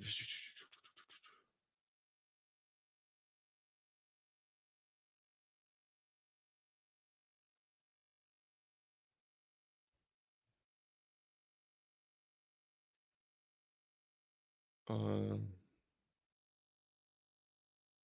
That's my girl Tinder. She, you know, since she's been in and out. But yeah, I'm reading straight from the court. I got it. Let me see. All right, now I'm not gonna show you him throwing her down, but I'm not hiding it from you. Now there is a phone. All right, but now there is a phone. Now y'all know about the DV, but there's a phone. All of that happened because there was a phone. And here now, a well-known man, Pop, an older gentleman, 53 years old. You can kind of tell that he's a little bit slow. He ain't got that same take that. I'm coming out. Yeah, he ain't got that same get up. But here is a well-known man sitting in a chair and just a towel in his socks. Looks like Cassie is saying, you're being a fool, antagonizing him. He's sitting there in a towel and socks, exhausted. And Cassie's antagonizing him. It looks like Cassie is saying, you're being a fool. Go back to the room. Look at it. It looks to me like she says, go back to the fucking room. There's nothing scary in that room. Why would she talk to this older man? He's 53 years old and just his towel and his socks. Why would she tell him to go back to the effing room? Why would she yell and curse this elderly man out?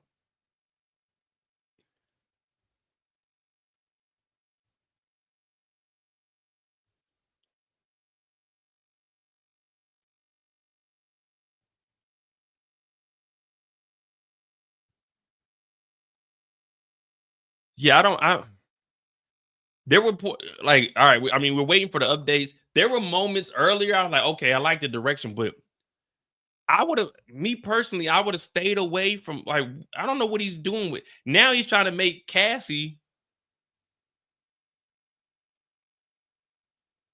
He's trying to make it seem like Cassie was, go back to the room. You're acting a damn fool.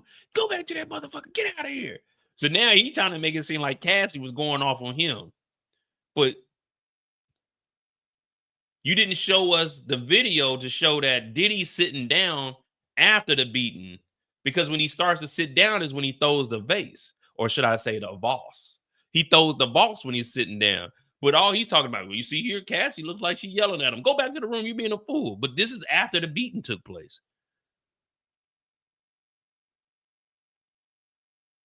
So I guess what he's trying to do is, he came out the room because she had his phone. and he was trying to get the phone, and all of that happened, and then he sat down, and she was cursing him out. So it looks like he's trying to make Diddy as the victim, and now Cassie's yelling at him, but he was just trying to get his phone.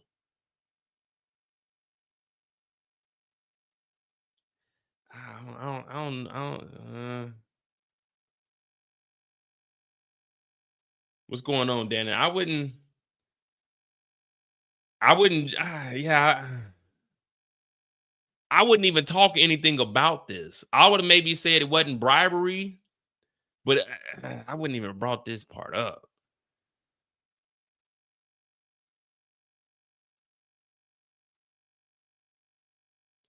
Yeah, so now it looks like he's saying it looks like Cassie is saying, "You're being a fool. Go back to the room." Look at it. It looks to me like she says, "Go back to the effing room. There's nothing scary in the room." Dude, she just got her ass beat. Like, yeah, she wants this nigga to get the hell out of here so she can leave. Why would you? I don't know. Maybe he's causing confusion within the jurors. All right, there's nothing scary in the room. 5 days later, he texts, "I'm so sorry. That's on me. I apologize. I'm sorry." She replies, "LOL. I was just listening. Too sorry." They are obviously getting over it. Cassie writes to Sean, "How do I know if the drugs are going to be bad? Or you'll drink too much?" This is about the hotel. This is 5 days later. They got over it. This is just water up under a bridge. Just DV. Nothing to see here, guys. But Cassie wrote to Sean, and she's asking him about drugs and if he's going to drink too much when we know that Cassie is an addict. How do I know the drugs are going to be bad or you'll drink too much?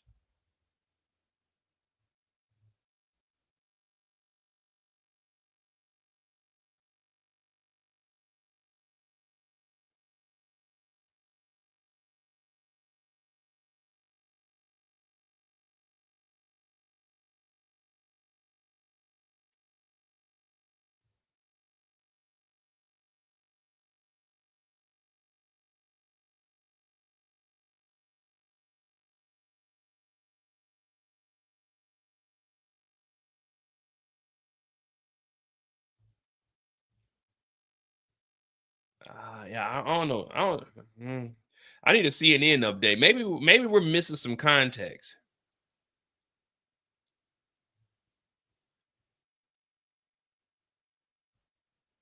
Because this is kind of confusing here.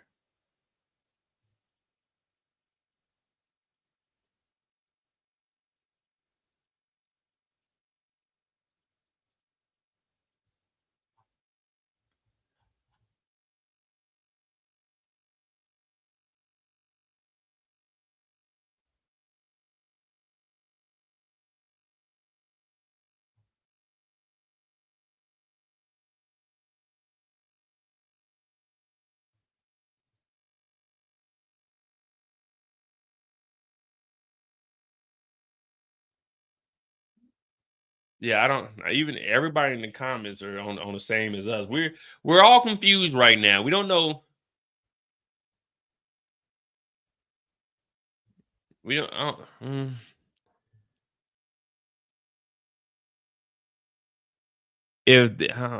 Well, it's too late now. We day 32. It's too late to even talk about the attorneys that he has.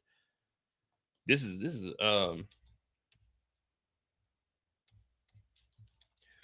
is I don't even know how to explain what we're reading right now. This is a little it's a little weird.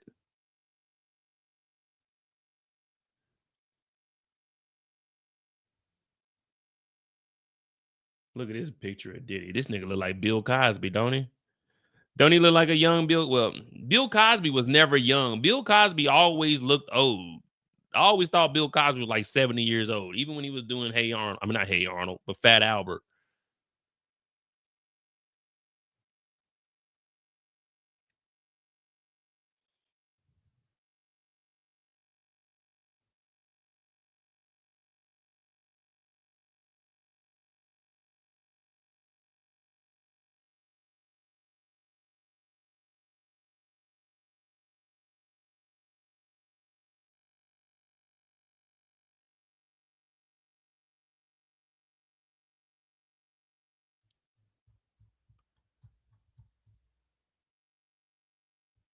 Yeah, Kurt, that's exactly what I was saying. And it's like it's just creating confusion on the jurors.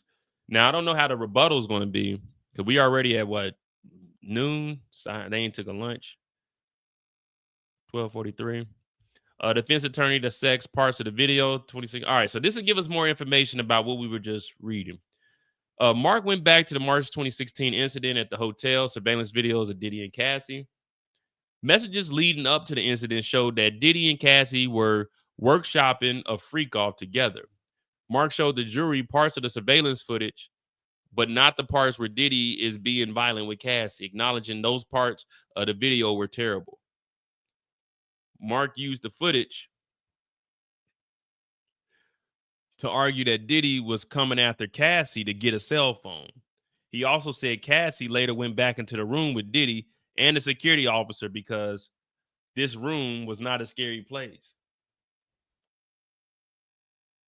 No, that's not what happened. So he's saying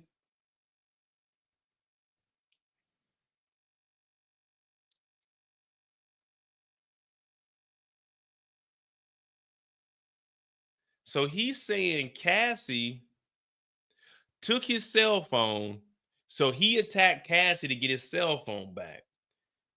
He kicked her, dragged her, did a little more kicking and dragged her. But he didn't take the phone, he took her bag. But if she had the cell phone, why would you take her bag? And then he says Cassie goes back to the room and the security officer because this room was not a scary place. No, security told them to go back to the room. Security stood at the door and Cassie got her stuff and he escorted Cassie out of the building. She didn't go back because it wasn't a scary place. She went back because security escorted her back and allowed her to get her stuff. Because remember, Diddy came out and he said he put his forearm on Diddy. See, I mean, this is the defense. This is what they're supposed to do, you know, not include all of that. Well, Cassie went back to the room. So it wasn't that bad of a scary place. But Cassie went back with the security guard, and the full video shows that they went back, and he even testified. He took Cassie back, then he escorted her out, and she ended up ordering an Uber and went home. And then he talked to Diddy.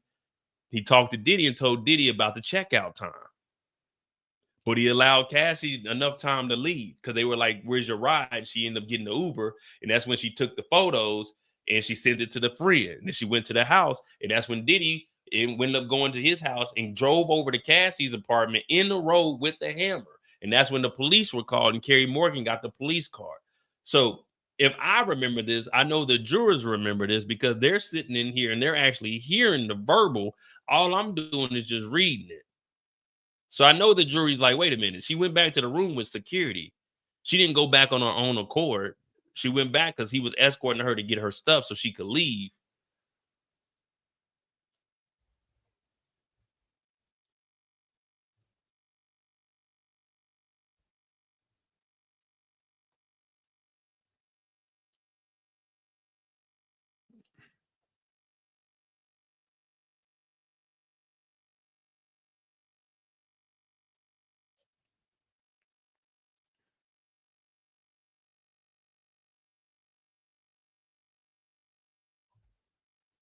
Cassie told you sometimes she how can I say this? Because she would hit Sean Combs first. This gentleman is 53 years old. 50 years old at a majority of the time he's been in his 50s when they were together. And she would put her hands on this elderly man who you see here is kind of frail and fragile. He can barely move. But for her to hit him first, they were in this together, okay? She says there was R. She says there was the R word. They say grape on the internet, but that's too close, so I just say the R word. It did not happen. It is not charged. She was asked and said, he R-word me, but there wasn't a lot of lead up. Maybe it didn't happen. Maybe this was a figment of her imagination. Or as they would say back in the day, Oh, it was just my imagination running away with me. Oh, it was just my imagination. Did it happen? Maybe it didn't. Cassie wrote to Diddy saying Cassie is with her current husband. Something happened. She also wrote, I told myself I didn't want anything to happen, but I'm not tripping on it. If you guys, the jury, don't know what tripping means, stumbling, falling over it, it's a slang word that is used by the younger crowd. You know, I'm tripping.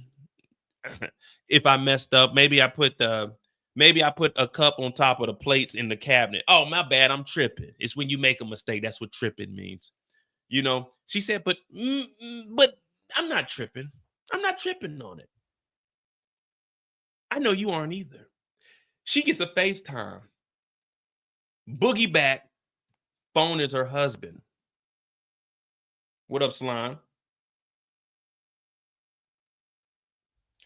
Boogie Bat phone is her husband's phone. Boogie Bat. That's what she called this nigga. Boogie Bat. It's some white people shit. Diddy wrote, you act like a broken-hearted angel. You need to stop living your lie. Cassie says, I don't know who that was. I was saying thank you for last night and I enjoyed it. The oldest trick in the book. I don't know how Alex found out, but she says the R word.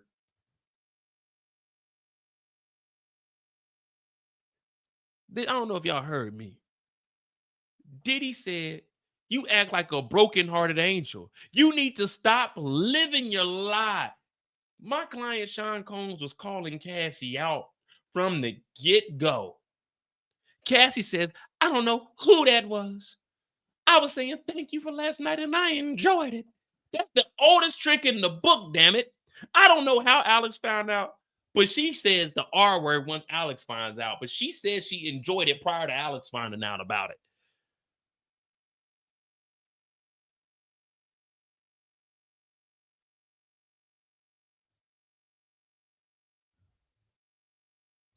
All right, Mark is trying to come up with something. He's trying to make something shake, but it's just too much in between time, in the meantime. You know what I mean? You know what I'm saying?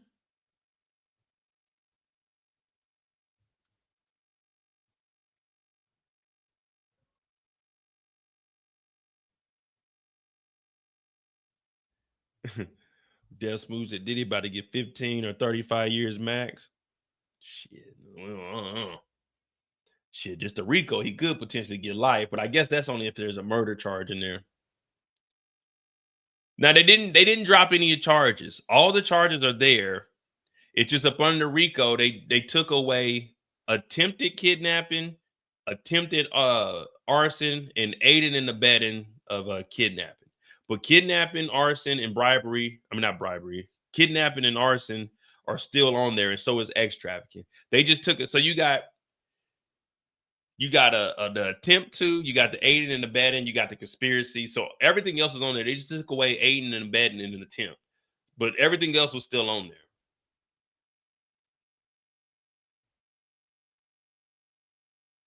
But the main charges are still on there, so it wasn't like anything of that nature. Okay.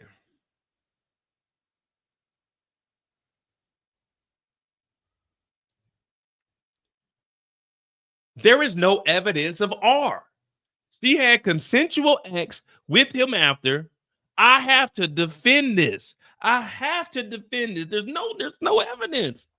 It is in the case, but it's not charged. Cassie was asked, what kind of pain did Sean put you through? She spoke about his own personal pain, his shame.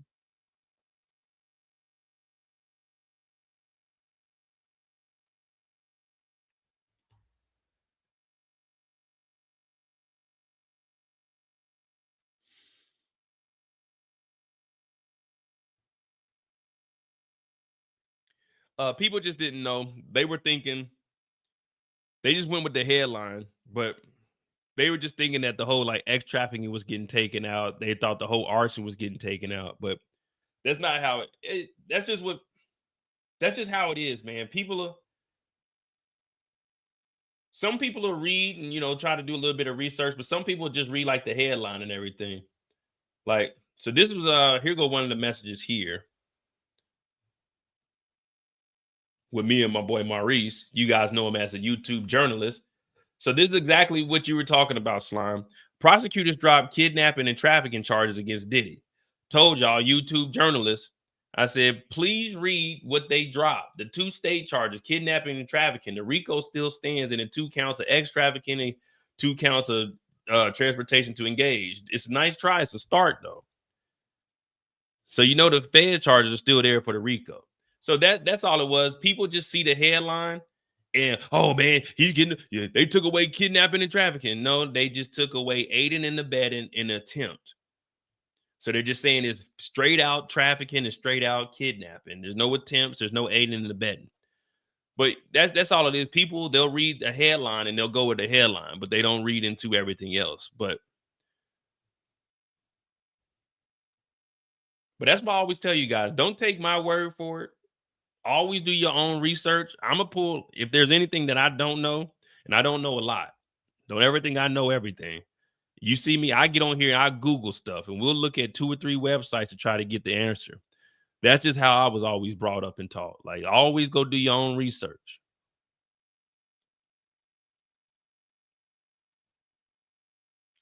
Okay, so look at this.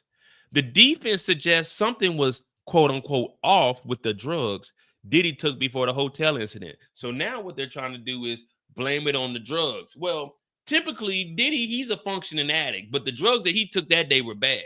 Well, it don't matter if they were good or they were bad. They were illegal drugs that he took. It don't matter if they were bad drugs or good drugs. They were illegal. You can't say, well, I robbed the bank, I was on bad drugs, but if I was on good drugs, y'all could charge me. It don't work like that. So Mark pointed out a message between Cassie and Diddy in the following days of the attack in 2016. One of the messages mentioned the drugs that Diddy took that day, which Mark said were different. The drugs were off. The drugs were bad. He suggested that could explain Diddy's behavior in the surveillance video. You are walking around in the middle of the day in a hotel in Italian socks. So what gives, he says.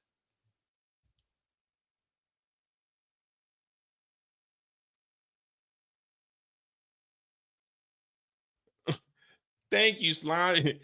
That's on nobody but Diddy. He shouldn't have been taking drugs in the first place. So because he had bad drugs, what we see on the surveillance tape is okay. He shouldn't have been on drugs in the first. Maybe he wasn't on drugs. Well, even with a sober mind, I think this is who Diddy is. He's been living like this for years. But yeah, it was something off with the drugs. Well, just like you said with the evidence about the fingerprints, and why didn't y'all bring that up during the trial?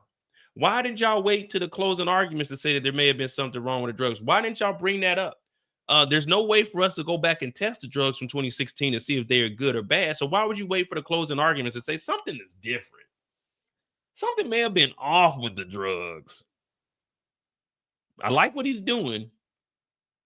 Is it going to be effective is the question. You see what I'm saying? You know what I'm talking about? You know what I'm saying?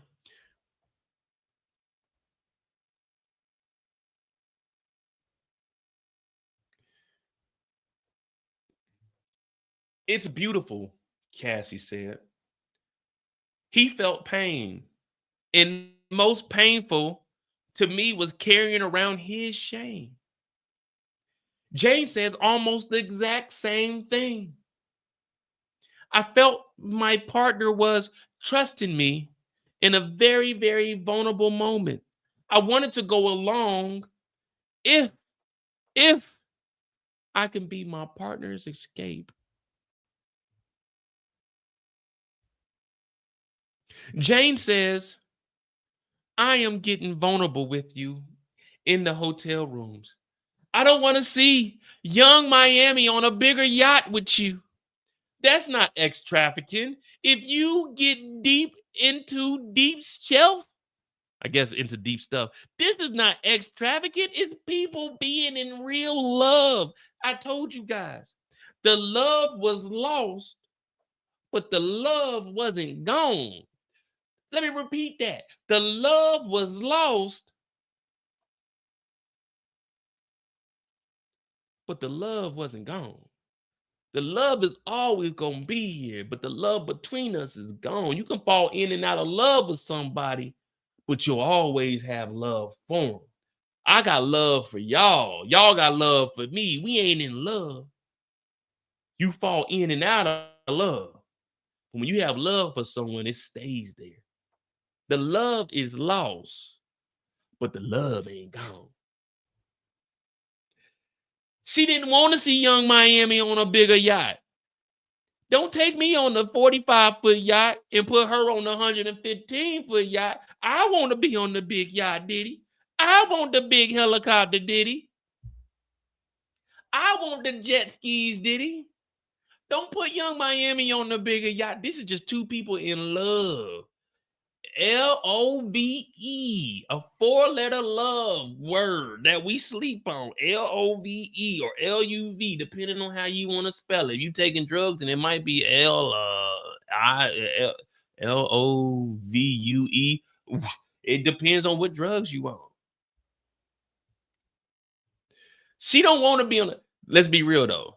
Who wants to be on a smaller yacht when there's a bigger yacht? Who wants to be on the 40-foot yacht and who wants to be on the 110-foot yacht? I want to be on the 110-foot yacht. I don't want to be on the small yacht. When we go to the yacht show, they like, damn, that's a 40-foot yacht. Man, that's a small ass. That's a boat. That ain't no yacht. I want to be on the big yacht.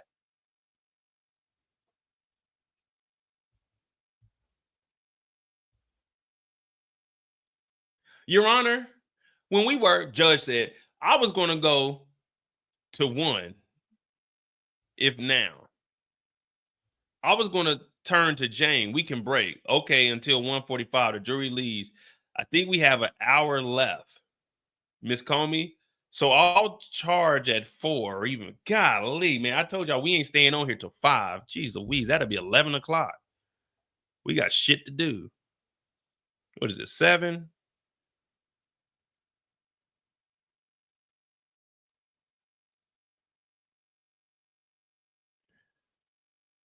So I'll charge at 4. Yeah, I already told y'all, man, because I gotta go do some running around. I gotta get up in the morning, get the hair wash. So I might go till 8 because I do gotta go get some groceries. But I guess I can hold off on the groceries. I'm only gonna be here 3 days next week. So 2 days next week. So shit.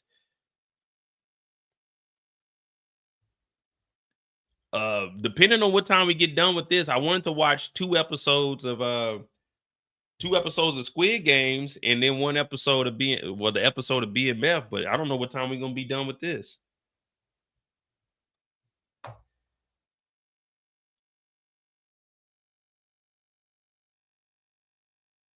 All right, so I guess we on a break till 1:45.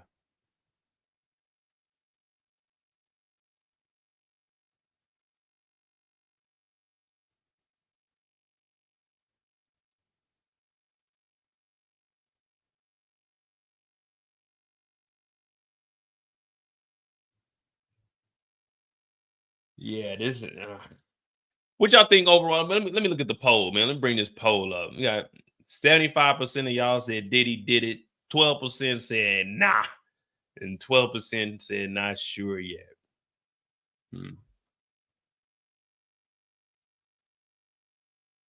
What is 12% of 56?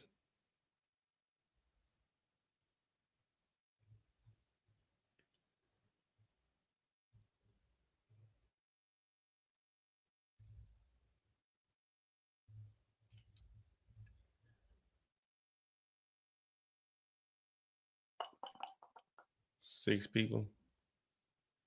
All right, well, yeah, we got 75% of people said Diddy did it. 12 said no, and 12 said not sure. So It's on Mo.J. The poll's on Mo.J's channel.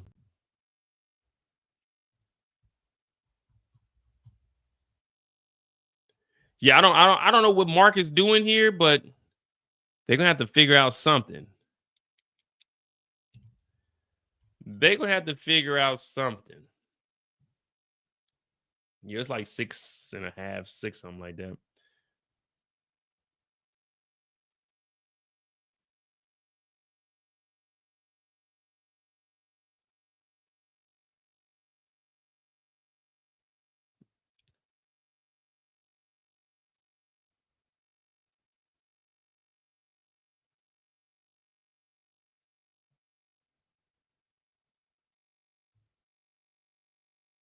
All right, well, this is where we at. So we got a 40, I guess a 45. Well, he said till what? Okay, until 1:45. Damn, so it is 40 minutes. All right, so I gotta do some entertainment. I gotta go put on some tap dancing shoes or something. Figure this out for y'all, because 45 minutes is crazy. All right, let me see what we got. Cassie, come on. What is up, BT? What?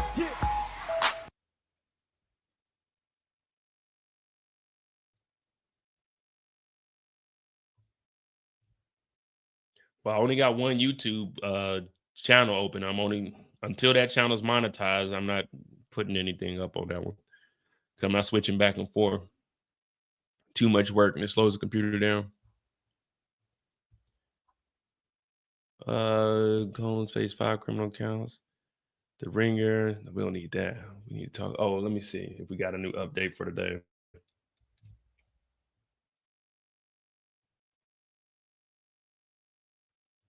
What do we have here? What do we have here now?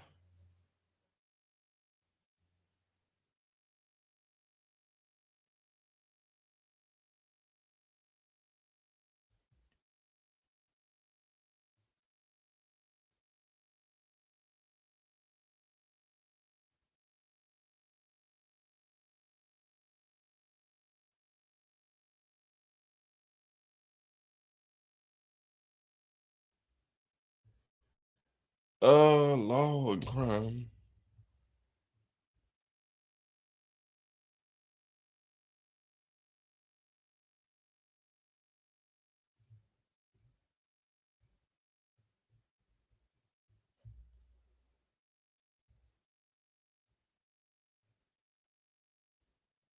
That's out on, I think, Amazon. So that's out on, I think, Amazon. So the details of that interaction are out there, and the government didn't use him. The government talked to him. The government found out what he knew. He was supposed to be on the witness list, but he never testified. And the reason why I think he never testified is because the information he was giving hurt their case. It didn't necessarily help the defense 100%, but it certainly hurt the theory of the prosecution that Cassie was this innocent kind of person that was involved in this thing. She had no real, meaningful relationships with these individuals, which just is not true. And she was calling and texting allegedly these individuals. Even when Diddy wasn't around, these texts were coming out. These individuals were on the list for witnesses for the government. The government chose not to use them. And I think very smartly chose not to use them because it showed her involvement was a lot deeper than just a participant. There was showed that, she arranged things and talked to people and told them what she likes and all these other allegations that I think would come to light that would help the defense. But then there was also other things that would hurt the defense that these individuals would speak about. This is a very difficult case for both sides. It's not a slam dunk, certainly for the government, which you find to be very unusual because they have a 99% conviction rate. And you would think that most of these cases are slam dunks. This is not anywhere near a slam dunk for all the charges.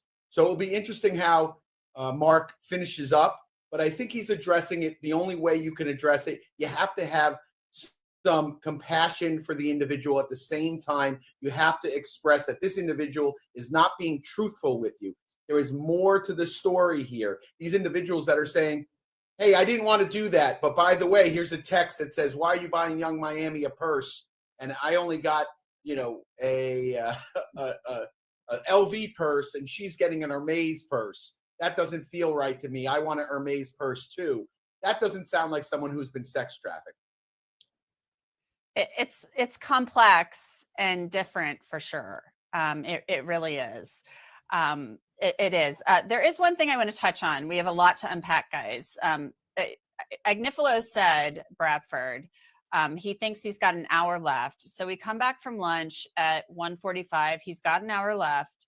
And then the judge said, Ms. Comey, so I'll charge at 4 or even 5. Because the feds get to do a rebuttal.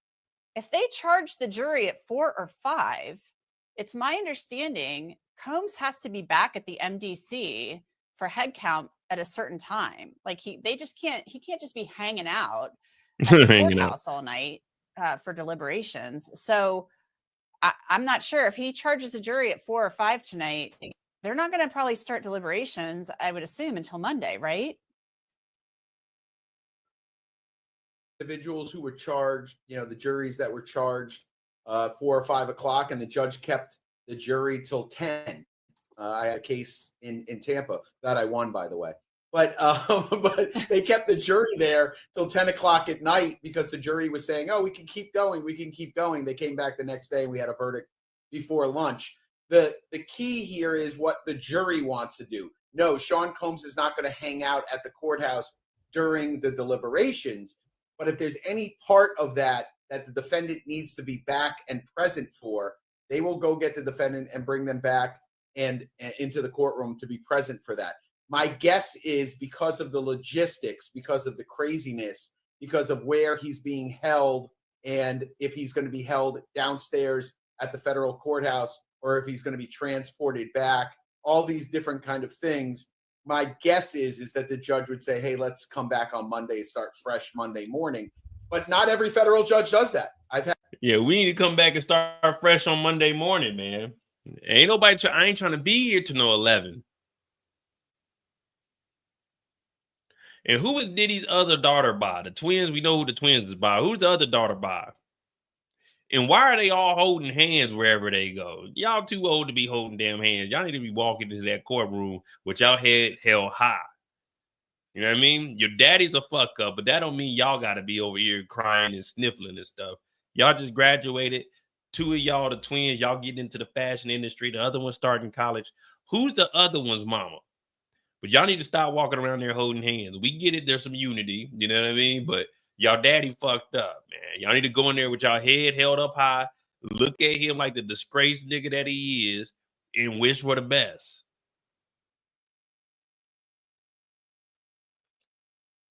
But we definitely need to, we need to end this at 3 o'clock. End this at 3. Bring them back in on Monday and let them get Monday, Tuesday, Wednesday. Had state judges, federal judges. I've gone till 10, 11. It's one of those things that it's up to the federal judge. This judge seems like the kind of judge that would dismiss the jury for the weekend and come back on Monday. But, I've been wrong, at least 1% of the time. So who knows how this is going to go. Misa Justin. That's quite the batting average, Bradford. I do okay. I do okay. I'm like the Feds. I'm like the Feds, except I'm on the other side.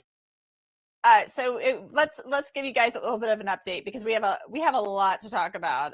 So the Combs family has exited the courthouse. Somebody has fallen outside the courthouse. We're trying to figure out who fell. So please don't take that and run with it. Somebody fell. We don't know who. As soon as we find out, we'll let you know who fell.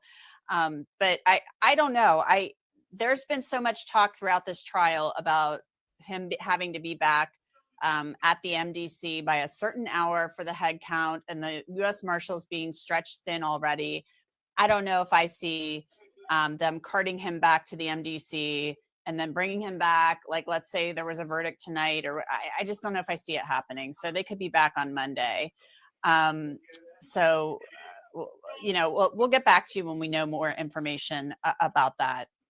Mauricio, I want to go now to you about the recording of Cassie.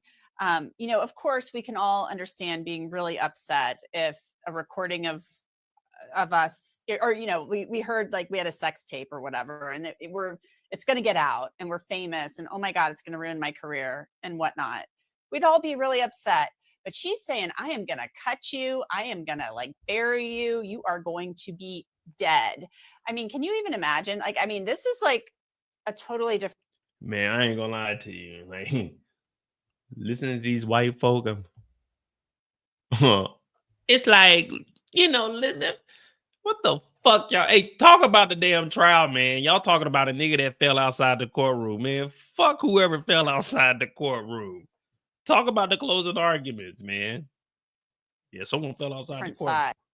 But at the end of the day, the law is the law, and if you're flying escorts from state to state and paying them money to perform sexual acts, and you are not a licensed pornography company, you're breaking the law. So and whether or not there was force, fraud, coercion, even if it was I videotaped you, or I'm saying I'm not going to pay your $10,000 a month rent, or I'm not gonna satisfy my commitment to make 10 albums and I'm only going to give you one. It's coercion. So that's, I think, the challenge for the government, to explain to a jury that this doesn't have to be the seedy motel with the teenage girls to actually be a crime. And at the end of the day, RICO is a law that they could literally almost get anybody with. It's a bad law. If they say that you did two things, boom, RICO. Now, they don't use it on everybody, but they decided to use it against P. Diddy. And I agree with Bradford when this is a state case on steroids. This is not a federal case. And that's why juries, federal juries, and audiences that are watching this are not used to it, because the federal government doesn't go out on a limb and do this, but they've done it now. And now they're stuck. They're stuck with it, and they're trying to convince a jury of it, and that's going to be the greatest difficulty. And I think Mark is doing a good job, with what he has. At the end of the day, as lawyers, we're stuck with the facts of the case, and he's stuck with a defendant that is not liked. P. Diddy is not beloved. Biggie was beloved. P. Diddy is not beloved. People don't really love him. That's why you don't see people outside supporting him. Not only the fact that he's done, bad things to women.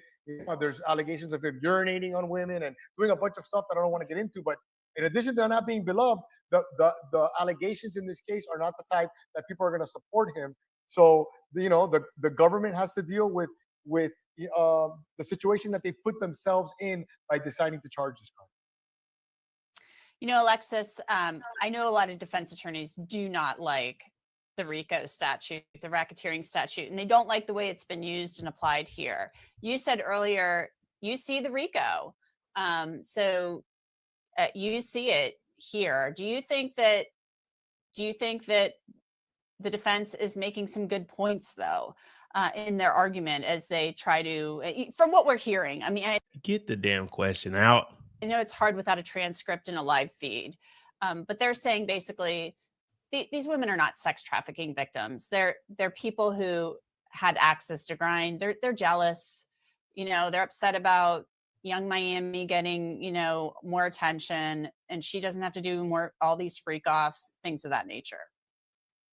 Well, first, I agree with everything Mauricio said. I mean, the RICO statute was basically made to go after the mob and make it easy for the government.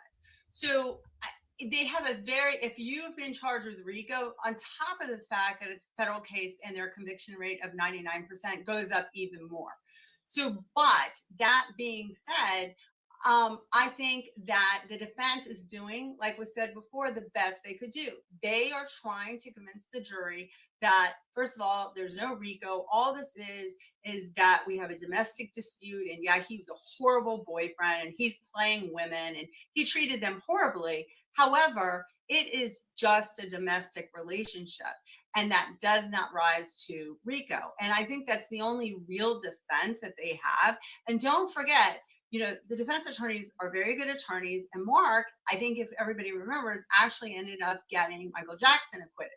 So, he knows that you have to go after and attack the evidence, meaning the witnesses that have come on and said, no, you were a jealous person, that you also had a temper, that you were part of this. And then we had a horribly toxic relationship, but this wasn't RICO. I wasn't trafficking you. I wasn't drugging you, that you knew what you were doing. You were a shrewd person as well, that I didn't groom you into doing this. Because then one of the things that the prosecution needs to, really hammer in is that groomers tend to talk very nicely to the people that they're grooming.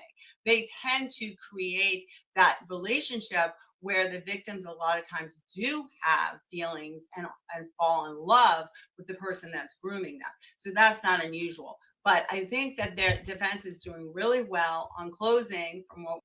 All right. They said the defense is doing really well on closing. All right, let me see what y'all got. The jury's been dismissed for lunch. What to expect after the break? Mark said he got about an hour left in closing. Comey has her rebuttal argument. That'll take about 90. Geez Louise.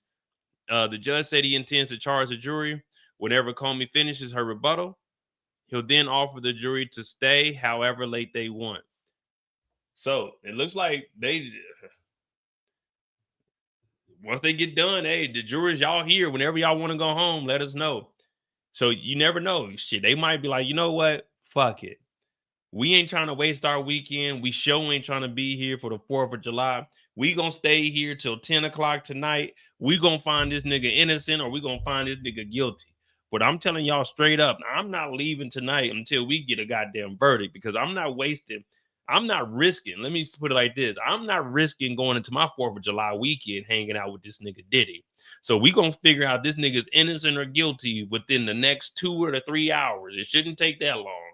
We don't need 3 days. I'm not going home and they talking about don't be looking online. No. I'm on the internet this weekend. I'm in the streets this weekend. I'm preparing for the 4th of July, my independence. You know what I mean? Diddy might be doing his behind bars, but nigga, we not risking going into the 4th of July. So we're gonna figure out if Diddy's innocent or guilty tonight. And y'all just gonna have to tell the family we're gonna be in for a little bit because I got shit to do on Saturday. What up, Maurice?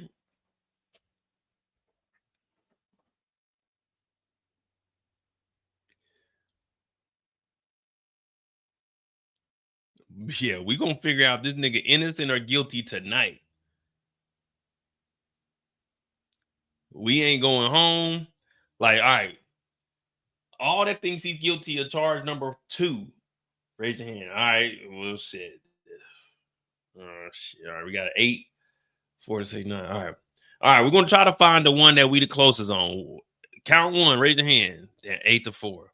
All right, count 2, 8 to 4. Count 3, 10 to 2. All right, we're gonna sit here. We're gonna talk count 2. All right, you two, why y'all feel that he's not guilty? Okay, very convincing. Okay, cool. All right.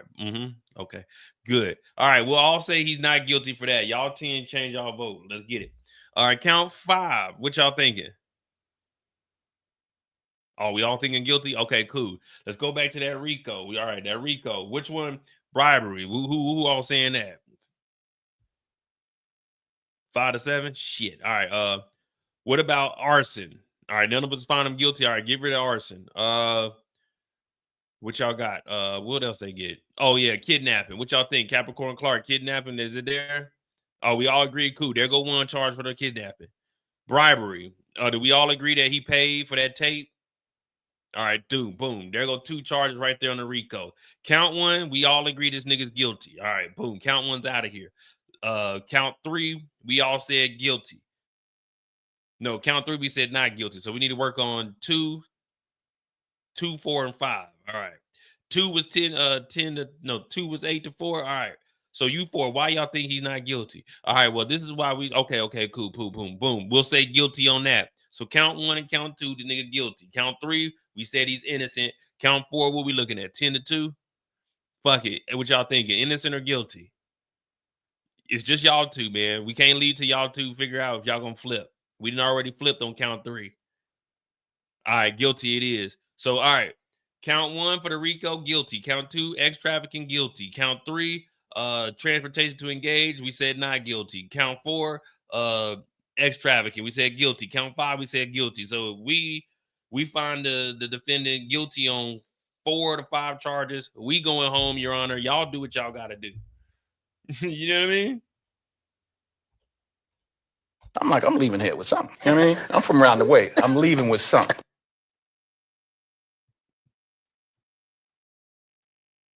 That's what I'm telling them straight up. I'm telling all the other jurors, no, we ain't leaving, man. I'm not letting this shit spill over into my 4th of July weekend. So I'd rather waste this weekend because the 4th of July is on Friday. So that means this is a 3-day next week. So we need to just stay here as long as possible, come up with this verdict, and I still get Saturday night and I only got to work 3 days next week. Nah, fuck that. We staying here tonight. We figuring this shit out tonight. Whether it's midnight or whatever, but man, fuck Diddy, man. We not wasting a holiday weekend for this fucking $45 they paying each day, man. Is that nigga's guilty of something? We going home on something.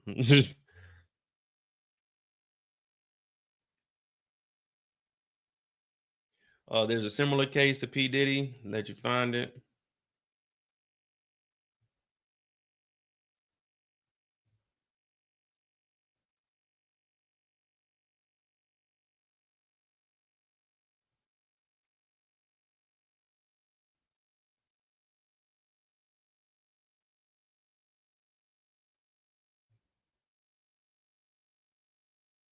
I mean, the RICO can't be adjusted. I mean, unless it's the predicates. Like it's 35 things up under there. If you commit, the RICO is the RICO. You can't adjust it. I mean, they took off the aiding and abetting, but they still got to keep that charge on there. So there's nothing you can adjust, and it's still on there. Like if there was wire fraud, it'll still be on up under RICO. It's 35 predicate crimes. It is what it is, man. Don't do crimes. That's all I can say. The case is called NextVim.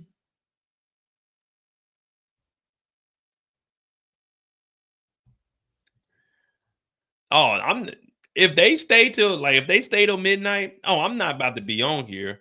Once I get an update, because once they get a verdict, it's not like they get a verdict and they go back and tell it. It's going to be a verdict is reached, and they got to call all the lawyers, but they probably won't. They got to call all the lawyers. I don't know how that works with Diddy. I don't think they're going to get Diddy out of prison at like 10 o'clock at night. I think because he could be there when the verdict is read, but they'll probably just bring him in Monday. But they got to at least get the lawyers. The verdict got to be read in front of the court. So it's like if the verdict is, we reached a verdict, they got to call everyone back in. So it's going to at least an hour, 2 hours after the verdict is reached. Probably not even that long, because they're gonna be on verdict watch. So everyone's pretty much on call.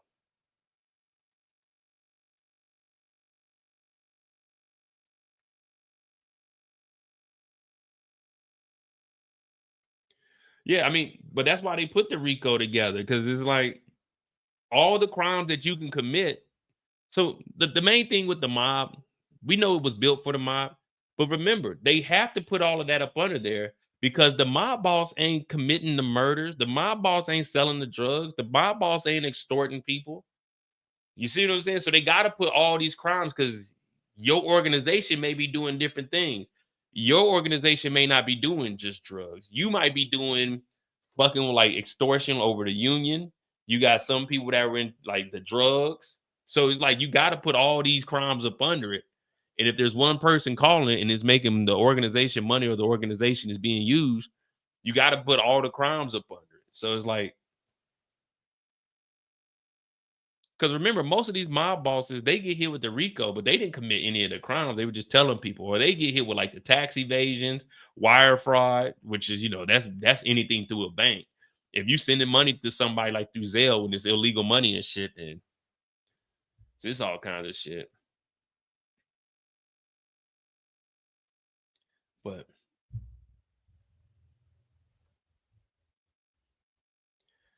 can we really call them overzealous prosecutors? What is it? Let's look up what a prosecutor's job is. What is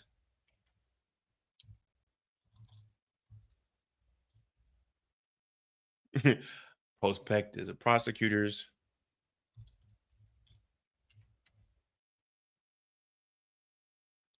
to represent the government in a criminal case, aiming to prove a defendant's guilt beyond a reasonable doubt. This involves investigating crimes, preparing cases for trial, presenting evidence and arguments in court, and negotiating plea bargains. They also advise law enforcement, participate in legal research, and work to ensure justice is served.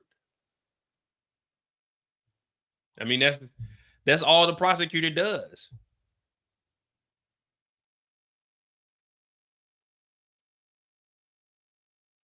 That's their sole purpose, to prosecute crimes.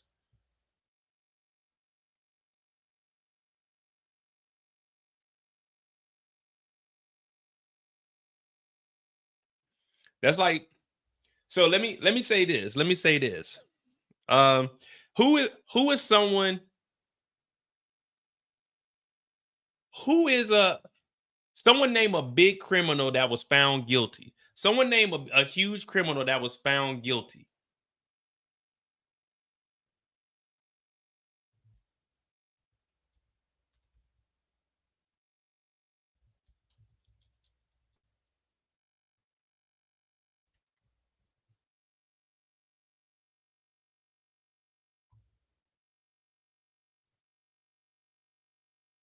Young Thug. All right, we could take Young Thug.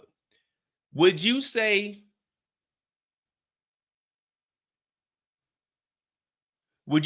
Brian Steele was an overzealous defense attorney?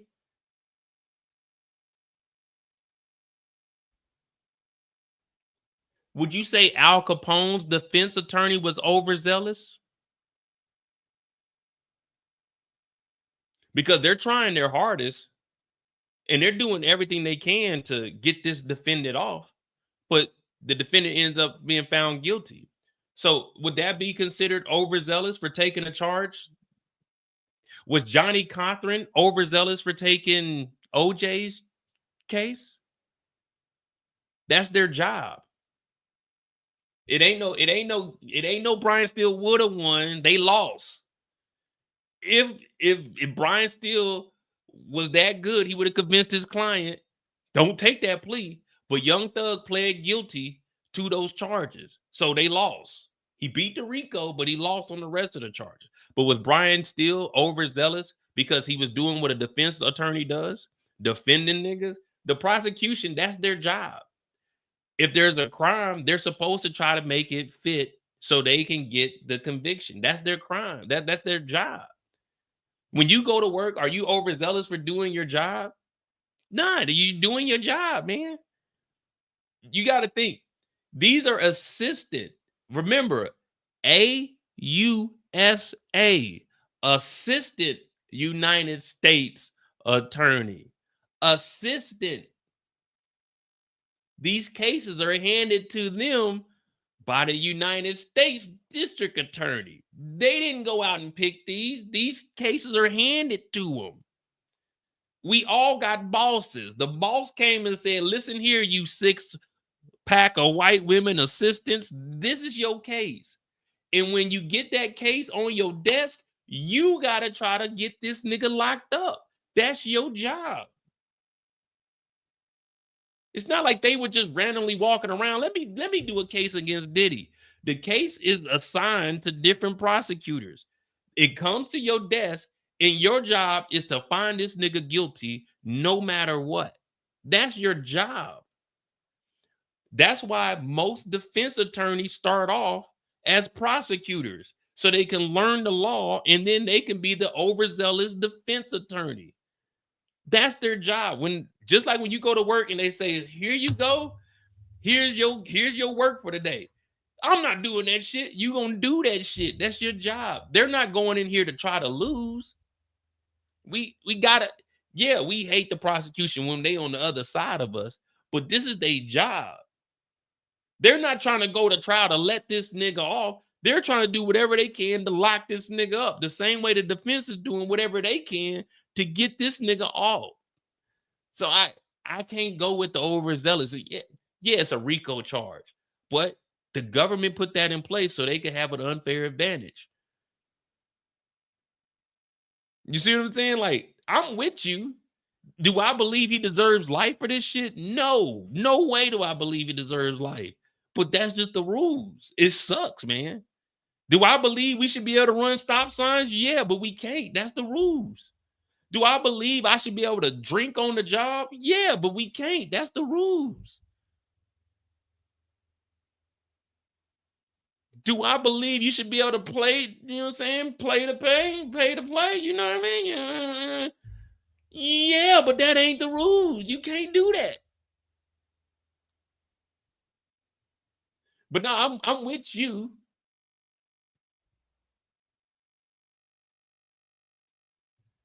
Yeah. You're saying everyone is viewing it different.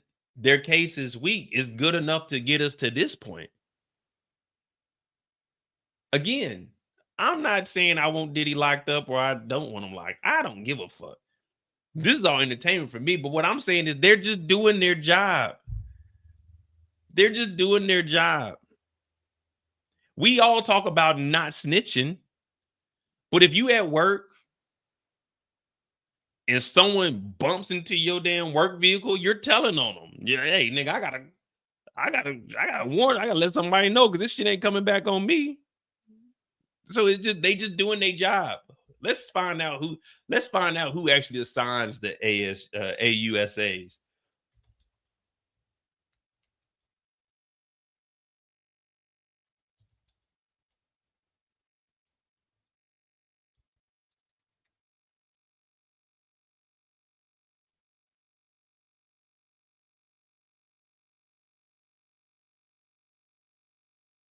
Assignment of responsibilities. Let's go see.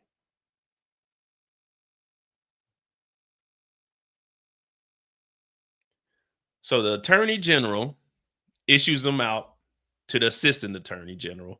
The Assistant Attorney General, well, technically the Assistant Attorney General is going to be the one that's going to be giving them out. But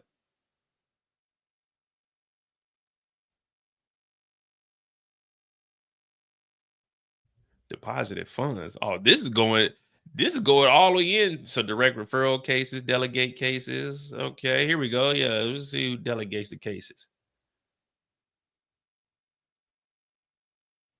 See, the Assistant Attorney General may delegate the United States attorneys pursuing a section in the regs. So, see, so we can't say that the assistant U.S. attorneys are overzealous. They didn't pick these cases. They looked around. Who we got?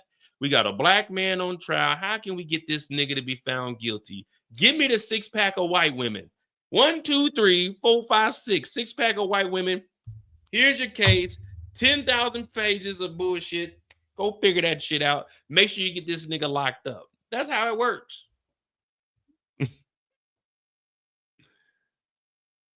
And if I know I can use something to win that's legal and within my rights, then I'm going to use all the resources I got to win.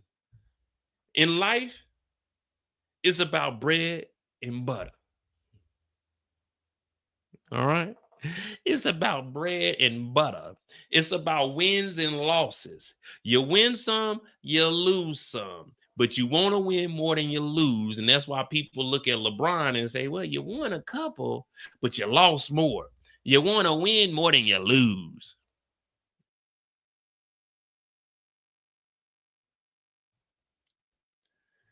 Nah, I'm definitely with you though, Mo. I was expecting way more. I was expecting celebrities' names to get tossed out. I was expecting a lot. But I mean, it is what it is, man. Every case ain't sexy, you know what I mean? But I do believe that they proved some crimes, so we'll see. But like I say, it's up to the jurors and how they interpret the law. Catch up when the defense said. We already know what the defense says.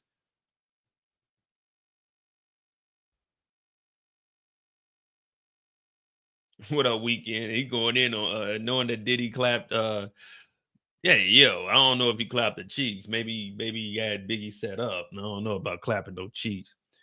He dedicated his song Big Papa because he had enough. Hey man, yeah, hey, Weekend, you hey, I'm not reading that shit, man. Come on, man. I'm not reading that, man. Come on. All right, so they say they're gonna be 4 or 5.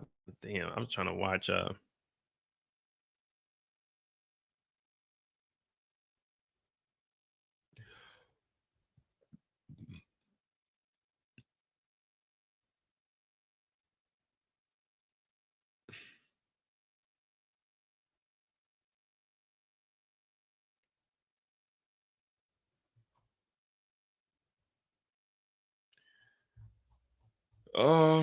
Yeah, what we got?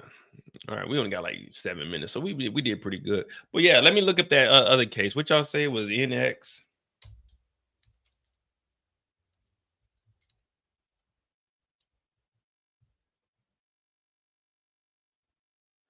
Oh, this is wait, is this that black guy?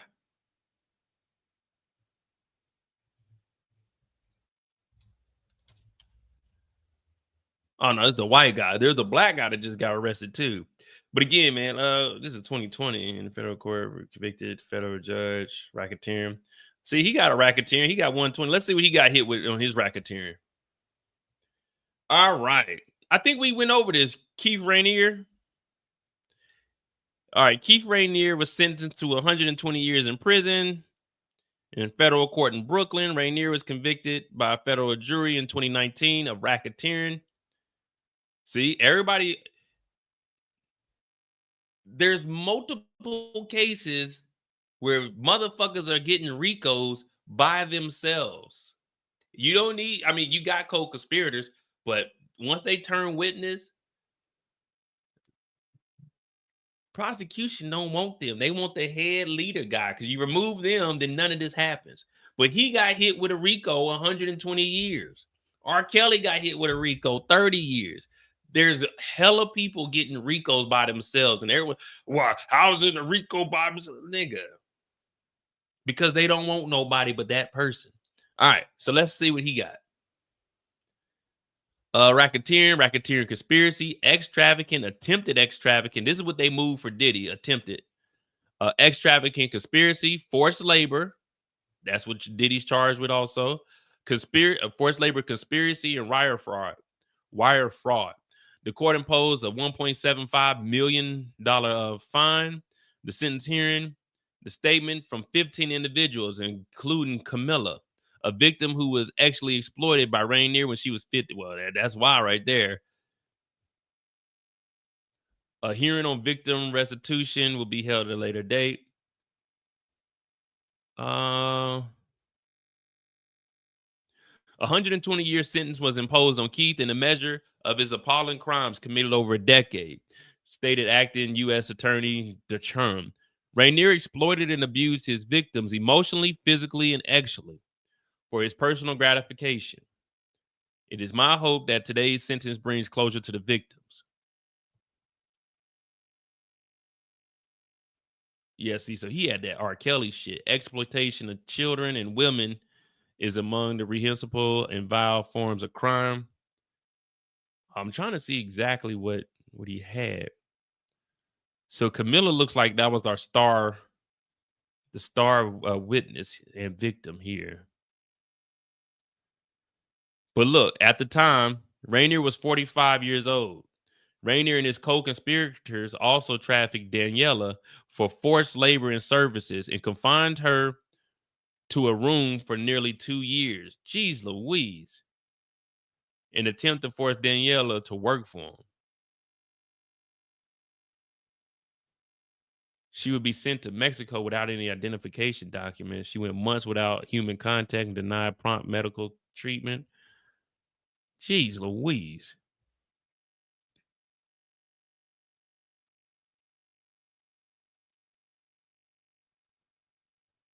Yeah, this ain't nothing like this. This is different than what Diddy got.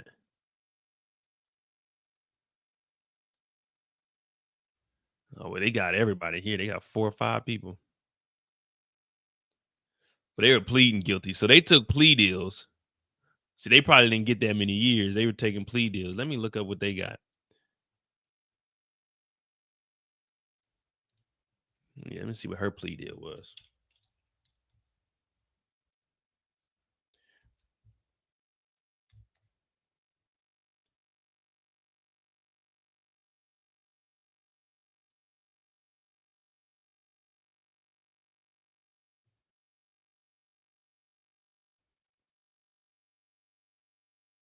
So Nancy Salzman was sentenced to 42. So she got this co-conspirator pled guilty and only got 3 years. That nigga got 120. She got 3 years.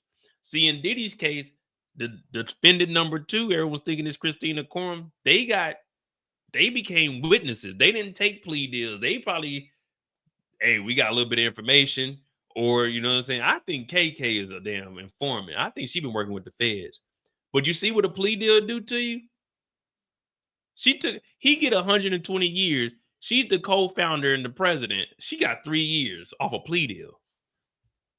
This is ridiculous. Nancy got 3 years. Let's see what Lauren got. A first-line master.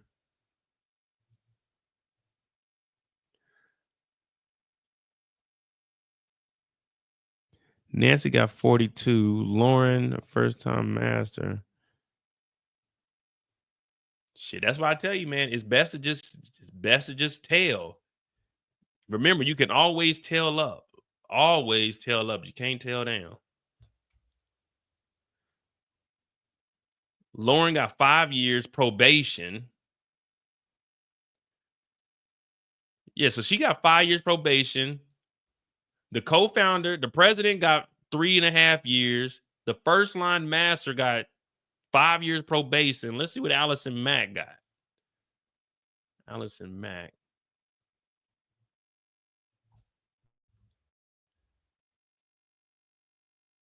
She got 3 years in prison.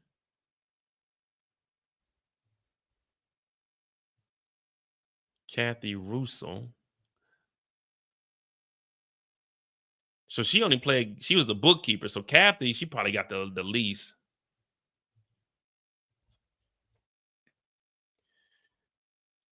Seagram's Liquid Fortune, a longtime bookkeeper, pled guilty on federal. 2 women pled guilty. Wait, she was a liquor heiress? She had money. What the hell was she doing over here doing this bullshit? And she looked like she was a participant. Kathy, they pled guilty. 2 women pled guilty. Carol Bronfman, the heiress of Seagram's Liquor, pled guilty to conspiracy. Kathy pled guilty to 1 charge of wire fraud.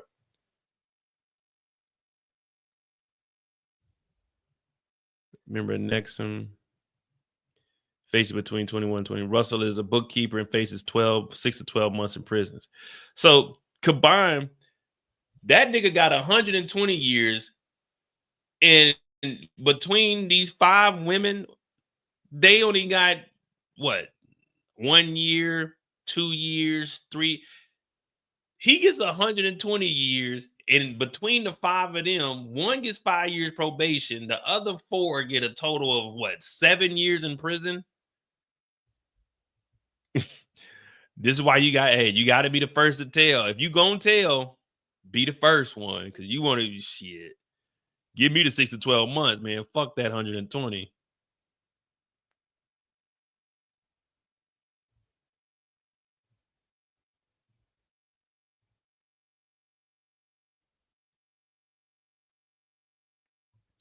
Yeah, so 1, 2, 3. So it's between 4.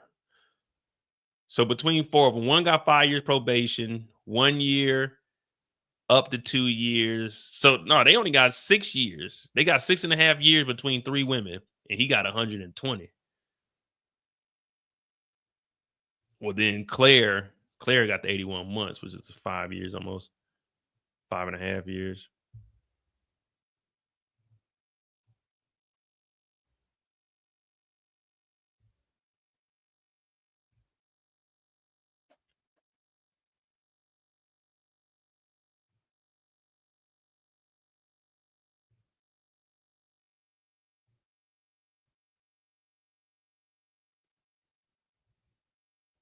Yeah, but we gotta, all right. We gotta remove our regular thoughts. We just gotta go off the law. The law says if you pay somebody money to sleep with someone else, that's trafficking. It's plain and simple. If you pay someone to have X, that's prostitution. It doesn't matter if Cassie was running it. According to the law, if you paid someone else to sleep with her, whether she wanted to or not, that's trafficking. That's just the law. That's just like we talk about with the drugs, man. Just because you want, like, if I'm a drug dealer and you wanted the drugs, I can't tell the cops, well, he wanted the drugs. He called me. He called me for the drugs. Why y'all arresting me? He called me for the drugs. He was running things. I didn't contact. He called me. Hey, Mo, where the drugs at? That's not going to work, nigga. It's still a crime. You see what I'm saying? It sucks. I agree. I don't think he should get life off of this shit.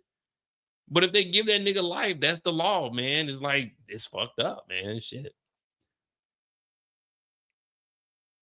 But why are you paying niggas to fuck your girl anyway? That's some wild shit.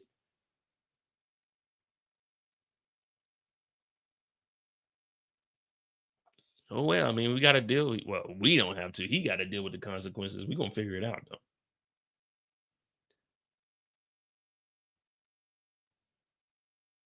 But you know what I'm saying? Like, if I got drugs and you call me for drugs, but the cops arrest me, man, he was running it. He was running the show. He called me. How would I even know that he wanted drugs? I'm not calling around. Hey, I got them drugs. You want some drugs? No, he called me.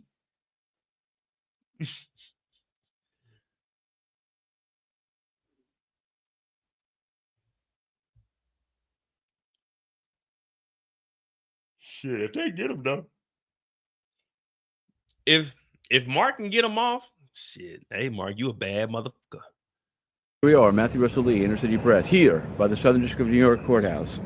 Today, Friday, June 27th. It's day 32 of the Sean Combs trial, and we're in the defense summation. About more than halfway through, and it's really been quite something. Mark Agnifilo, he's pretty much said that Mia was lying. He said that Capricorn Clark was lying.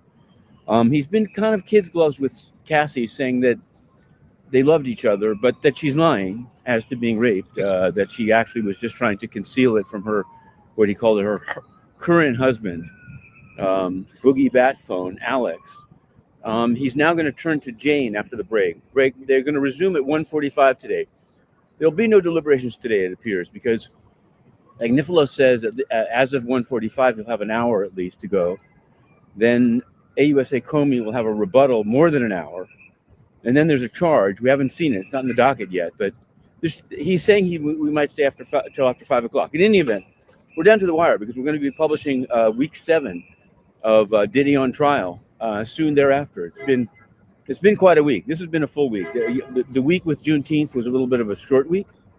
But this week has been jam-packed. And Agnifilo, I don't know. We've been live tweeting it, so you can draw your own conclusions, whether it's beneath contempt. He was admonished by not beneath contempt. He's a defense lawyer. He's got to say something. And if you're not going to say that the witnesses are lying, I was actually surprised that some of the cross-examinations were not more aggressive. But the summation is aggressive. He's saying Capricorn Clark is a liar that was in love with Sean Combs, that she lied about kidnapping, that she lied about this, that, and the other thing. Mia lied that the sex was not consensual. She says it was consensual. She cites the birthday video. Oh, he does cite, as early in the trial, we noted that Derek Ferguson, a government witness that was the CFO of Combs Companies, that he actually might have helped the defense. And it seems that it was, because Agnifilo has said, look at what Ferguson said. He was a DEI before there was DEI. Hang on. We've got some noise pollution, but that's not noise pollution, but it's an administrative area down here. Maybe we'll pause it, actually. Okay, we'll finish it up here as we stroll in Chinatown before the resumption of the trial. Week 7 book. Week 6 is up, week 7 is up, and by next week, Monday, they'll be deliberating, and the jury verdict may come before the 4th of July, but we'll be right on it. Inner City Press, we continue. All right, guys. Well, again, my brother Florida Most Wanted, when you see me and him arguing, just stand back. It's Mo versus Mo, but it's all love. That's my dog, man. No Diddy. All right, so they should be back. Well, They should be. But of course they aren't. Hold on, I got some news that you guys know I need to keep up with.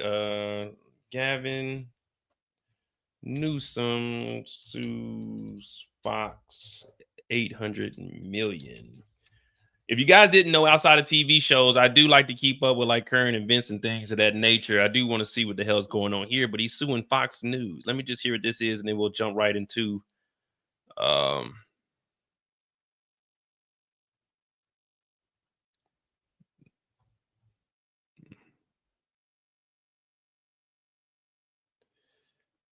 news. Let me see if there's something. Damn, Gavin Newsom suing Fox News for a fucking 780. I need me a good lawsuit like that. Now Tyler Perry ain't. Now Tyler Perry is a freak off. Like his is a freako. Right now, Tyler Perry's is a freako. You know what I mean? His is just a civil suit. Let me see. Gavin Newsom filed a multi-million-dollar lawsuit against Fox News on Friday, accusing Jesse Waters of defamation and falsely claiming that Newsom had lied about a phone call with President Donald Trump during a dispute over the use of the National Guard. The lawsuit is seeking more than $787 million filed in a Delaware Superior Court. Claims that Fox operates a propaganda machine for President Trump, radical right-wing agenda. Citing nearly $800 million settlement. The network reached with Dominion voting system in 2023 over the coverage of the 2020. God damn, if he wins that, boy. By disregarding basic journalistic ethics and favors of malicious propaganda, Fox continues to play a major role in the further erosion of the bedrock principles informed of the representative government. June 8th, the reporter asked Trump in the Oval Office when he last spoke with Newsom. Trump replied that it was a day ago and that he called the governor to tell him to do better. On X the same day, Newsom responded there was no call, not even a voicemail. Newsom told NBC June 8th he had spoken late on the night of June 6th, then accused Trump of being a stone cold liar. On air June 10th, he claimed that Newsom had lied. Oh, that's an easy case. All they gotta do is pull up the phone log. God, jeez Louise, Newsom. I lived in California for 3 years, man. Let me just get an M. Let me get an M. I ain't asking for much. No, I just want an M. I just want to touch an M. I don't want too much.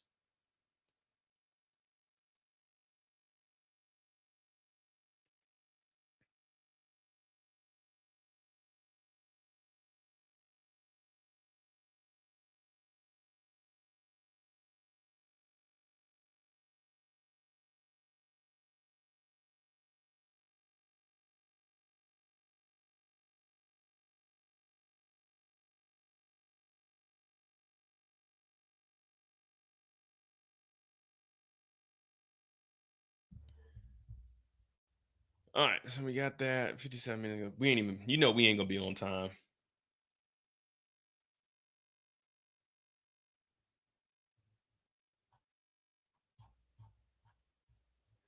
I haven't even looked at it to Tyler Perry after we talked about it earlier this week.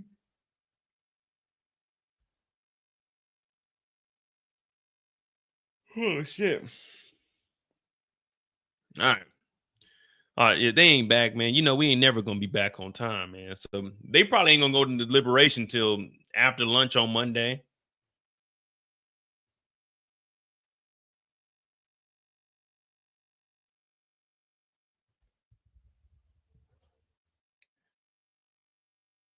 Yeah, I can play videos from other YouTubers. It depends on who it is. What channel is it? Because I don't necessarily like to stream like other people's channels. But yeah, I can definitely I can look at which channel you talking about, Mo.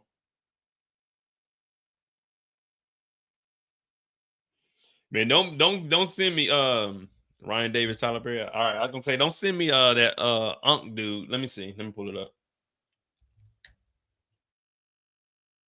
Ryan Davis. You talking about the comedian Ryan Davis?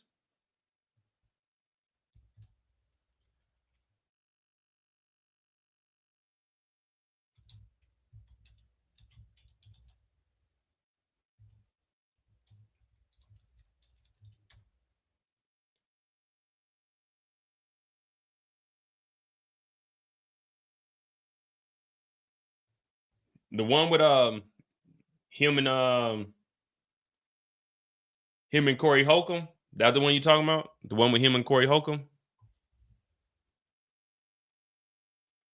I warned you. Okay, I see what you're saying. This is 11 minutes. All right, I might be able to play it real quick. You know, we ain't gonna be back in time.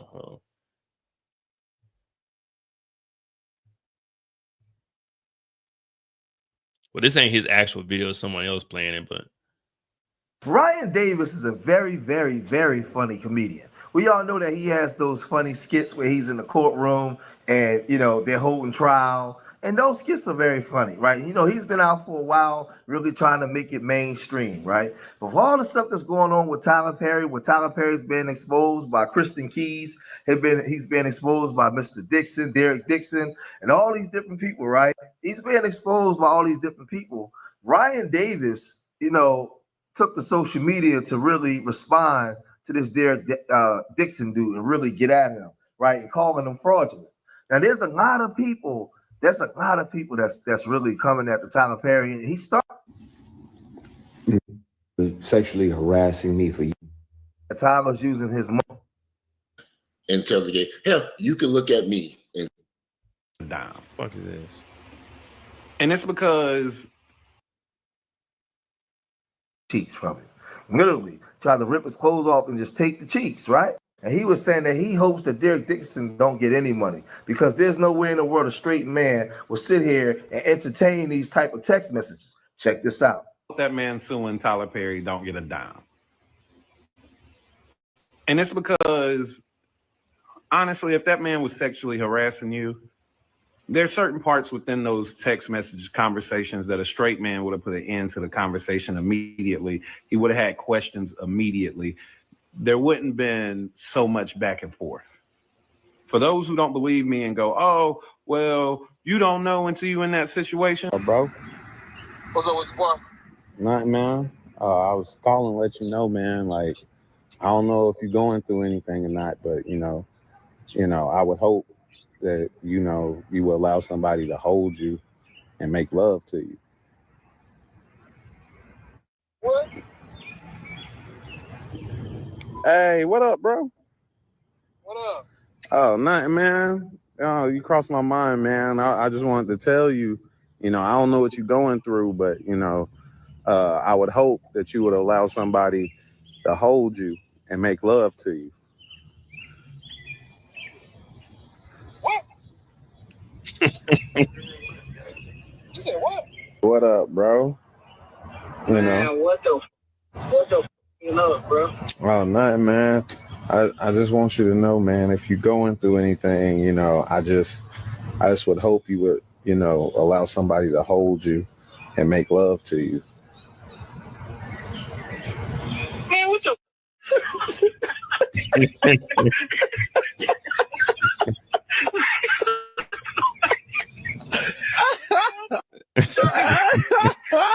So as you can see,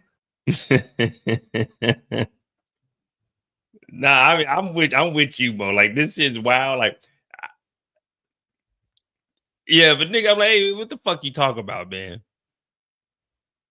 But yeah, man, Ryan Davis is doing this in comedic fashion to be funny, but yeah, I mean, that's what I say. Them text messages, they were wild, but you know me, man. Fuck it, we'll cover it. The judge said he thinks it's best to get a jury's instructions on Monday. All right, good. So, all right, so good. So we got an hour left. Which is going to take us to 6. Well, no, to 9, which would be 3. They're going to do an hour. I really don't want to be on here till 11 o'clock, man.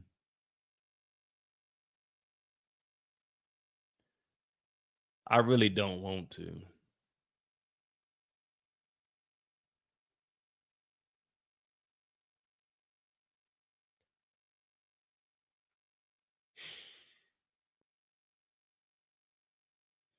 So they'll go till 3. The prosecution and get back up here and go till 4:30, 5 o'clock. Man, I had plans to watch Squid Games, I gotta be up. I gotta be up at 6:45 on a Saturday because I gotta get my hair washed and twisted. Well, I gotta wash it myself because she'll do a little touch up on it. But I gotta be there at 8 o'clock. Golly, man.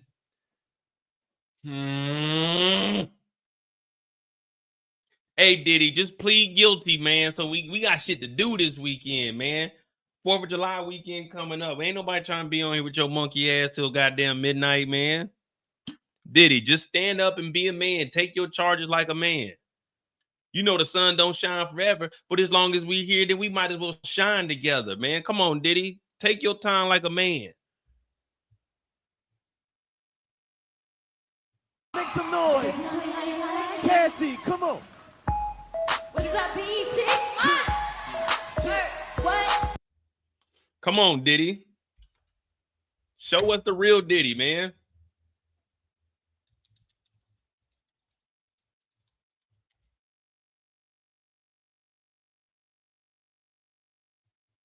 Show us the real Diddy. You think I could book that for like the weekend of the 14th when the soundtrack comes out? If so, bump somebody. All right, thanks. All right, love you, man. Bye.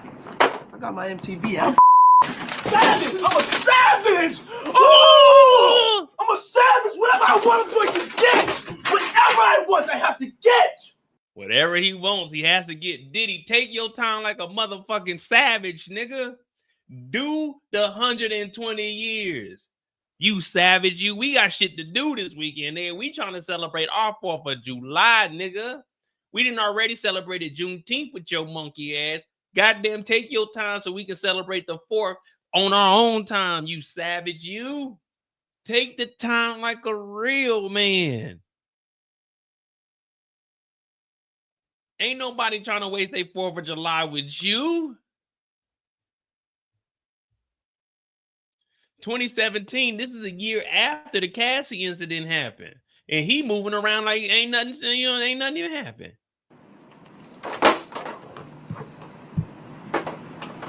Yes! What's next? What's next? I gotta get it. I'm not gonna stay down. I'm not gonna stay lying down. I'm not. I can't do that, man. I can't do that. He might be high right here. You know, we need to analyze his pupils. Is he dilated? What's next? Give me something else. What can't you do? I can do it. I can do anything. If so, bump somebody. All right, thanks. All right, love you, man. Bye. I got my MTV out. Savage! I'm a savage! Oh! I'm a savage! Whatever I want, I'm going to get! Whatever I want, I have to get! I would have showed this in court. This is what he's talking about. He want freak off, he gonna get that freak off. I would have showed that in court. All right, we're back. The judge thought about it and it makes sense for me to charge the jury on Monday morning. Otherwise, it would be too late. With that being said, bring the jury out.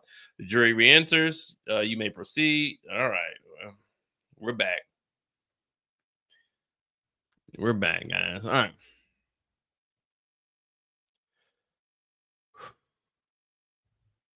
Part 3 of the Diddy trial, day 32, closing arguments. The defense is up, market's back up. Hit that like button, hit that subscribe button. I'm Mo.J, and I hope you guys are entertained. Again, we're not here to say if Diddy's innocent or guilty, but we are looking at this through a defensive lens. We are looking at this through a defensive lens, and we're trying to see if there's any wiggle room for Diddy to potentially get out of this. We're looking for wiggle room to see if there's any room for Diddy to potentially get out of this.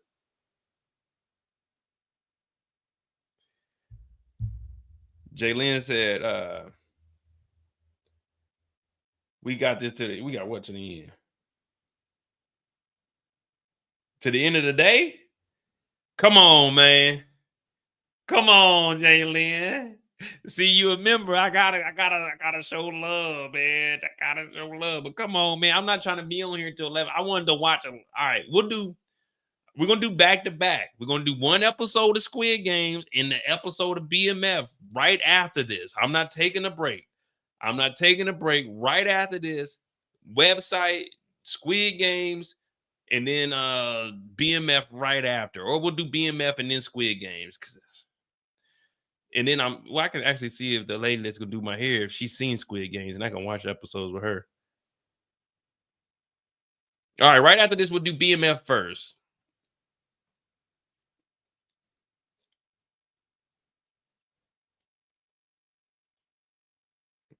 Oh, thank you for that $10 super sticker. Oh, you said no, we leaving. Oh, I thought you said, man, I ain't really trying to be here till 11, but fuck it. If we here, if y'all still in here, then we here. I haven't watched BMF. I ain't even I got this old LG phone. I ain't got Stars or Netflix or anything downloaded on this, so I ain't watched nothing. Oh man.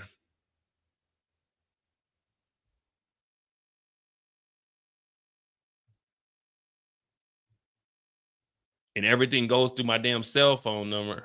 So it's like I can't even put the SIM card in that phone because everything's still blocked off. So it's I'm a savage. Whatever I want. Well, I can't get whatever I want. My mom hit me today talking about, well, we at the family reunion. I don't know when she gonna send that shit, man. I ain't gonna get that shit till after the 4th of July, man. It's so hard to say Diddy, that nigga ain't guilty. Yeah. All right, here we go.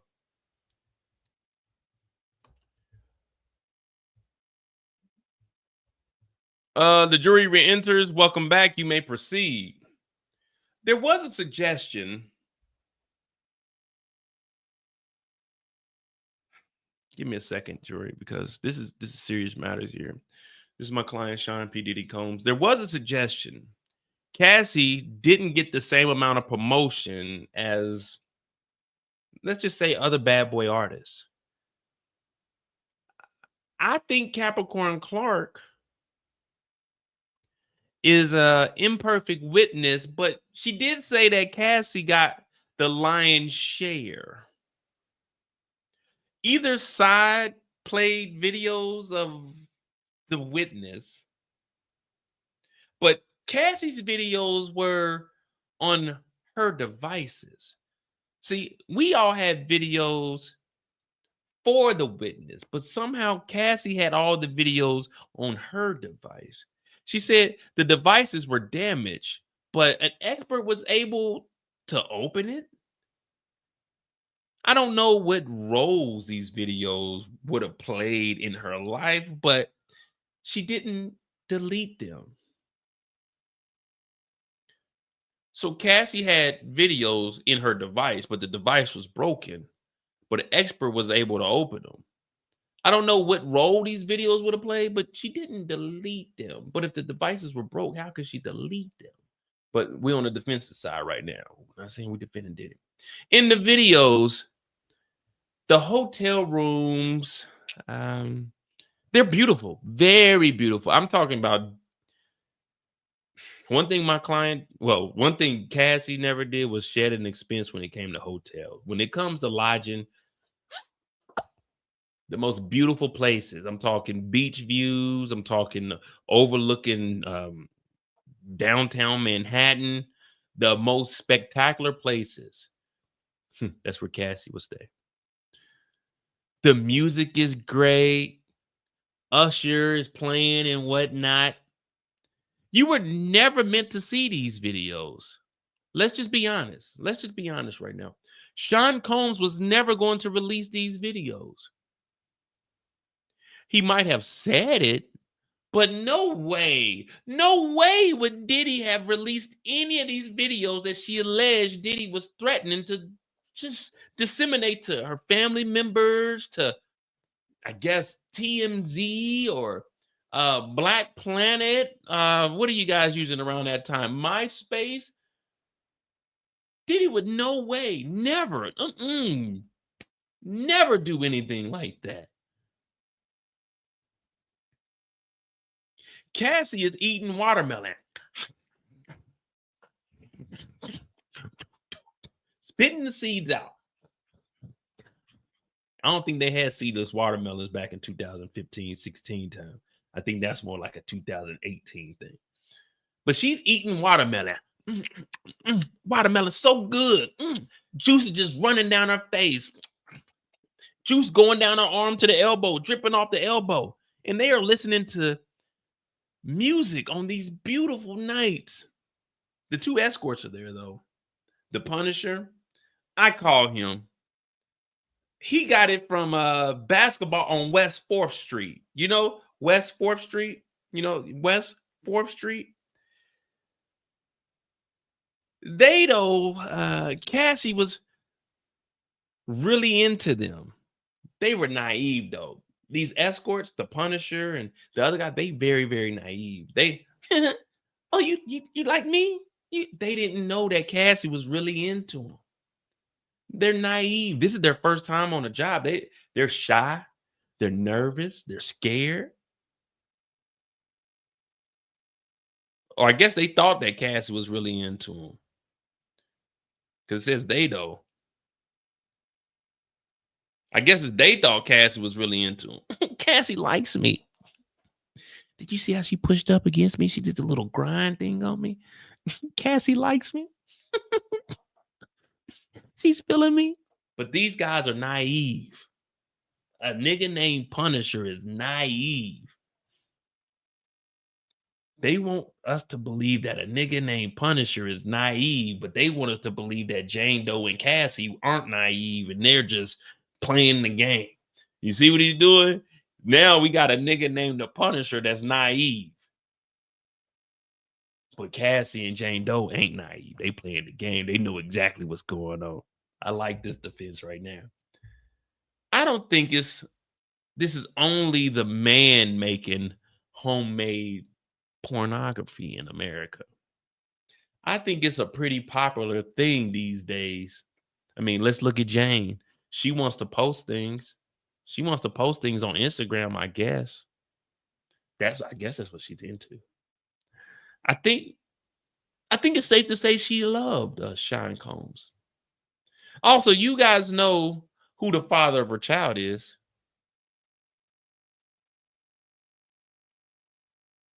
Did they say 50 Cent's name in the... It must have been in some of the shit that was redacted that we couldn't see.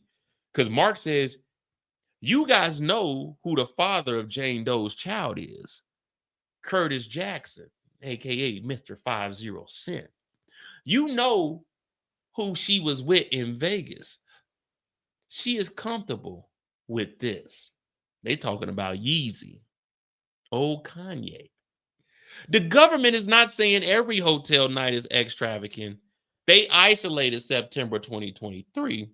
Jealousy over a yacht. Young Miami got the 115 foot. Jane Doe was on the 36 foot. Sometimes Jane didn't like the guy. She said one smelled so horrible.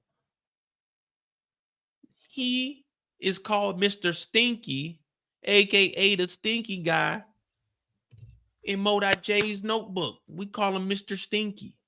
It's the stinky guy. That's how bad he smelled. Then the guy is sent back. You remember 3187? Go ahead and show that. The escort. He gets sent packing. He's a bum. Yeah, I said it. A capital bum with a B-U-M. But they still paid him. No X, but got paid. Paying for time. They say time is money, and we ain't got a lot of time. But they still paid this bum that smelled like shit. They still paid him. Yesterday, they just dismissed it. They forgot all about Stinky Bum. But that's what's happening. They hired a bum for his time, but he was too stinky, so they didn't perform. And he got sent to packing, but they still paid him for his time.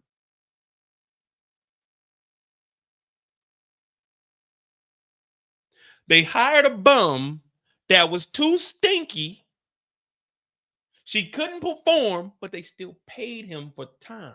They want you to believe that not every time was extravagant, but they seem to skip over Mr. Stinky time. He was so stanky, they couldn't perform.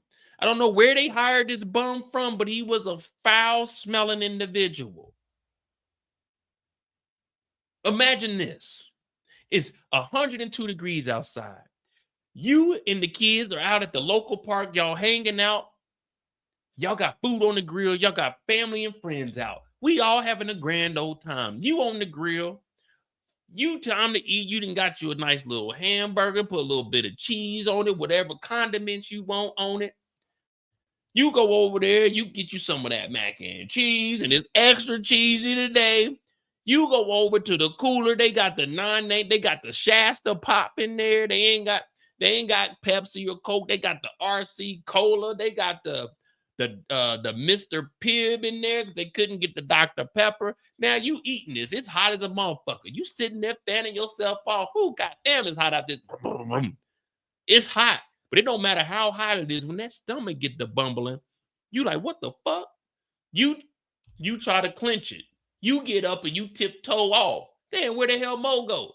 You go over to the little bathroom that they got. But you go in there. Someone's in stall 1. Stall 2 is out of order. You go to stall 3. You go into stall 3 and you look in the toilet and it's the Super Bowl of bullshit. Someone brought a full bull in here and let that thing let loose in there. The smell is awful. Plus, it's 102 degrees outside. So that smell is just lingering around. That's how bad he smelled. But they didn't have X that day, but they paid him for his time. I just had to give you that visual so you can understand how stinking it was in that room. But they didn't pay him for X. They paid him for his time, and he was a bum. Now, I don't know why my client hired a bum off the street that smelled like shit, but they hired a bum for his time, not for X. Still got paid, no X, but got paid. Paying for time. Yesterday, they dismissed it. They didn't even bring up the stinky guy getting paid for nothing. Why would the prosecution just skip over stinky guy? That's because every time wasn't X trafficking.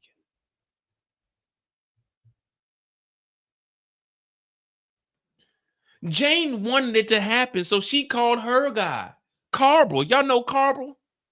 She liked Carble. He wrote, muy caliente. Yeah. She ain't even Spanish. She like Filipino or something, Southeast Asian, but she don't speak no muy caliente, nothing. That's how much she liked him. She was speaking out of her native tongue. She was speaking another language. I know El Español is not her second or third language, but she texts, ooh, muy caliente. Then there's a sobriety party. Jane is angry over Gina, frustrated. Cat fight. She ain't having it. She hates Gina. She also hates Young Miami. But she said she regretted it. She resent it, but agreed to do it, unfortunately. Wait, there's more. She said that she agreed to it. Unfortunately, she agreed. Don't tell me one thing, it means something else. No means no. Yes means yes. Agreeing means agree. Declining means decline. This ain't opposite day like in school. You agree, you agree.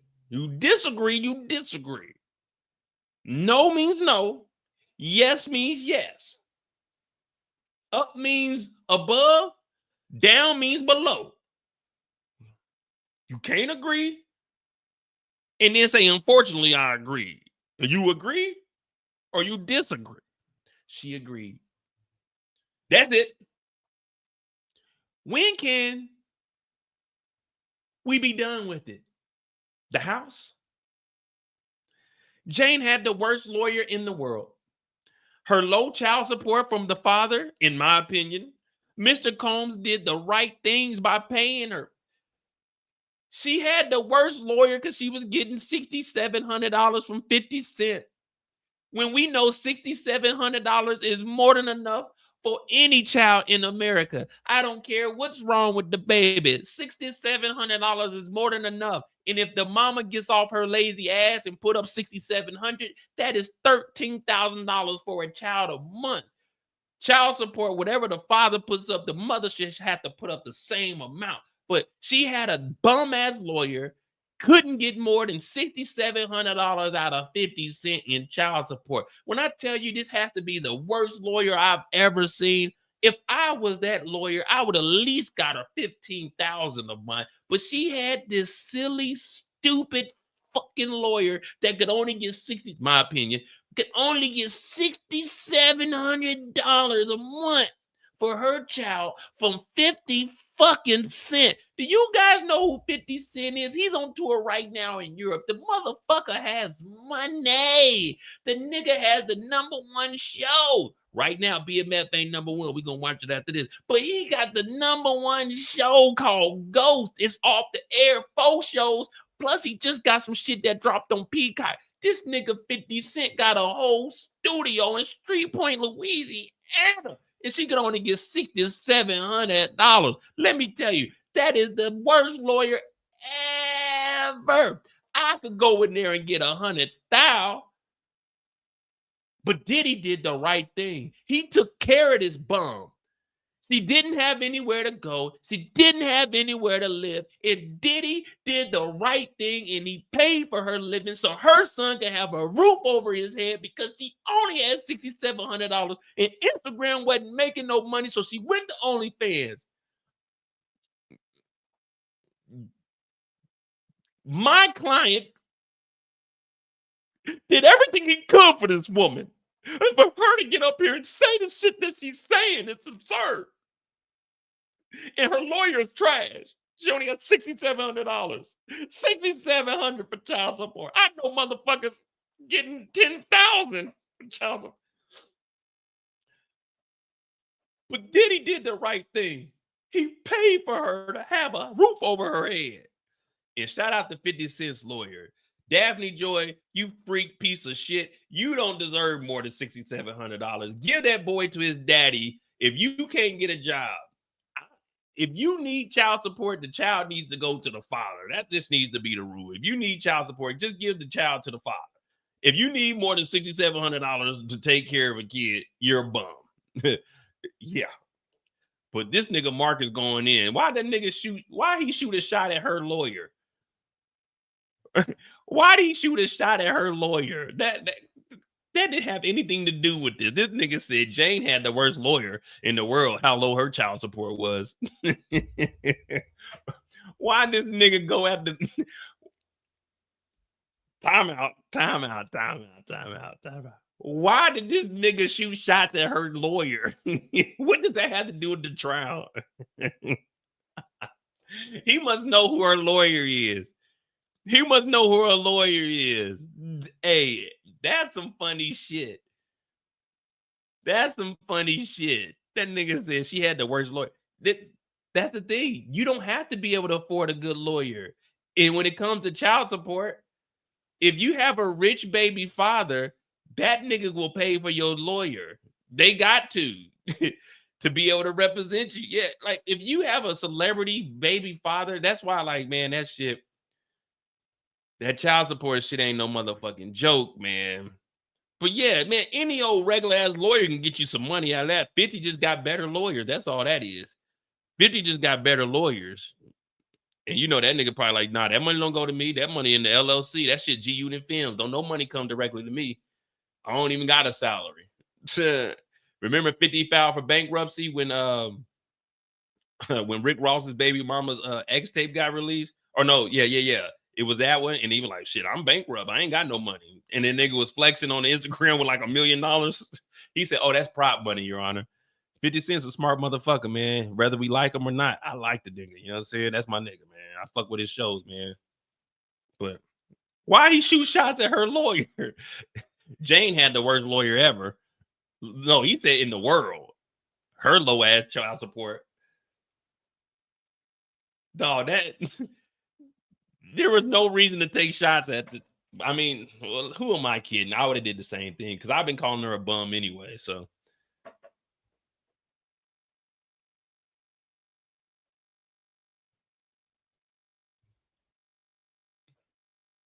that was a good one though. We definitely needed some comic relief. All right, it's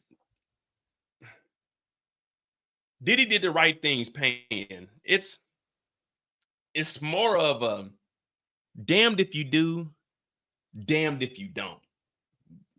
I don't know if you guys understand that saying. Now, this is an old saying, and it's an old Negro saying, and then the white people adapted it. But damned if you do, damned if you don't. You see what I'm saying? You're damned if you do something, but you're damned if you don't do it. Meaning, if you do something, you're gonna get ridiculed for it. But if you don't do it, they're gonna get on your ass for it anyway. So it's like you're damned if you do, you're damned if you don't. So if Diddy didn't help take care of it where his girl was landing, everybody gonna look at Diddy like he's a bum. But now, if he does pay the rent, now everybody looking at him like he's a trick. So it's damned if you do, damned if you don't. My client is a more of a damned if you do type of guy, you know? He's a damned if you do type of guy. He's paying for the house for a child that's not even his responsibility. He has 7 of his own beautiful children right here. Well, 6 of them, little Lovejoy. She ain't here right now. Bless her little precious heart. She's one of the most beautiful babies you ever seen, Your Honor. But he has his 3 lovely daughters here and his other sons. And he found a spot in his heart, because love is lost, but the love ain't gone. He found a spot in his heart to help take care of her and her child, which is not his responsibility. No, it's not.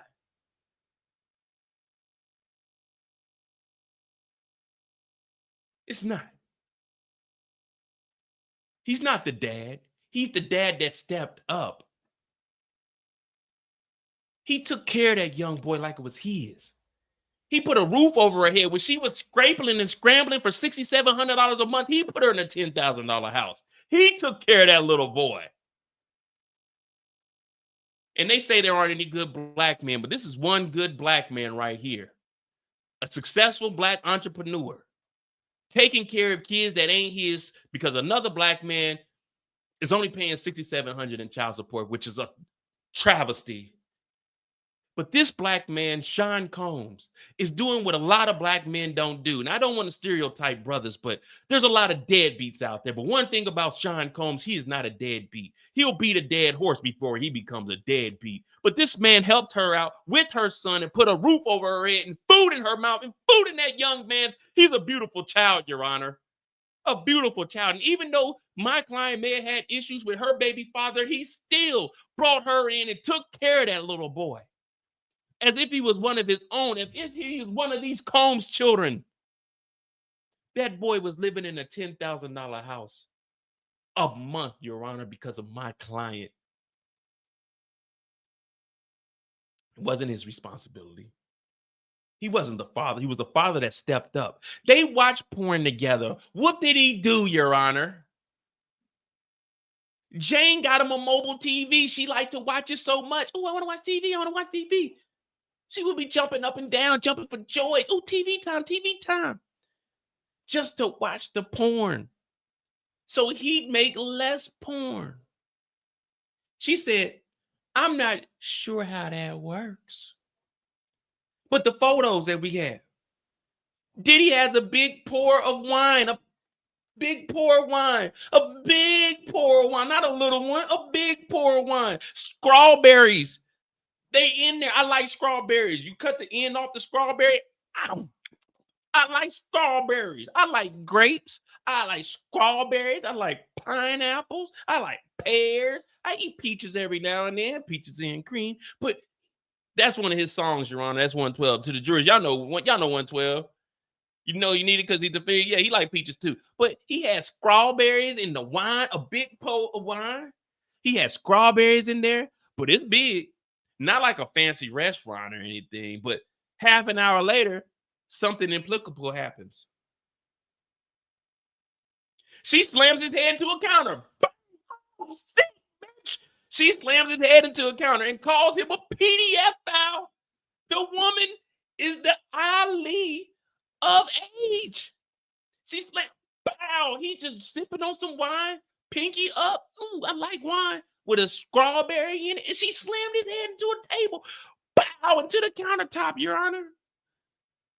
Jury, do you hear what we said? He was drinking wine and she said, "You PDF." Bow, slammed his head into a marble counter. Oh, shit. I'm not sure if my client had a concussion or not that night, Your Honor. So his brain is just. But she slammed his head into a counter and called him a PDF foul. The woman Ali of his age. I'm guessing they're saying the woman is half his age. The woman is half his age. Jane says Diddy kicked in doors. Boom, boom, boom. 3 of them. Master bedroom, bathroom, master bedroom, closet. Boom, boom, boom. Diddy kicked through them. But he didn't hit her. He did not hit her. He kicked through the doors of the house that he was paying for. I'm not saying he should have done it. I'm not saying that he should have done it. But he did it. Here's what we do know. A text for Jonathan Perez says they are fighting at 10:14. He says, it's just a normal being jealous. It's just her, it's just Jane being jealous. Puff Daddy says, don't come, it's all good. He's trying to defuse the situation, but she banged his head into the counter. He has a concussion right now. He doesn't know where he's at. He's just trying to get to her to talk to her, and he kicked through the door because right now his brain is throbbing. Poo, poo, poo, poo, poo, poo. We don't know if he has a mild concussion or what. He was just sipping on wine. He's inebriated, and she slammed it. Did I tell y'all? She slammed his head into a counter. So now he's kicking through the doors.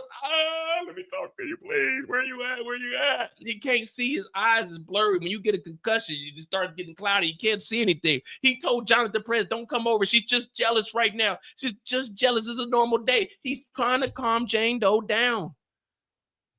He's trying to calm her down. He's trying to calm her down.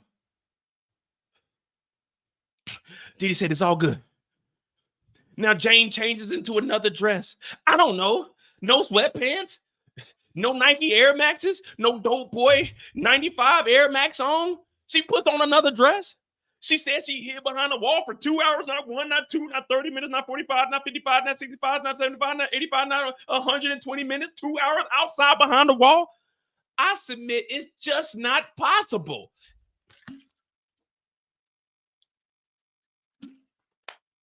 He put a dress on and hid outside for 2 hours. It's just not possible.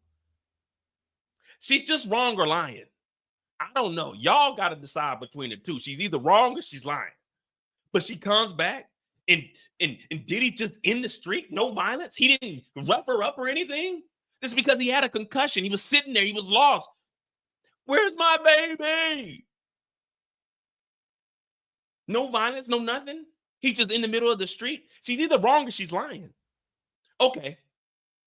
It looks like she was hit twice. Okay, I take that back. It looks like she was hit twice. That's on me. I didn't know. I didn't review the files. It looks like she was hit twice. But this all came after the bam. You remember that? I told y'all the countertop. Bam. Yeah. So I apologize. Okay, it does look like she was hit twice, 2 times, 1, 2. It doesn't look like he hauled off or nothing. It doesn't look like he hauled off. Nor does it look like he dragged her. You know, it doesn't look like he hauled off. It may have been a more of a little, like, it wasn't a, it didn't look, it doesn't look like it's a hauled off. It don't look like a hauled off. It looks, nor does it look like it, like he dragged her. So I don't know where those came from. You know what it is? She is documenting her injuries. Let's talk about Anton. Forget that. Forget that injury stuff. Forget that I forgot that she got hit 2 times. He didn't haul off on her, though. She did have 2.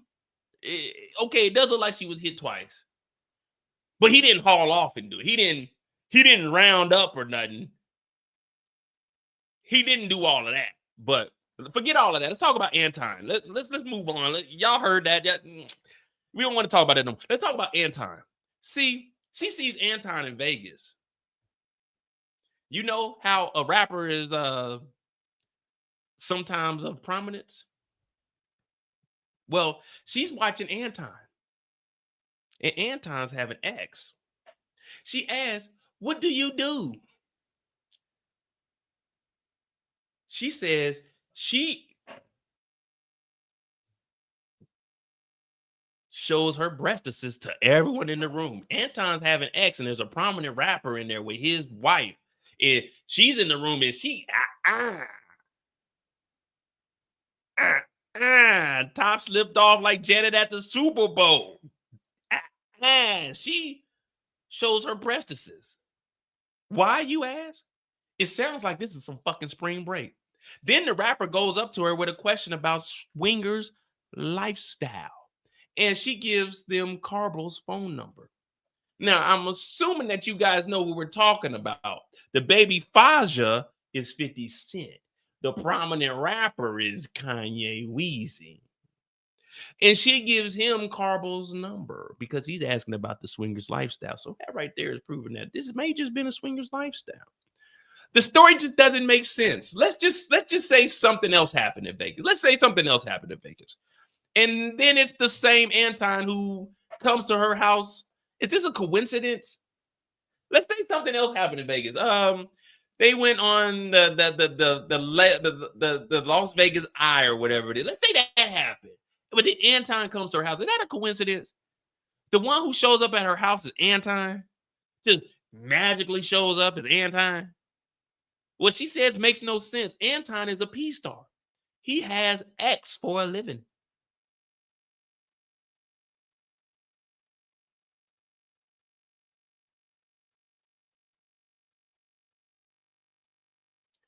Mark is all over the place, but shit, I'm listening to it like, damn, this do sound like a movie. But let me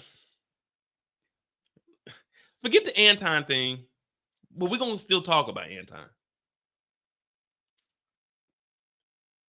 Jane knows that there's an investigation. Did she instigate this? Her story just makes no sense. Why was she so persistently violent? Can any of you answer that? Why was she so persistently violent? She says, I didn't want to do it, but she still let Anton in. I submit they were trying to get past it. Oral X only.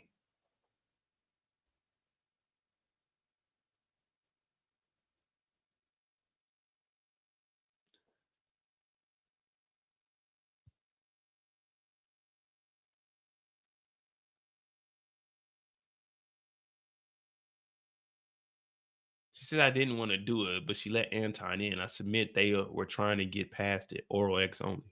She talking about with Diddy? I'm about to go over to CNN. At the end of the day, at the end of the day, look, she's a liar. I mean, my bad. Sorry. At the end of the day, her story has so many holes in it. You could say she prompted it. She maybe wants something in her pocket. I'm going to have something. Maybe I'll never use it. Why the unprovoked extreme violence? She never explains it.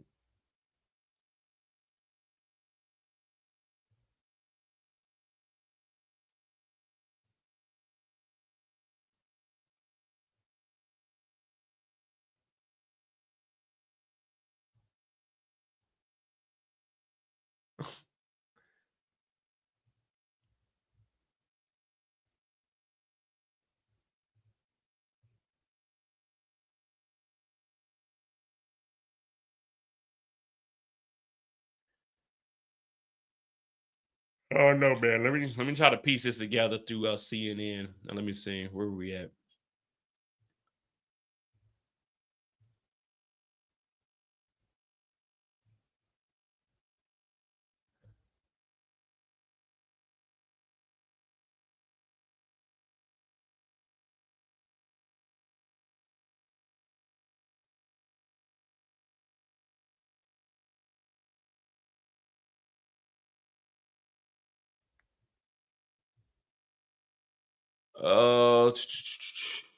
Accuser was motivated by wanting nice things and trips. They ain't really going over nothing. She's comfortable being that sort of strata. That's just how she moves.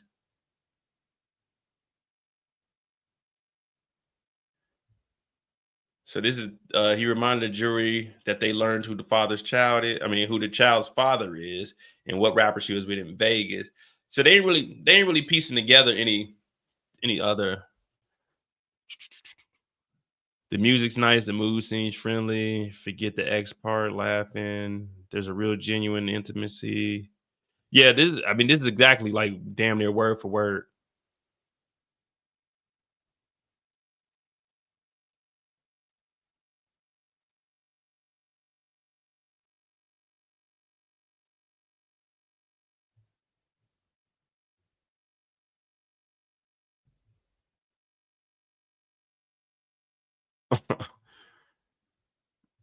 Yeah, parts of it does look good for the defense. They are showing that it may not be trafficking, but they're only pointing. We got the thing is, as far as like the P-tuition, we got 27. We have 27 names. You can't give us 5 instances. There's 27 people that were participants in being paid by Bad Boy. So yeah, you're showing these main instances, but remember they only got to prove it once.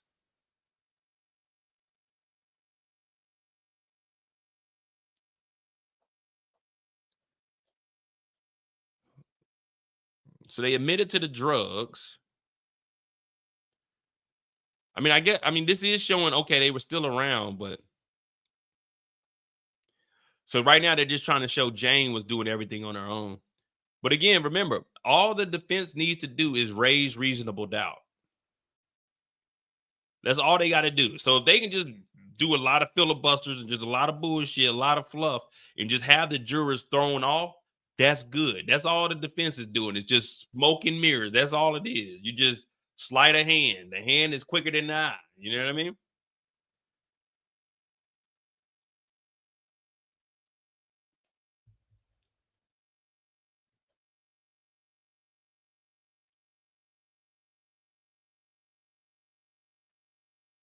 Oh boy. Because it is kind of confusing if you're just following along.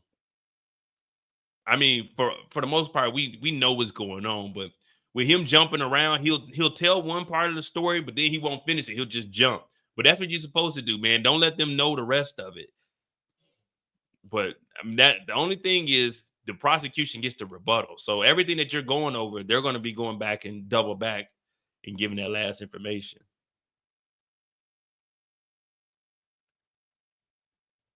Well, if he has to be they all got to be in agreement for it, but in order to be a pornography company, you have to have a license for it. Unless they trying to do like some Kim K and Ray J type shit and broker a deal, then yeah, I think you could probably get away with that. But we got text messages of people saying they didn't want those videos out. So that right there would kind of, I don't know if it would contradict itself. Like, yeah, I was gonna put it out as porn, but we got messages of them saying they didn't want the videos out. We got audio of Cassie saying that she was gonna kill whoever had the video. But again, I'm not a lawyer, so I'm just giving my opinion. I could be wrong, but I'm sure you do need a license for it to be an actual pornography company. He should have just made one. He should have just had like a Diddy Films or something. Hey, Renard Taylor, thank you for that. The Cash App. Big four with it. Oh, yeah, that sounds like breakfast money right there. Big four with it. Big four with it. Nah, nah, nah, nah, nah, nah, nah.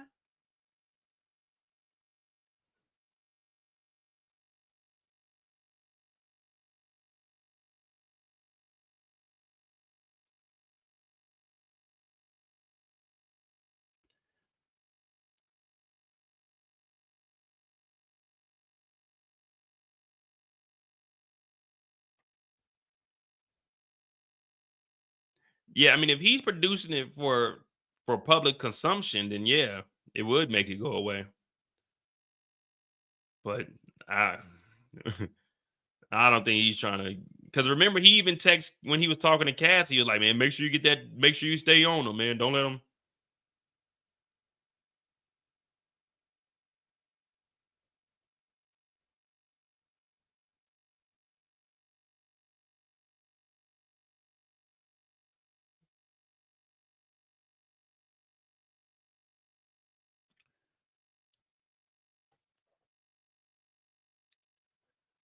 All right. You guys are here because you wait. You guys are here because you have lived full lives. You were chosen. And they chose only 2 of the escorts, the Punisher and Daniel Phillip. They could have given others okay, so I guess he's talking to the jurors now. You guys are here because you have lived full lives. You were chosen. And they chose only 2 of the escorts, the Punisher and Daniel Phillip. They could have given others immunity. Neither of the 2 admit being a prostitute. They're witnesses. Well, they don't have to admit to it as long as they're getting paid for it. Look, that's exactly what the Diddy died. They don't have to admit to it.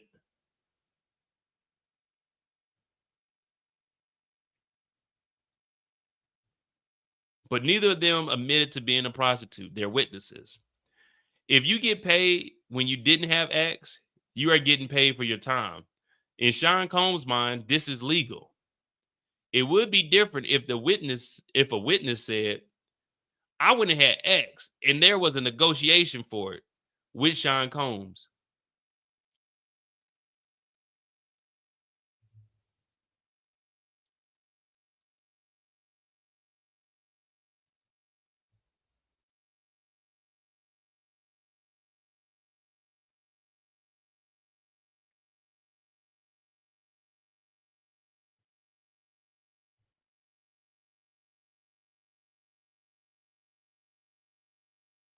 So in Diddy's mind, he thought it was legal. So Diddy thought if I'm just paying you for your time, shit is legal, man. But if we have X, it's still legal because I was just paying for time.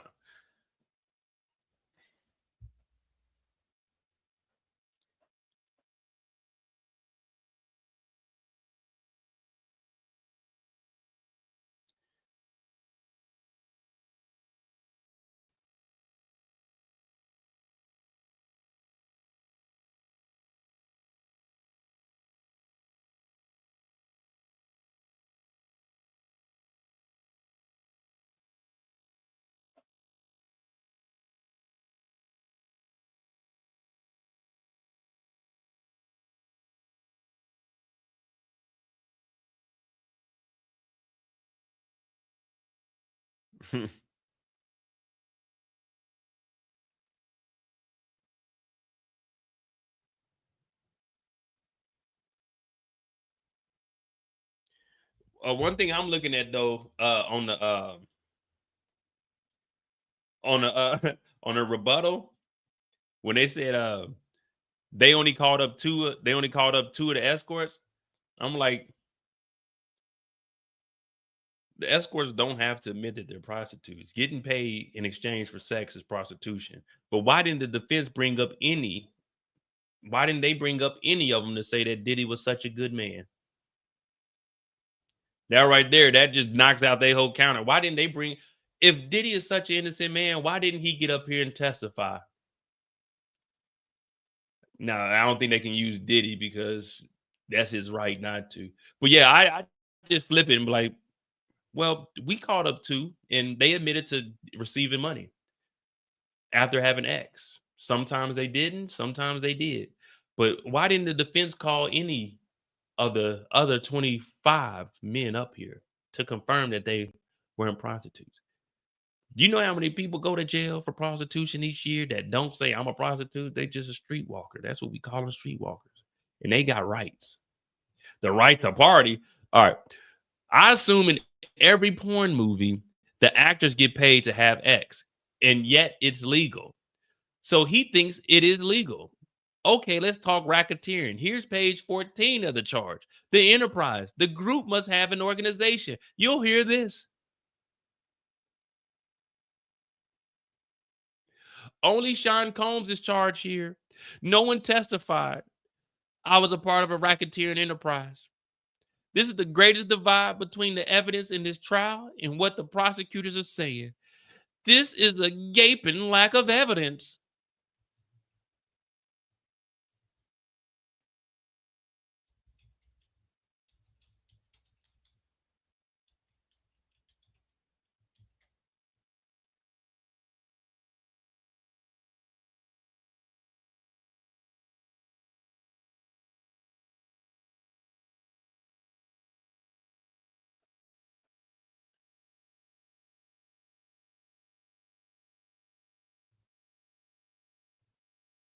A gaping lack of evidence.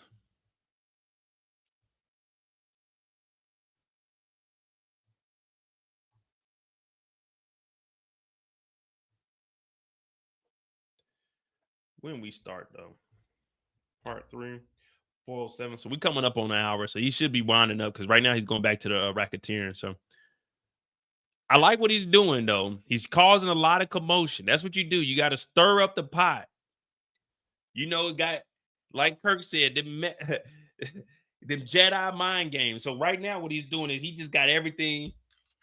He just doing this over here. So you looking at this, like, damn, what the hell going on, man? And then he talking about a lot of shit. So then I'm like, all right, have at it. What the fuck did he actually talk about? Now you kind of confused, like, all right, well, wait. So he said that this didn't happen, but okay, he did make a good point with this. But then he started talking about that. And then, damn, what the fuck was he talking about? Well, I don't think he was guilty because the way he put that, that was. So that's what you're supposed to. He's shaking these motherfuckers up. Remember, all he has to do is cast reasonable doubt.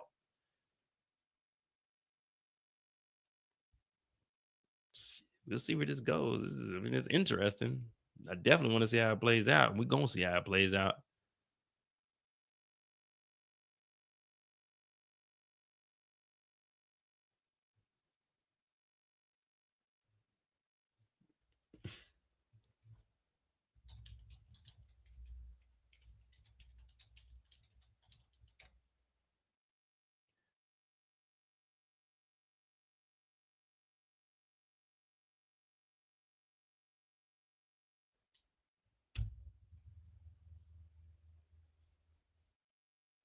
Oh.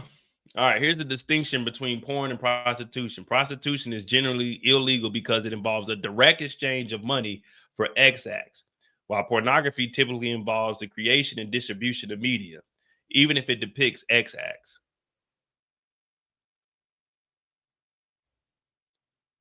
Obviously, we know no minors, but it's under the First Amendment, but it's artistic expression and freedom of speech.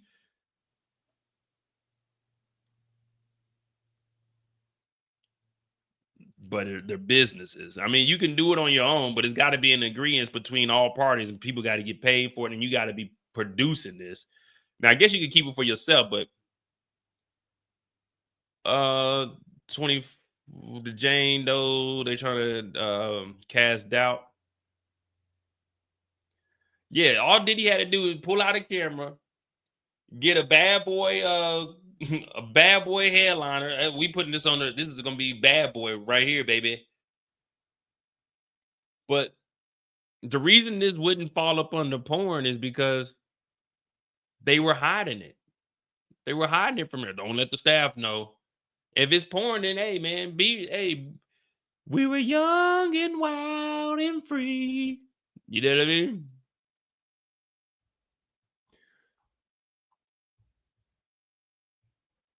But I don't think when you do. But now, all right, look at this though. Let's just go with this is porn. If this is, well, we ain't supposed to be saying it on YouTube, but if this is that, guess what that means, guys? Let's just say this was that company. That means if Diddy and Cassie and an escort were shooting the corn, that means they were using Diddy's enterprise to supply drugs to employees. That would actually be worse because we know all these freak offs drugs were there. So that means he would be using, let's just say, bad boy pumps, bad boy bottoms films, or whatever he wouldn't label it. If he's giving them drugs while all this is going on, that would just be even more charges. It would be like you're using the company to give people drugs. You're using the company to distribute drugs. So that wouldn't work. See, if he removed the drugs, he'd be a little bit better. Because he'd be in the same predicament he is now. Bad Boy Films, yeah, Take That Productions is providing drugs, illicit drugs. Like, yeah, so he should have just been caught. Well, I don't think these niggas would be coming having freak offs for the freebie.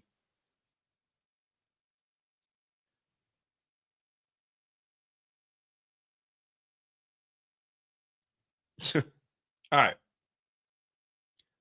They didn't charge racketeering. They charged racketeering conspiracy. They need a co-conspirator, and they just don't have one. They claim KK. The evidence at the trial shows KK is a helpful person. Kerry Morgan called KK and D-Rock.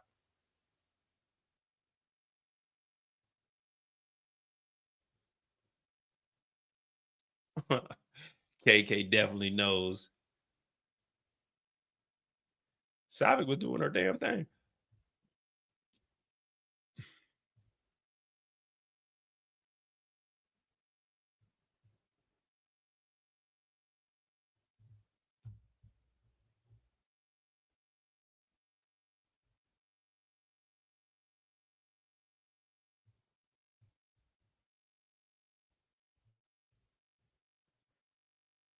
But there are co-conspirators, and they were the ones that got the immunity. The two assistants, KK.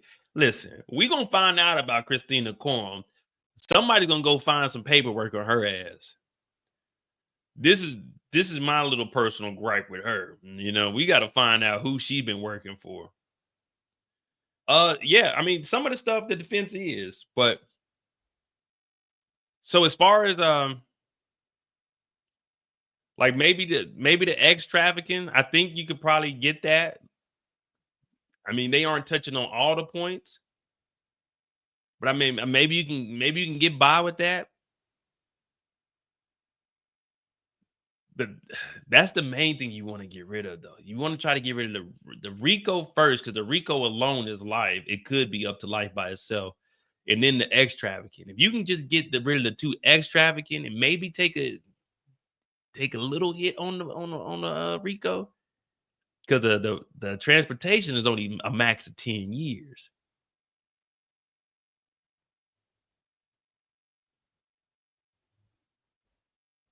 I just think it's too many charges, though. So I don't think. I think he can beat maybe 2, maybe 3, but I don't know about the RICO, man. That one might be a little tough, unless the jurors just hear, well, yeah, the bribery. Like, first of all, we gotta see what the instructions are. I could see him beating maybe like 2. Like, I'm not one of those people. Oh yeah, he's about to clean sweep. Nah, but I think he could beat a couple of them. But just the way I interpret the laws, I'm like, man, as soon as you flew a nigga out and you was paying him, yeah, you didn't pay him this time, but dog, there's 27 niggas on this list, and you're only talking about 3 or 4 guys. You go through all 27 and address the times they didn't get paid, because they all said they got paid. We even seen they were getting cash apps and things of that nature. So I think like the P2tion for sure, the X trafficking, the jury probably look at that like, oh, maybe not. But I think the P2tion, both of those, I think will definitely get hit on those.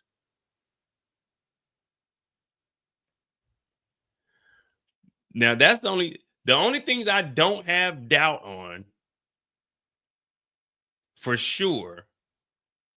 The 2 counts of transportation to engage in prostitution, those 2, I'm for sure. If I was a jurist, I'm for sure on those 2. There's been 27 niggas' names mentioned, and niggas was getting paid. Niggas was getting flown out and getting paid. I don't care if she set it up or he set it up. He was paying niggas. So I know those 2. And then with the RICO, the bribery and the drugs, those are 2 easy ones to hit on, plus the guns. So it's like the RICO and the P2 in my, like right now for sure, I would go with those 3 as guilty. I mean, with the X trafficking is really how they gonna lay the law out. You know, I'm trying to be fair. We know with prostitute, that's just plain cut and simple. If you getting paid to have X, there's no way, there's no other thing to describe that. Even if no one got up there and testified, yeah, you know, I got up there, ain't no one gonna get up there and say I'm a prostitute. I'm an escort.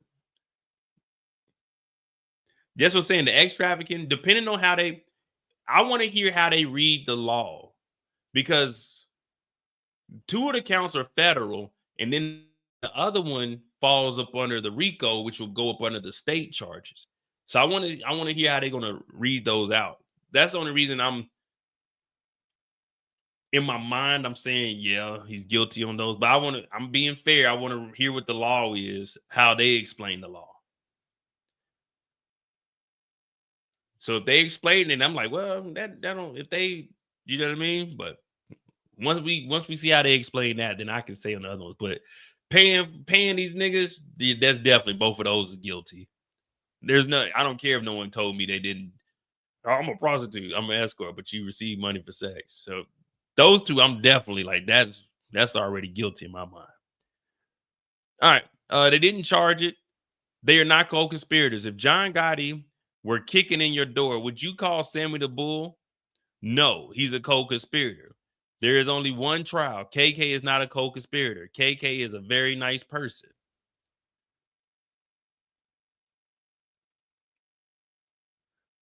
There is no evidence that anyone is a co-conspirator. The firearms are not charged. Homeland Security cannot say where the guns were.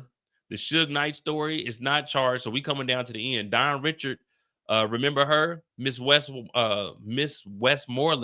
did the cross, not charged.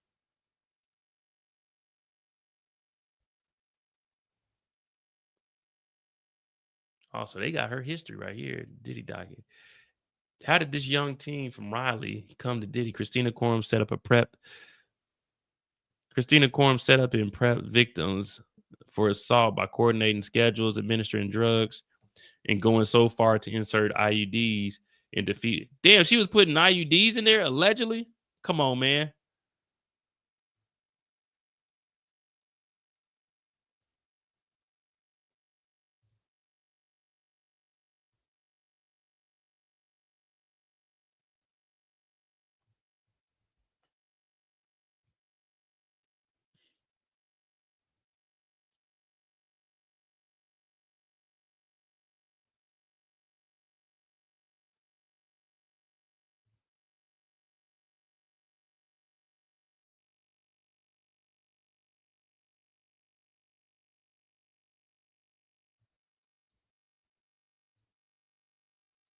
Oh boy.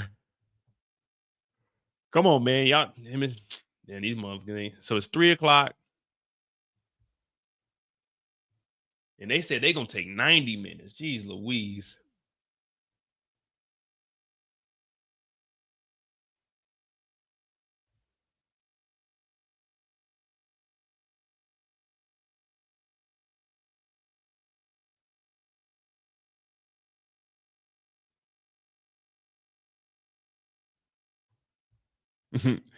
Yeah, he said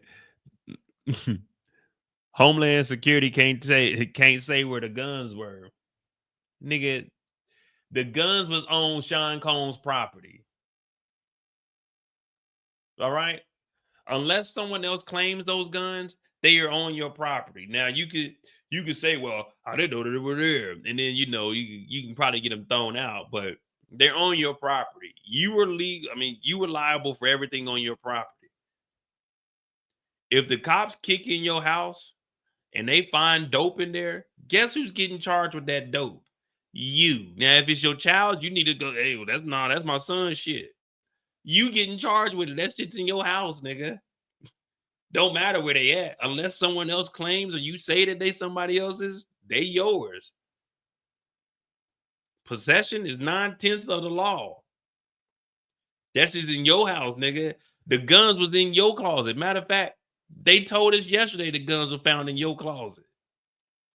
2 ARs were found in your closet. What do you mean they don't know where the guns came from? See, he's just skipping over shit, but that's what you got to do as a defense. And that's what I like about court.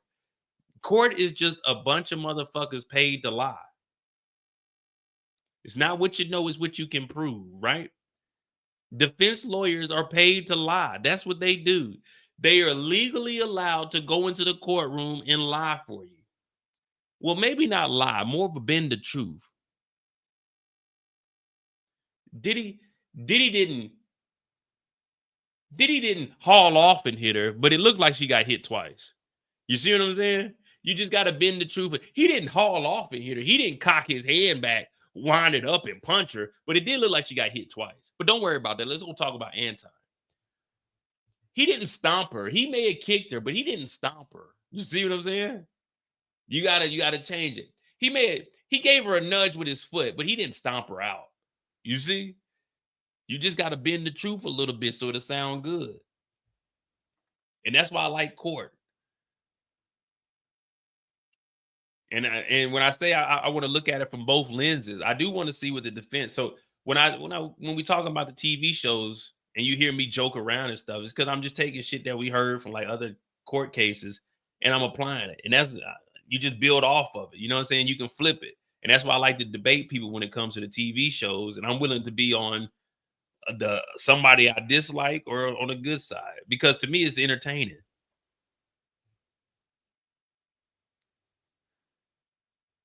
So that's why I say if people want to like debate on TV shows, we pick a character. I always say pick a character you don't like and defend that person.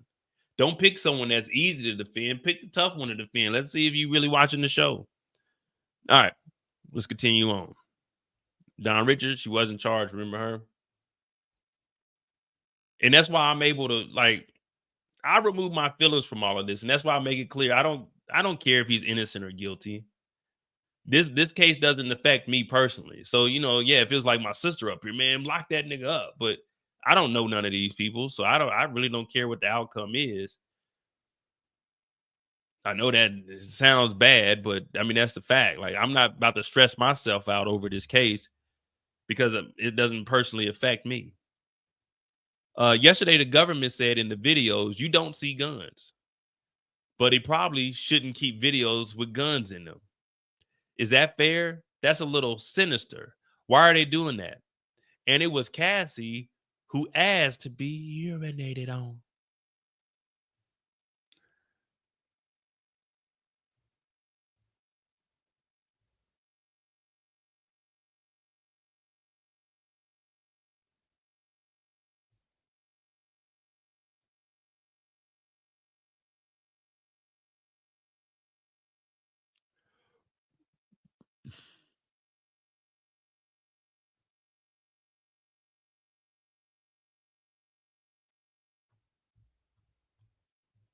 Yeah, that's kind of wild to say.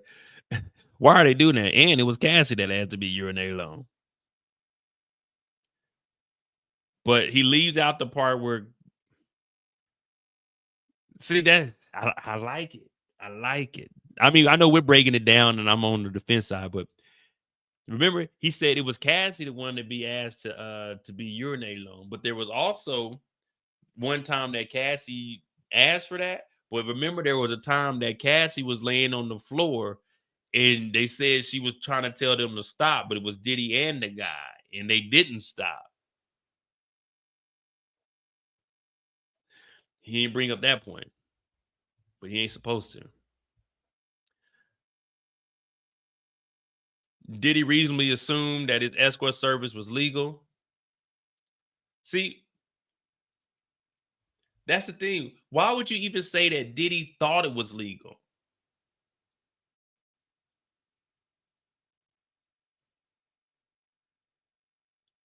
See, he said, why is he supposed to know more than me? Blah, blah, blah, blah. If they're in business and they are sending escorts, referring to Cowboys and Angels. So they're putting the blame on everybody. But that's what I was saying, dude. The jury previously saw a message between Diddy and a high-ranking employee at the company. Mark suggested that the legalities surrounding such as an escort service is vague, and that the music mogul would have assumed that its operations were on the up and up. Why is he supposed to know more than them? If they're in business and they're sending escorts, the lawyer said people pay for an escort's time. If two people meet and then choose to have X, it looks like that's not legal. I mean, illegal. There are all these companies around the world doing this, and Cowboys for Angels is one of them, he said, adding that their existence is evidence in Combs' mind that they were doing was okay. He said Cowboys for Angels still appears to be in business today. Now, I'm not going to bring it up on this screen, but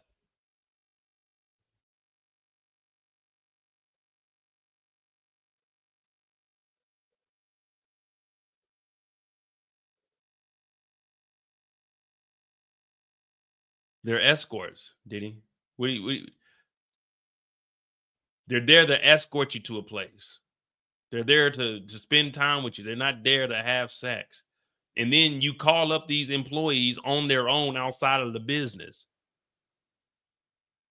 Now, what these employees do after they at the company, once they go to you, that's their job. They didn't dispatch the escort to escort you to whatever.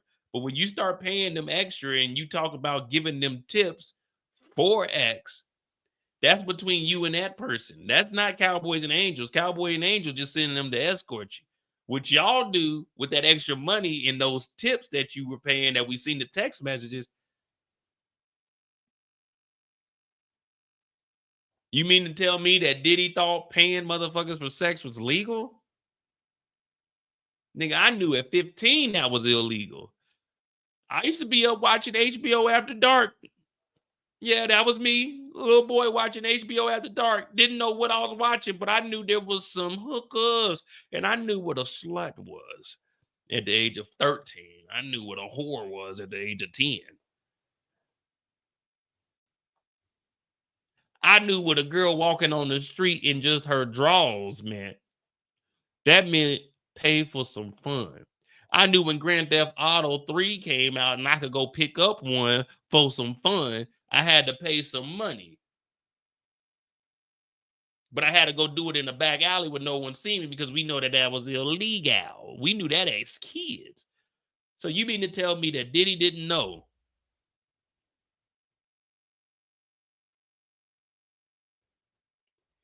And in every porn movie, I'm assuming the actors get paid to have X. How is that not prostitution? Mark talking about, I don't know. And you don't know either. We know that that's a company, Mark. Come on, man. Mark is doing his 1-1. You know what I mean? I fuck with it. All right. Defense is arguing against the racketeering conspiracy. The government doesn't have any alleged co-conspirators. The government suggested Christina Korn, a former chief of staff, was a co-conspirator, but she said that she was just a helpful employee. Same thing we didn't already went over. God forbid John Gotti is knocking at your door, what you call Sammy the Bull. Well, Sammy the Bull would be with John Gotti. John Gotti wouldn't have been knocking on the door by yourself, just like Diddy wasn't knocking at the door by himself. He was knocking at the door with his security, D-Rock, Fahim, another guy.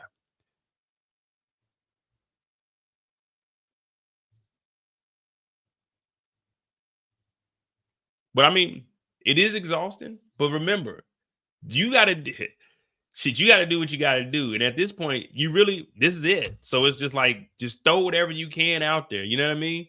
Just flood their minds with all kinds of nonsense.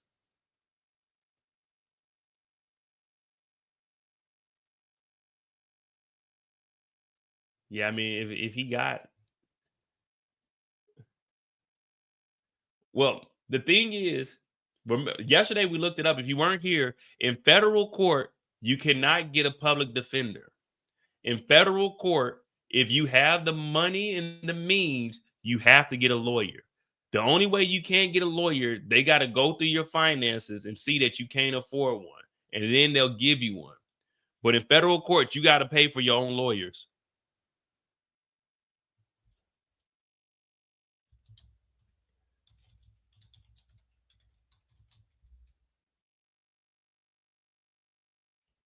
In a divorce.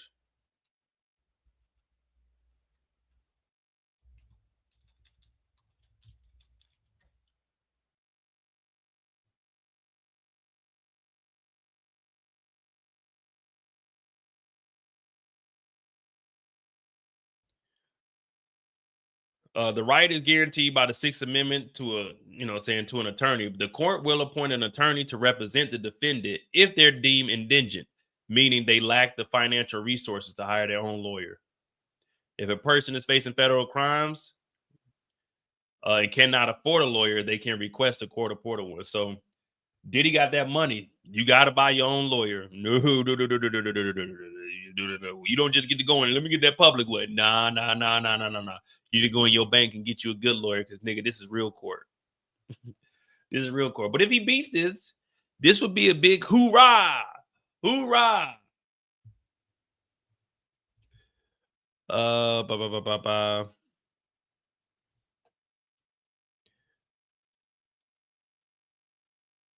right. At some point, you can ask, can I trust the prosecutors? It takes a lot of courage to acquit. I think that evidence shows, and you can conclude that the government targeted Sean Combs. I wouldn't say that if Cassie went to Homeland Security. America is great because between each civilian and the government, there is a jury. This is your house. I'm asking you to summon the courage. You hear me? I'm asking you, 12, to summon the courage to do the right thing and acquit Sean Combs on all counts. He is not a racketeer. He is innocent. Let me go home to his family.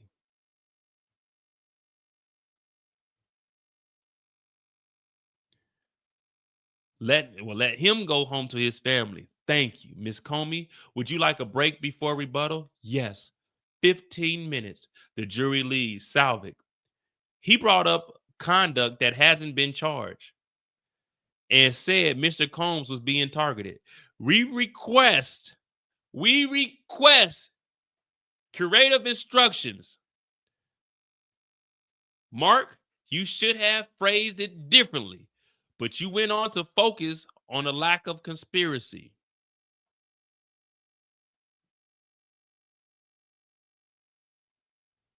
All right.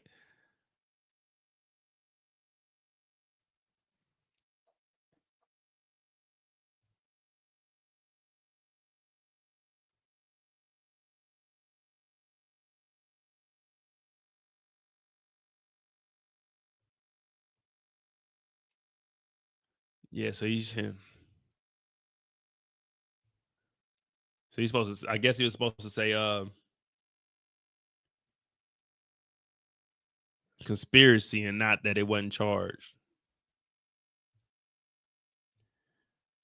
Rick James said he's a super freak. What up, Samuel? The defense is dog walking the prosecutor? Maybe. We shall see. Like I say, it's up to the jury. The prosecution's about to come back up here in 15 minutes. We shall see.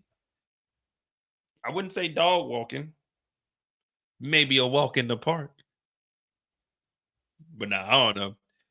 Like I said, as of right now, I want to see how they're going to word the laws, though. That's my main thing. The wording is going to be key. And once they give the jury the instruction, that's going to be the key to judging how all of this is going to play out.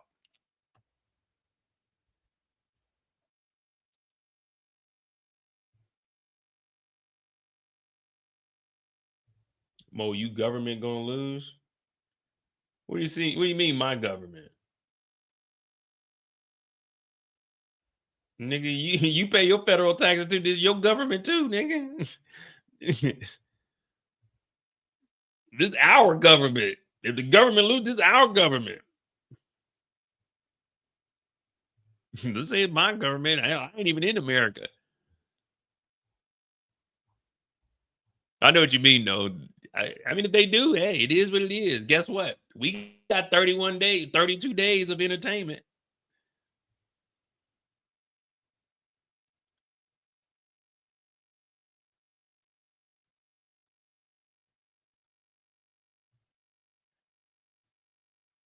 Oh, man. She was 15 minutes before.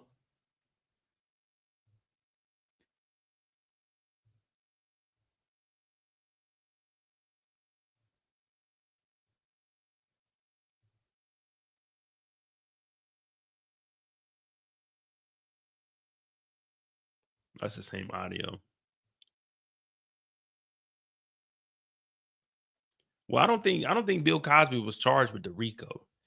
So if Diddy's found guilty, he'll have more time than Bill Cosby. I don't think Bill Cosby just had the assault. I don't think he had anything else. I don't think he had like transportation or trafficking or anything. Let's see. We got time now.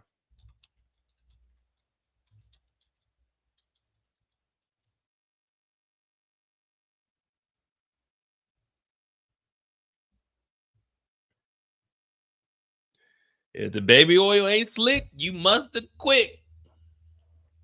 Yeah, see, Bill Cosby was just 3 counts of aggravated indecent assault. Yeah, so he didn't have like no trafficking or. Yeah, he just had aggravated assault. So he didn't have like trafficking. He had drugging and assaulting, but.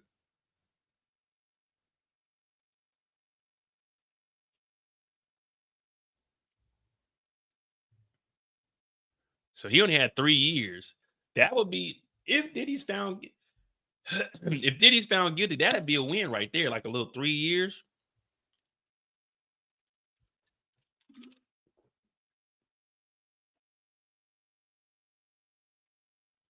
But what was his, a state case or was it a federal case?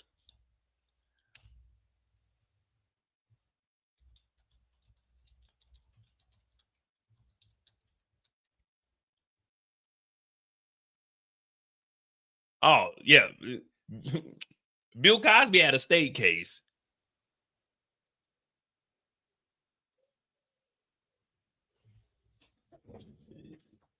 Give me a second, man. The pigeons is out. Yeah, Bill Cosby had a state case, so he definitely wasn't facing nowhere near the time that Kells and Diddy were facing.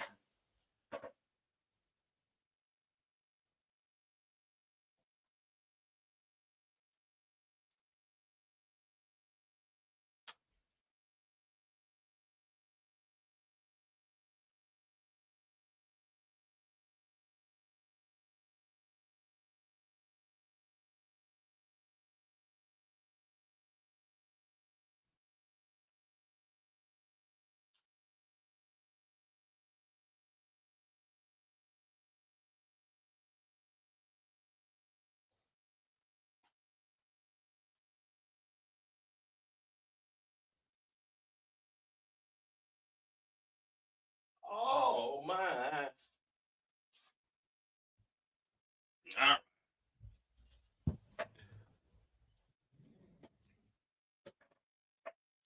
Oh man. Thank y'all, man. I'm glad y'all enjoy, man. I try to entertain you guys. I know it was a switch up from TV shows and stuff of that nature, but we'll be back. Like I said, after this, these motherfuckers ain't gonna get done till 11. I don't know, man. I don't think I'm doing nothing tomorrow. I'm definitely not trying to be on here for freaking, what we have, 5 hours. They're about to take us to 7 hours. Man, I didn't plan on being on here for no 10 hours, man. I was supposed to get some shit done today, for real.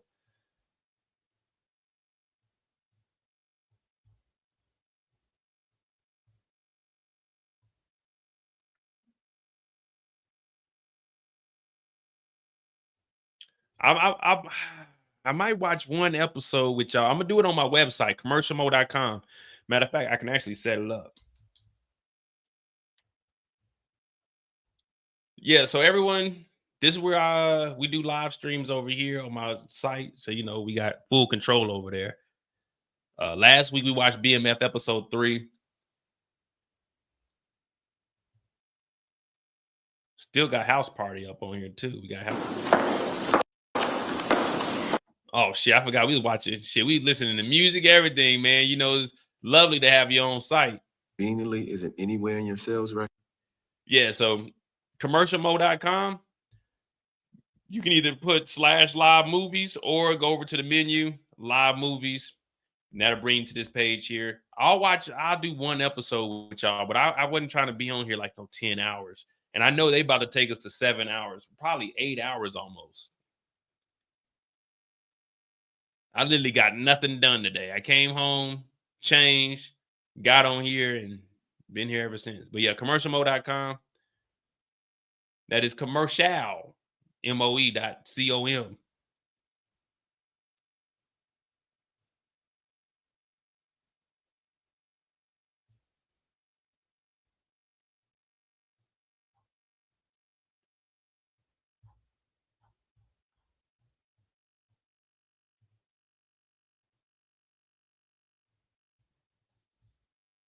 See what updates we got. They said a 15-minute at 15/5/20. So what?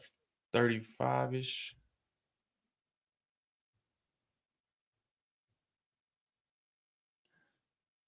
$15 minutes, 13 minutes ago. 12 minutes. Let me see. Focus on the lack of a conspiracy. All right. What about the targeting charge? How is that not improper? No one went to law enforcement and complained. It's a fair comment. Oh, so hold on. Oh my goodness. All right, we're gonna have to get into some legal jargon here. We're gonna have to try to figure this out, piece it together. You know, we got to Google it because we don't know what everything is. But what about the targeting charge? How was that not improper? He's talking to Diddy's lawyer, Mark. No one went to law enforcement and complained. It's fair comment. He said what he said, targeted. It's improper. A curative instruction is required.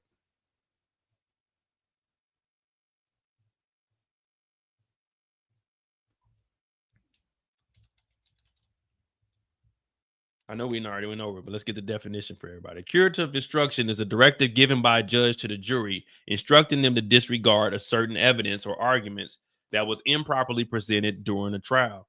Now, remember, he said they targeted Diddy. Basically, he's trying to make the jury believe that the government just came out and targeted Diddy out of nowhere, which is get Diddy, get Diddy. And Mark is saying that maybe if Cassie went to Homeland Security, then okay, it wouldn't be targeted because someone had brought this up to law enforcement. But let me read what the rest of it is saying. They made the argument pre-trial and they lost. This was inappropriate. I intend to add something to the charge they should focus on, whether the government proved each charge beyond a reasonable doubt. I intend to add something to the charge. They should focus on whether the government proved each charge beyond a reasonable doubt. All right, Salvik said, we like it now.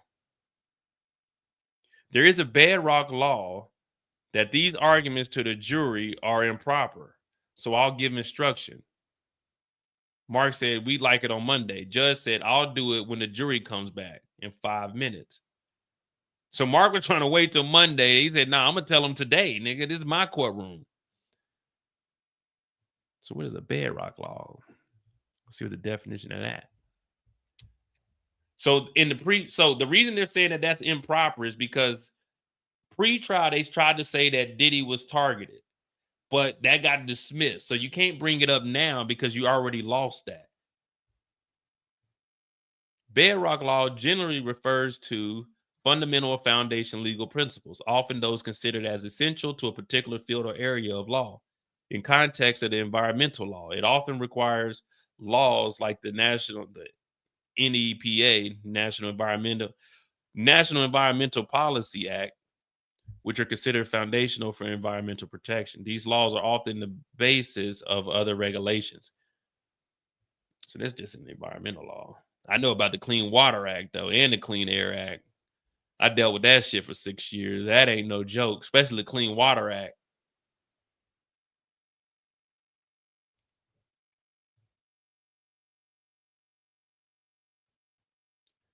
So I guess the bedrock is saying this is the foundation.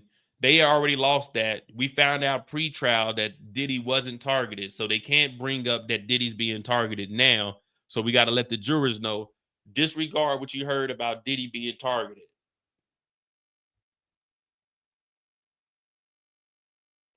So looks like they're going by the law. Defense attorney improperly suggests that the government target Diddy.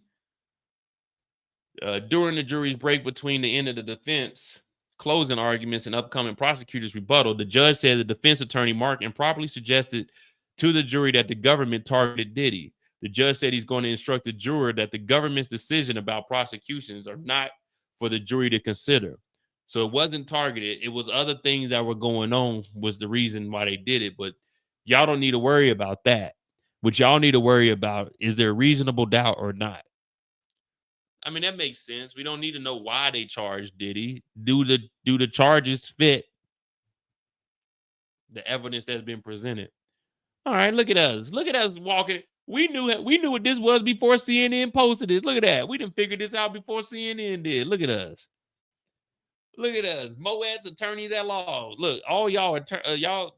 Well, let's not get overzealous. I'm an attorney at law, Esquire. You guys are paralegals. All right. All right. We got Mo.J, attorney at law, and the Moets, paralegals. All right. I went and found the definitions and we figured this, we pieced this together before CNN did. All right. So we good. Y'all paralegals, just know I'm slowly gonna be bringing people up. All right. Especially when we get 1,000 subscribers on the Mo You Know. We got our minds over there, but we gonna start bringing people up as paralegals. You know what I mean? There we go. There we go. Look at that. We figured that out, man. That's what I say, man. You do your own research. They can't take this from you, fellas. They can't take this from you. All you got to do is just go do a little bit of research. That's all you got to do. Look, I can go anywhere. Just take a look. It's in a book. It's Reading Rainbow. Yeah. I used to watch Reading Rainbow. Look at that. We pieced that together. All right. Look at that. We know something. Shit, put a law book in front of me. I might just become an attorney. For my 40th birthday, I'm buying a law book, nigga. I'm about to become an attorney at law. I'm gonna spend the latter half of my life defending niggas. I'm not gonna be a prosecutor. I'm going straight to defense. Diddy embraces his lawyers after closing arguments. Thank you, Mark, man. Thank you. Placing his head on his lawyer's shoulder momentarily after he wrapped up his closing arguments. This is it. Hey, for real slow. I can't hand out all the law degrees. Like, all right, all right, look, we need some paralegals. Look, if you work for me as a paralegal, you ain't got to get baby oil. You ain't got to get Astroglide. You ain't got to set up for free calls. My lady do the free calls. You know, she do the free call, but I ain't got no lady, so we ain't got to worry about that. You ain't got to give me no coffee. Every now and then, I do need a Dr. Pepper in the can, 12-ounce chilled, been in the refrigerator for at least an hour. I do need my Dr. Pepper because, you know, I got low blood sugar, so I do need to get my daily fix in. I do got it, you know what I'm saying? I do got to pick up some candy, though, in all seriousness. I got low blood sugar. I found that out at 32 years old. I said, doctor, what does that mean? He said, oh, it's nothing bad. You just got to get you a little sugar intake. So I'm probably going to give me some Sour Patch Kids. And that'll be with my candy for Saturday and Sunday. I could finish a bag then. That should be enough sugar to get me through the weekend.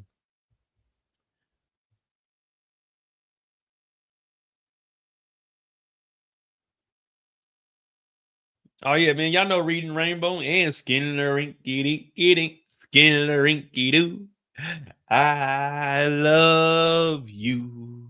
I love you in the morning and in the afternoon. I love you in the evening and underneath the moon. Skillery-dinky-dink, skillery-doo. Oh yeah, man. We had all the shit back in the day, man. Yeah, I eat fruit, but fruit don't hit the. I got. Well, that's what I was telling you. I was trying to go to the commissary because they don't be having the green grapes. Well, they got. See, the Germans, they got the grapes, but they ain't got the seedless grapes. So they got the big ass grapes that you gotta bite like an apple because it got that big ass seed in there. But yeah, I do in the morning times for breakfast. I either take a apple with me, or I have either some an assortment of fruits, whether it's chopped up strawberries and green grapes, or I got little pineapple cubes. I like to do the pineapple cubes with the grapes. But what I like to do with my green grapes, I like to put the green grapes in a bowl. I take all of them off the stem, and then I rinse them, and then I leave just a little bit of water in there, and then I place it in the freezer just enough that they'll kind of freeze a little bit. And frozen grapes. Oh my goodness. Not all the way frozen, but just a little. What up? What up? What up? What up, Detroit? But yeah, I eat fruit.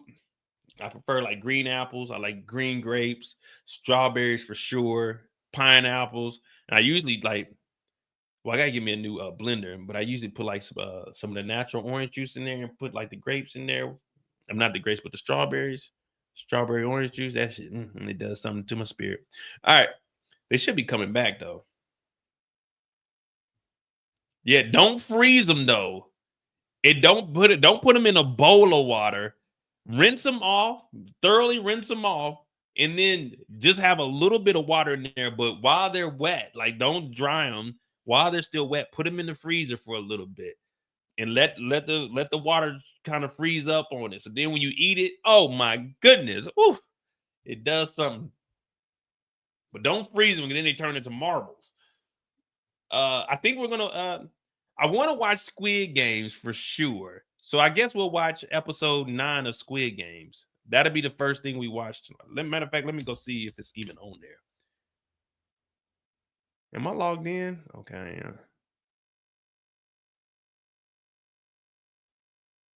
Cozy Grove. What is this? Oh, this is a game? Oh, Squid Game is here.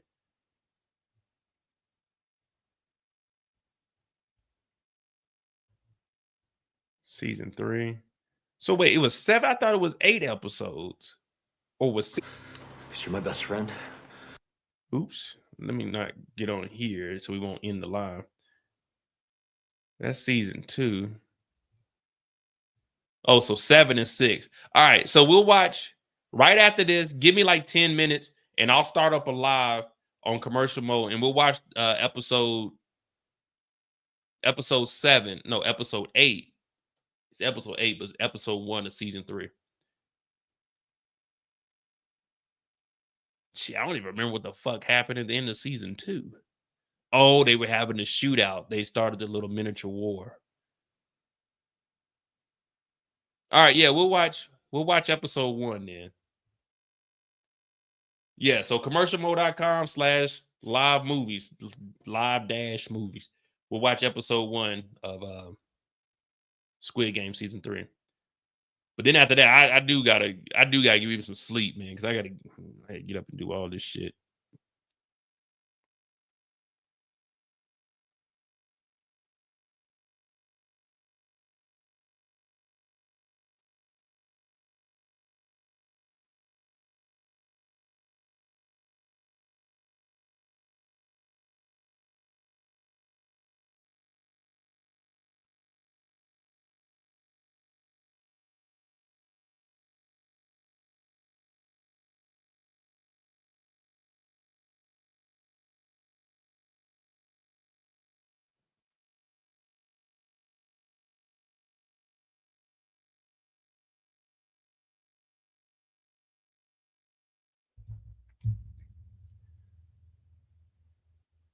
Can I drop the link? Yeah. Like I said, I got Discord. I think I got Discord on the computer, so I'll try to put it in the or if Eric or Kendall, one of y'all can post the link in the Discord also. But because I'm not logged into Discord, I don't know my It's on my computer. But luckily for me, it's still saved on there. So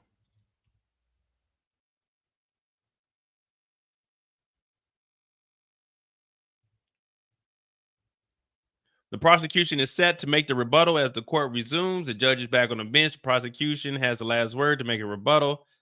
They saying this is gonna last about 90 minutes. We had 5 hours and 40 minutes, so we're gonna be at 7 hours because we know it ain't gonna be actually 90 minutes. It's shit about to be fucking 120 probably.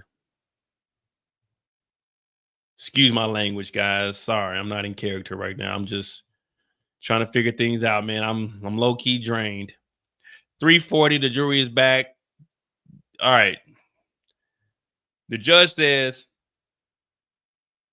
you heard that Mr. Combs was targeted. That is not to be considered. That is not your concern.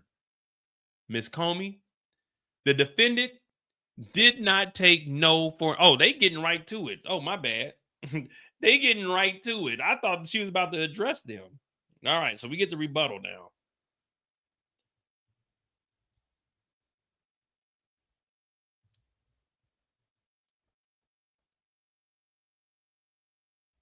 So we jumping straight into the rebuttal, guys. I thought, now I'm probably not going to do no characters for this one. I'm just going to read it because I strain my voice when we try to do a woman for fucking too long. Now, if they were going to say it's going to be about 15, 20 minutes, all right, cool. But no. Y'all not getting me today. I got to be able to talk. I can't talk right now. All right. So you heard that Diddy was targeted. That's not to be considered. That's none of your damn concern. Why they went after Diddy, which is basically saying he wasn't targeted. They were on his ass for years. They just been waiting and watching and waiting. That's what that is. That's what they're saying. And that's why I believe that KK was involved in this, because they like, wait, he wasn't targeted. We've been knowing about Diddy for years. That's that man. That I'm sticking with that. KK been working for the feds. That's why they like, nah, this nigga wasn't targeted. We already threw that out. And in pre-trial, now we didn't hear about what was going on in pre-trial because we weren't here, obviously. You know what I mean? Now there was the jury selection, but prior to that, they had their little pre-trial before the pre-trial jury selection. So we didn't hear none of that. But there's more going on behind the scenes. That's why they say, nah, wait, he wasn't targeted. Nah, he wasn't targeted at all. Because Christina Courtroom is a participant in this, allegedly. And I gotta say alleged because she ain't in here. And I don't want the feds to come after me because we could be wrong. And when I say we, I'm talking about the paralegals. You see how I did that? When I say we, I mean the paralegals could be wrong.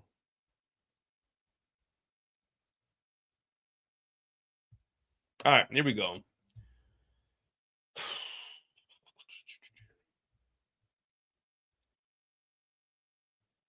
All right, the defendant did not take no for an answer. Certainly not from his girlfriends. He beat them. Oh, that right there is already stomping on the defense early. The defendant did not take no for an answer. Certainly not his girlfriends. He beat them. They suggest he didn't pay for X, that there was no enterprise, and that the witnesses lied. But he flew X workers across the country to have X with Cassie and Jane while he got one off. It was not for their conversation. It was for sex.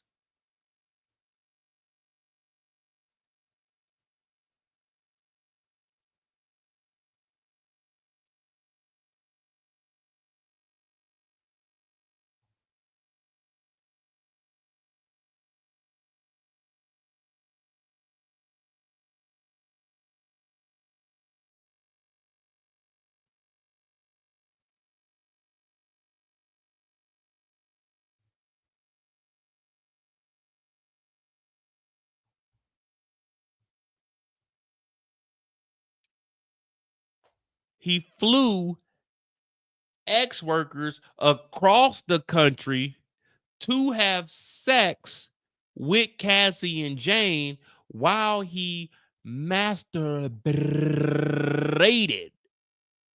It was not for their conversation.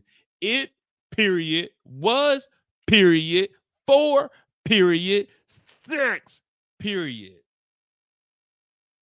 All right? Now that we got that out the way,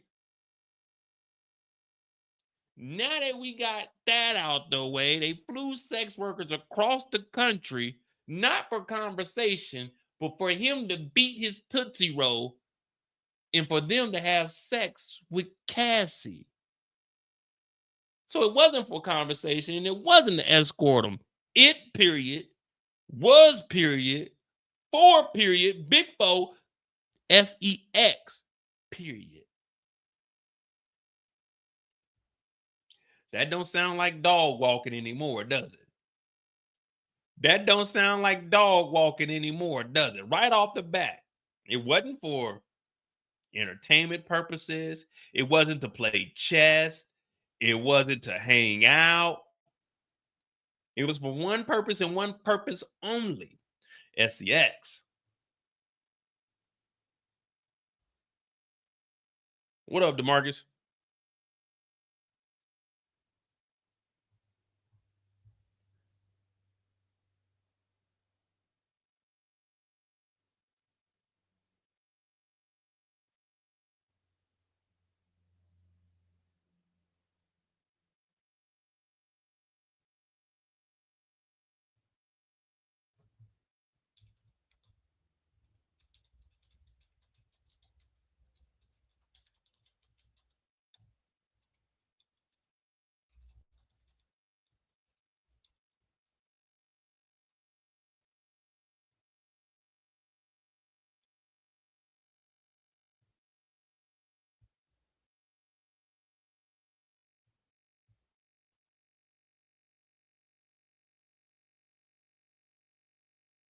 Remember Daniel Phillip? He said he got paid for sex. When he had a performance issue, he stopped getting paid. The Punisher, $500 when no sex. Thousands when sex. I suspect you'll hear that uncalled witness was equally available to both sides. Basically saying, wait a minute, when they were up there, why didn't you guys debate that then?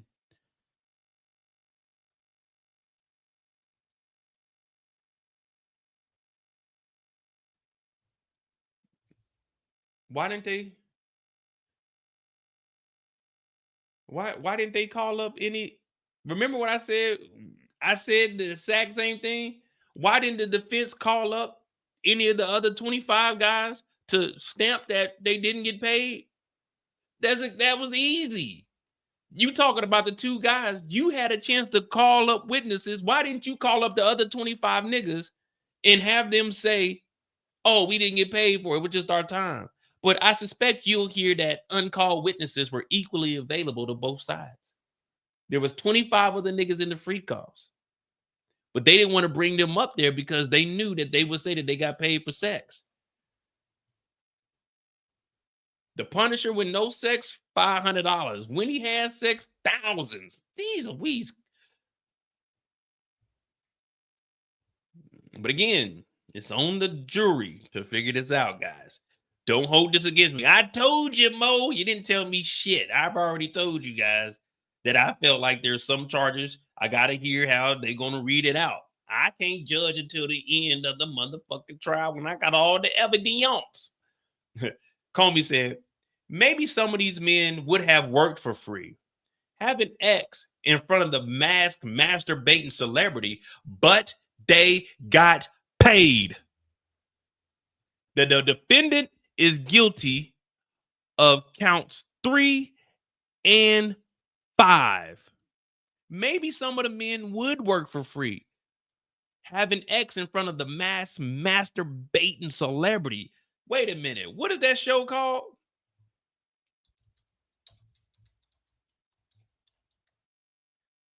Oh man, damn. They taking shots at Fox. The Masked Singer. They said maybe some of the men would have worked for free. Having X in front of the masked masturbating celebrity. If I'm in the jury, there's no way I couldn't laugh. Because the first thing I thought about was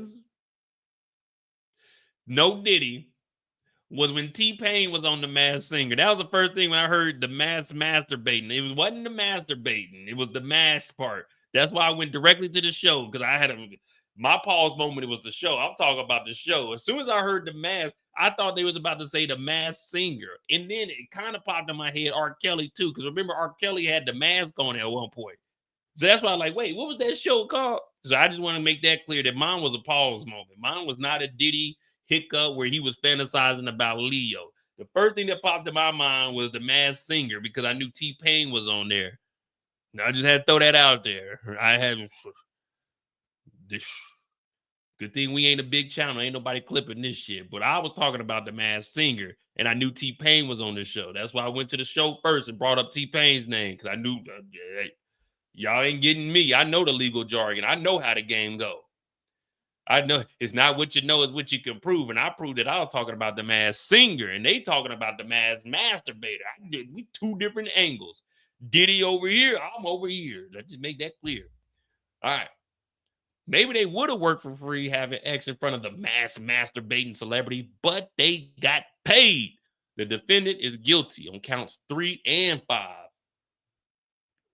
That's wild.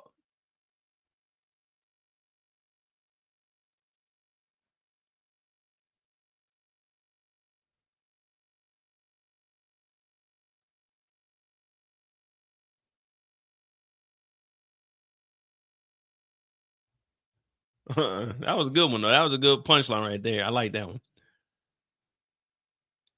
An enterprise can have unlawful and lawful purposes. KK, uncalled witnesses are equally available to both sides. Did they agree to at least 2? Yes. Quick hits. The kidnapping is corroborated by Kid Cudi. He said she was forced to go along with them. Mark said Mr. Combs is a fist guy. Sure. When it is his girlfriends, with men, he needs guns. Oh, damn. She picking this nigga apart. The London hotel, he made Cassie go after he stomped on her face. She wasn't allowed to go home to her mom. That is kidnapping. Damn, Mr. Combs is a fist guy. She said, sure. When it's his girlfriends, when it's with men, he needs guns. What up, Unfiltered? What's going on, Unfiltered? A little crazy right now. Mr. Combs is a fist guy. Sure. When it's with his girlfriends, when it's with men, he needs guns. The London hotel, he made Cassie go home. Well, go to a hotel room after he stomped on her face. She wasn't allowed to go home to her mom.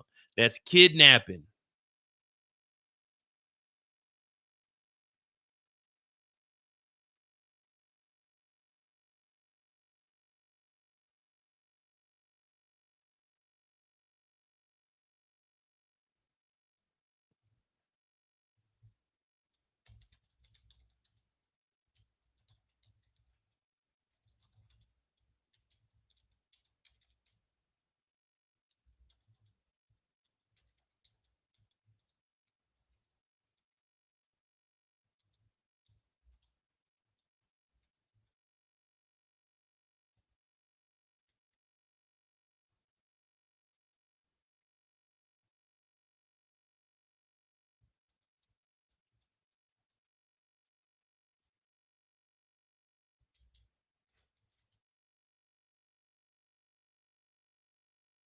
This nigga said, if your girl cheats, don't go fight the guy. You might be a racketeer. Like, nigga, he didn't fight him. The idiot committed a crime and broke in his house. Nigga, don't break in your girl's new house, nigga. What the fuck these niggas talk about, nigga? I'm on your head. But I don't be giving a fuck, nigga. I like to troll.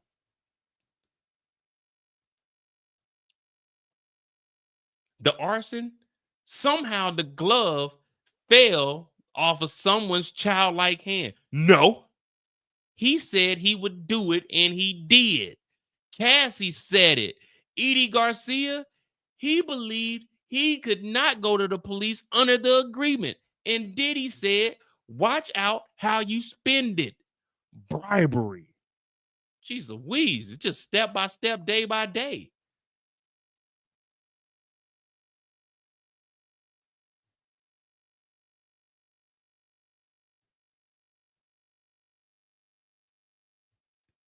Step by step, day by day. Prosecutor said it was obvious Diddy knew he was breaking the law by flying out escorts. He flew escorts across the country, watched them have X while he got one off, and then he handed them cash. Comey said the defense suggestion that those things had nothing to do with each other doesn't even get past the laugh test. Ha ha! Common sense alone shows you that when the defendant flew these escorts out, it was not for their their conversation. It was for X. His money is for X. The X performance, not for time. That's prostitution. The prosecutor allowed that some of the men might have been willing to do the acts regardless of the money, but when they got cash at the end of the night, they were getting paid for X.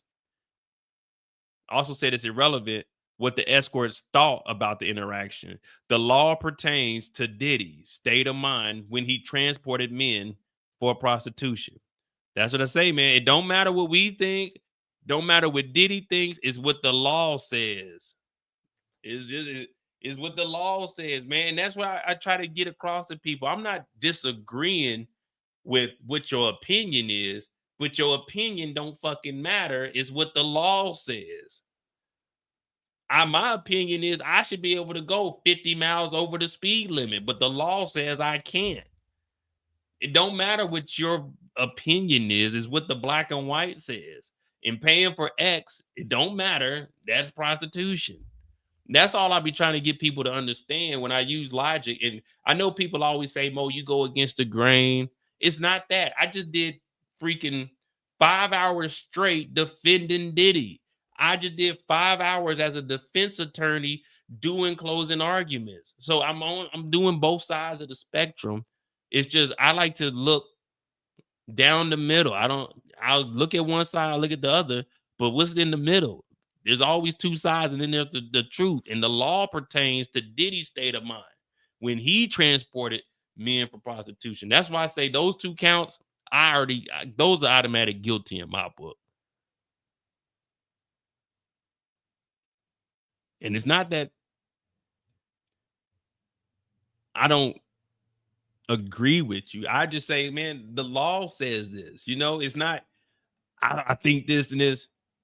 It don't matter what I think. It's what the law says. That's why I tell y'all continuously, I don't care if this nigga's innocent or guilty, because this don't have no effect on my life. So that's what makes me want to troll even more when people try to call me out, because it's like, first of all, I don't give a fuck. So that means I can argue without emotions or actually caring what the outcome is, while you may say, oh, he needs to walk, because I don't give a fuck if he does or doesn't. That's the difference between you and I. You care. So when I argue with you, it's going to piss you off. And I want to piss you off. I want you to get fucking upset so I can laugh and I can make a joke out of you being butthurt over a nigga you don't know. But if he was close to you, he might use that astroglide and get to your butt. So I don't be giving a damn. But I love that. When I turn this camera on and it's me and y'all, guess what? I don't care what y'all say about me. I don't care. I make jokes about me. I tell y'all when I got my ass whooped, I wasn't undefeated in the streets. I tell y'all when I got played, I don't care. Because all this shit is,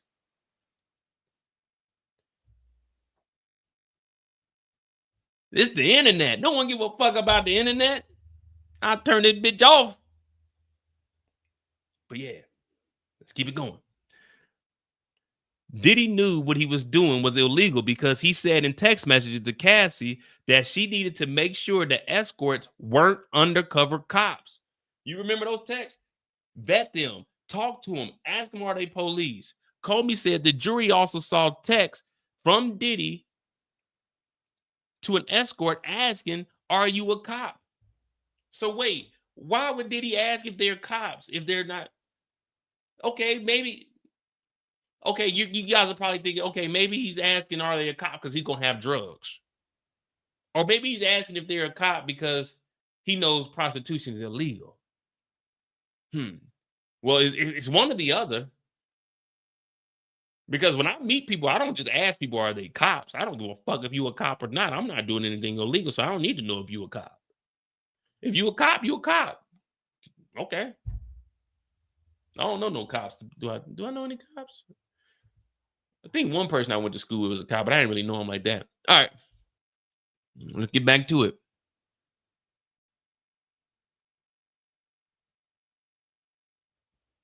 So this is the last one, the kidnapping. She wasn't allowed to go home. That's kidnapping. Arson. That's bribery.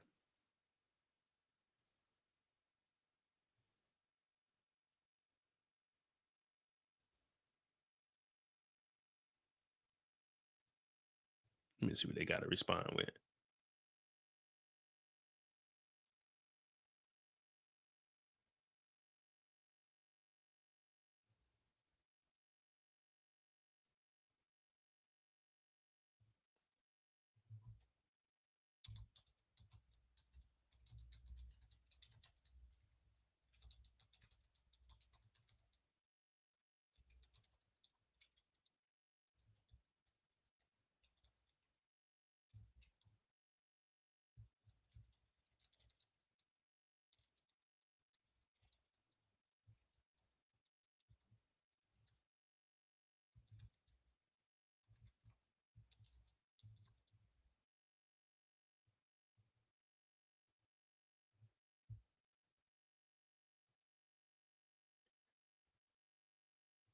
She wasn't allowed to lead as kidnapping. All right, here we go. We got 3. All right, bad. That's good. Bribery.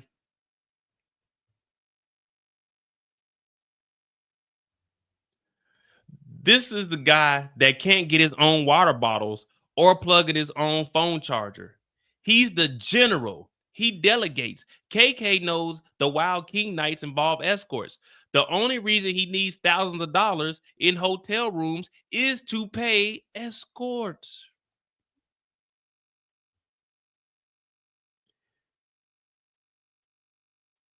KK reads all of Diddy's texts, so she knew KK alone makes Combs guilty of count 1. Drugs. Mark talked about conspiracy to Mark talked about the conspiracy to distribute, but giving drugs to Cassie and Jane is distribution. That is enough. Mark claims they wanted it.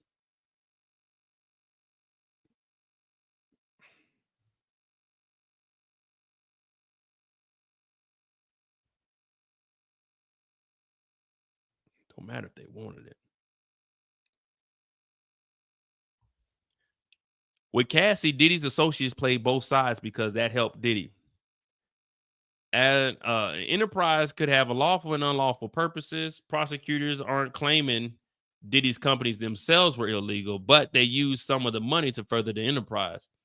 She said former Diddy's chief of staff, KK, and D-Rock, the security, were friendly with then Combs' girlfriend, Cassie, because it helped them get her back to Diddy and do what he wanted. They played both sides.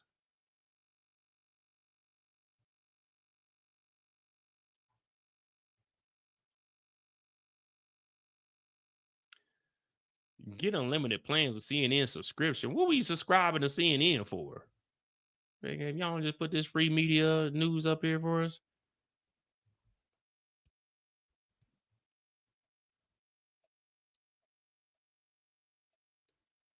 The defense theory is that Cassie wanted to be urinated on, that Jane wanted to have sex with Anton after being beaten, and Mia wanted to be penetrated, that Cassie and Jane wanted to spend days in oil with UTIs and high heels. Strange men. Man.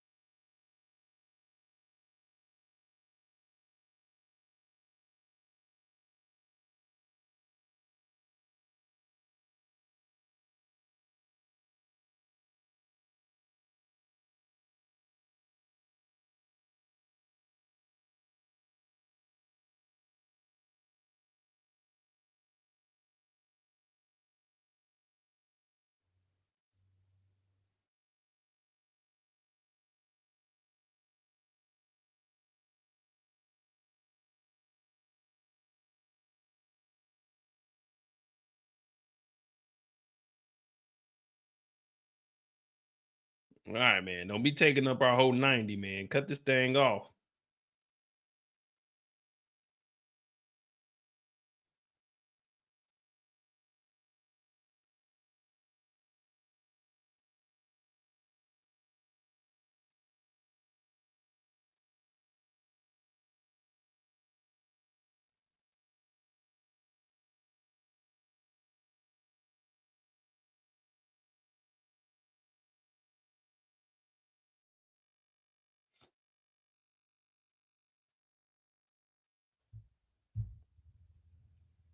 Uh,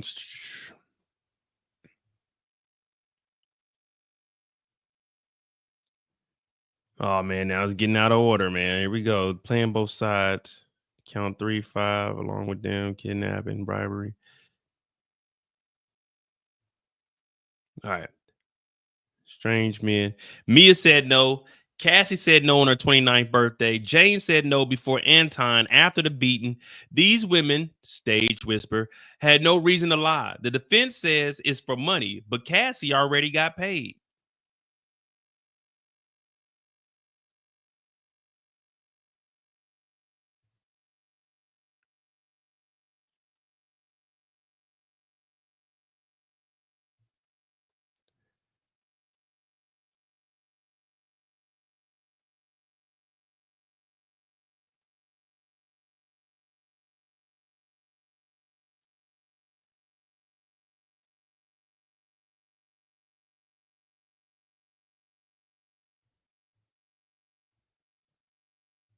They gotta get this thing rolling in faster than this. Cassie, come on. What's up, BT? What?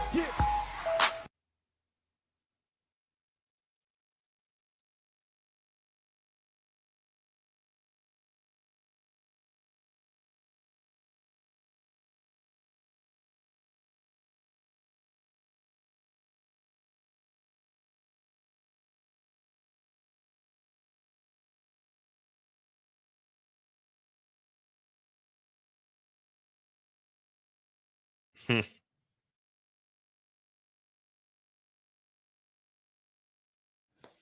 right. Come on, man. The people are they looking at me, man. Y'all off work yet?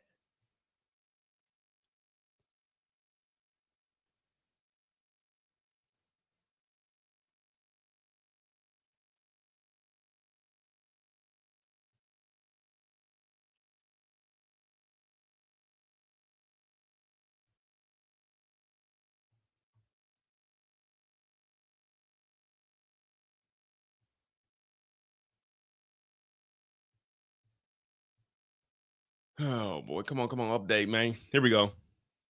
If Cassie were lying and already got paid, why would she take the chance of perjury in a federal trial? This is the woman standing up for what is right. Mia already settled in mediation. There's no reason for her to put on a show for you.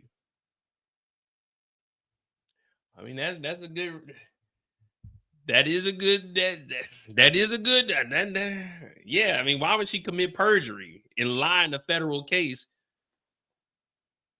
since she already got paid and filed a lawsuit? So the defense would easily be able to go back to her other lawsuit and say, well, Cassie was lying here and there. And why didn't the defense call her out on any lying? So obviously she's not committing perjury.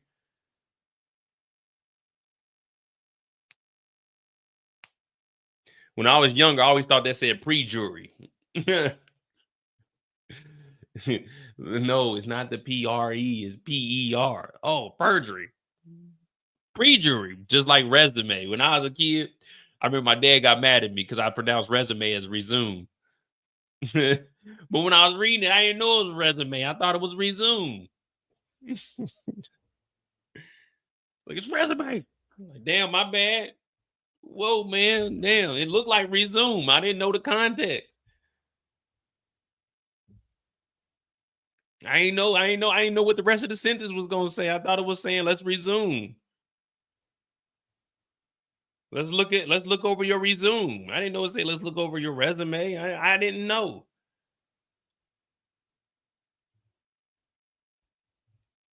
My dad used to go off on me though, man. That motherfucker, boy. Matter of fact, when I get done, I might have to FaceTime the family, man. They got the family reunion cracking.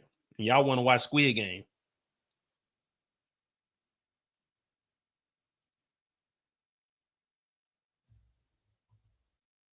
There's no reason for her to put on the show for you.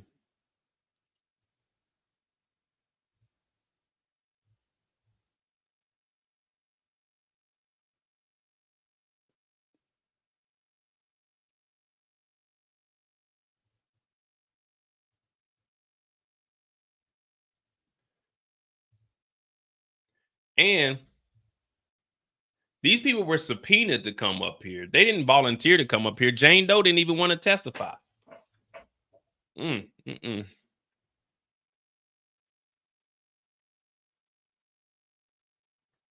Cassie husband don't care. He's enjoying that 30 mil. Yeah, they got like 20 mil. I ain't gonna lie to you though.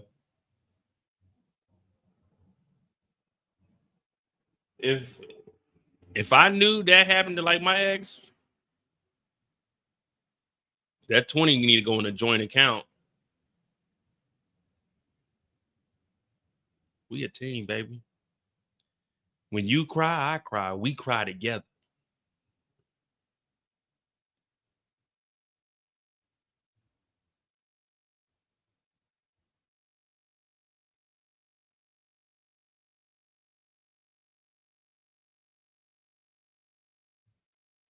Did I say mediation or mediation? Damn, mediation. The bribery prosecutor says is about to deal to obtain of Cassie's video. Mine say, okay, pay us for your pain. Nah, I ain't got it like that. You know me, frugal. Y'all already clown me for being a bum. So y'all can't get nothing from me, man. A prosecutor Comey addressed a non-disclosure agreement that Edie Garcia, who worked as security officer in the California Intercontinental Hotel, said he signed. Garcia testified that Diddy assaulted Combs' then girlfriend Cassie in the hotel in March of 2016. Diddy gave him $100,000 in exchange for the surveillance video showing the assault. Garcia said he signed paperwork, including an NDA, and a declarant noting it was the only existing copy of the video on Combs' company letterhead. The NDA shows Comey said that Diddy was worried about law enforcement since it mentioned Garcia had to tell Diddy if he received a court order. Damn, I didn't know that was in the NDA. So the NDA said if the courts summon you, you need to notify Diddy. I don't remember them saying that.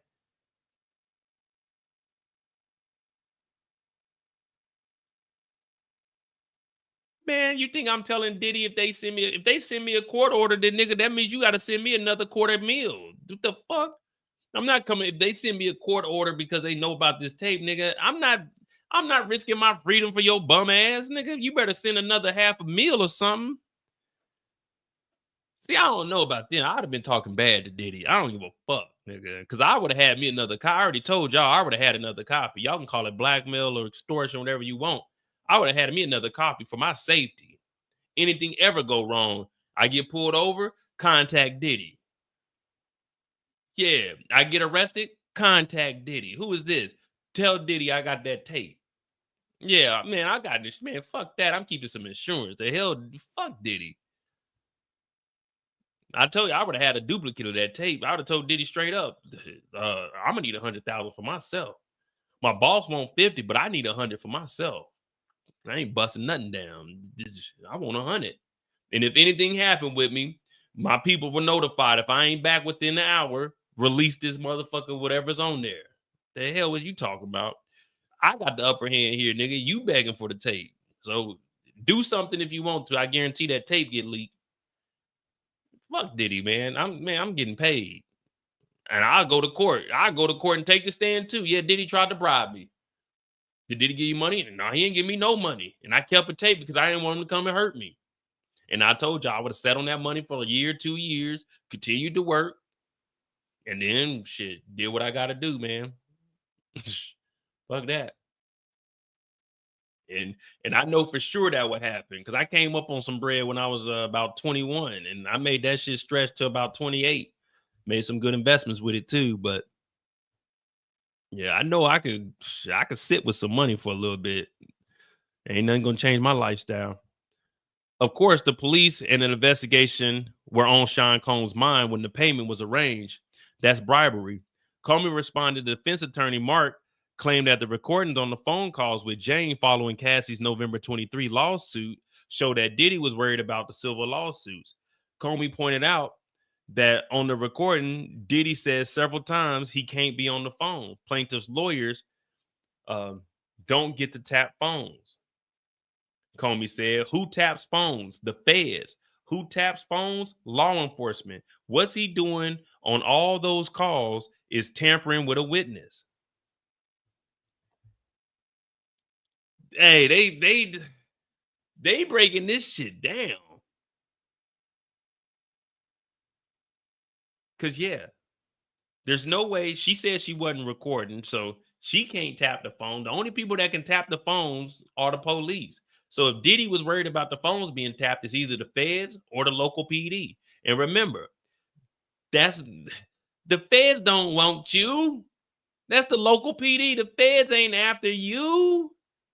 Them little crimes you committing, the feds ain't after you. But Diddy was like, shit, somebody's listening on these phones. I can't be talking on the phone. So he knew that law enforcement was looking around for him. So when they were saying Diddy was targeted, Diddy already knew that something had been going on because the Cassie lawsuit dropped.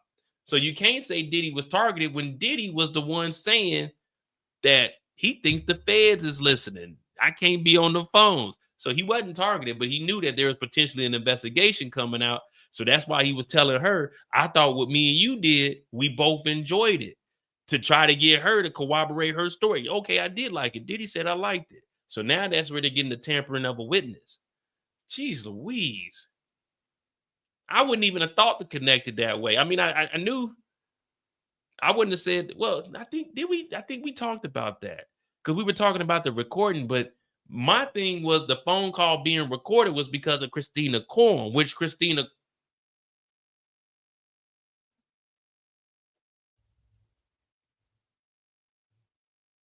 Plaintiff's lawyers can't get tap phones. Who taps phones? The feds. Who taps the phone? Law enforcement.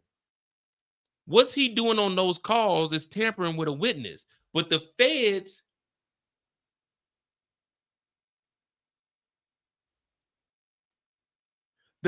didn't tap the phone. They got this phone call when they got the phones from Christina.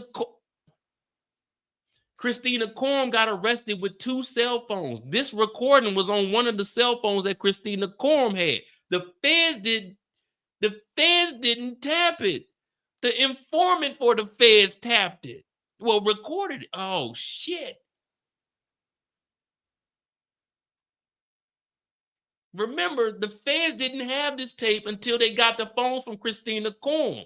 So Christina Courtroom randomly recorded these messages. And Diddy was like, I can't talk on the phone. So Christina Courtroom probably told him, man, be careful on the phones. The feds are listening. And she's recording all of the phone calls.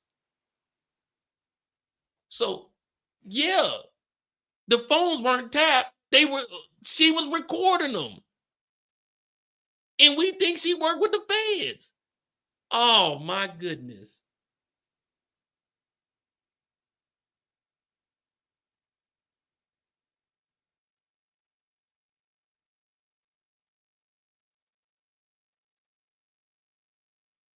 Because if Christina Courtroom holds on to the red phone and the yellow phone, why would she continue to hold on these 2 phones when the Cassie lawsuit dropped and they knew that a lot of bullshit was going on? The first thing you're supposed to do is get rid of the electronics.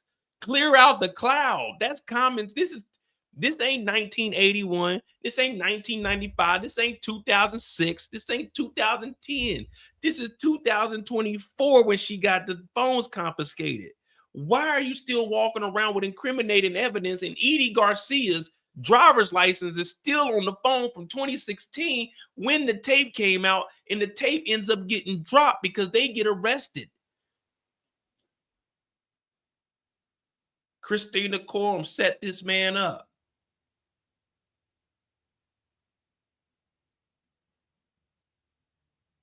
Golly. That's it right there, guys. That's the case. Christina Coram. Allegedly. Let me just say allegedly. But the phones weren't tapped. This is a recording from the phone, not a tap phone. Oh, it's not a tap recording. It's just from the. Ooh, when we find out about her, man, this is gonna be good. It's good here.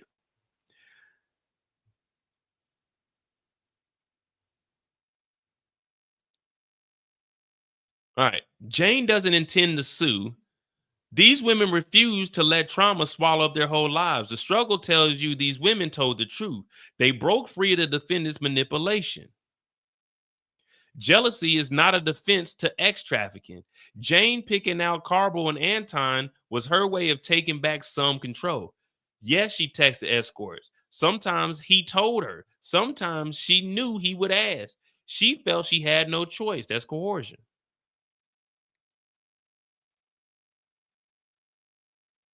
The defendant did hit Cassie doing freak-offs. Cassie said it. Daniel Phillip told you. And, oh yeah, it's on video. The defendant was in the towel. The freak-off was not over. There's no separating the violence from the X.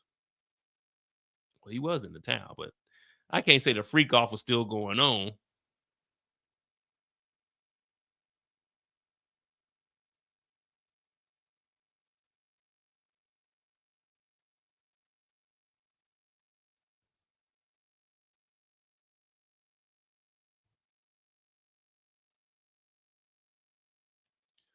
What up?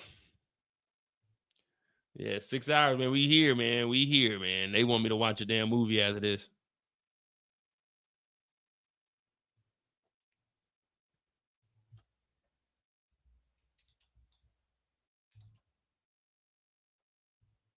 Jeez Louise.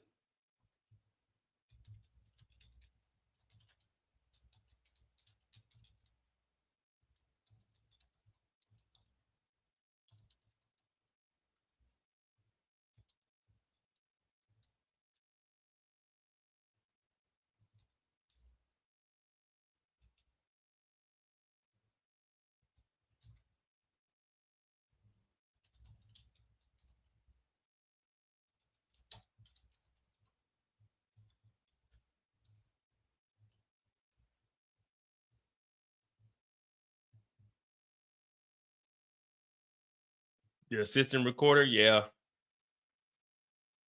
Yeah, this is wild, man. This is wild. Comey described freak-offs and hotel nights as being in the dark hotel room, awake for days, covered in oil, wearing 8-inch high heels, often with UTIs. That's wild. Sitting in the same position, performing oral for hours. She also described having X for hours, including with strangers, having unprotected X with strangers. A rotation of men. Comey said Cassie didn't have financial incentive to lie on the stand. She already secured $30 million in settlements, 20 from Diddy and 10 from the hotel before testifying at trial. Cassie already got paid and the media was on her side. Why would she risk perjuring herself at a federal trial?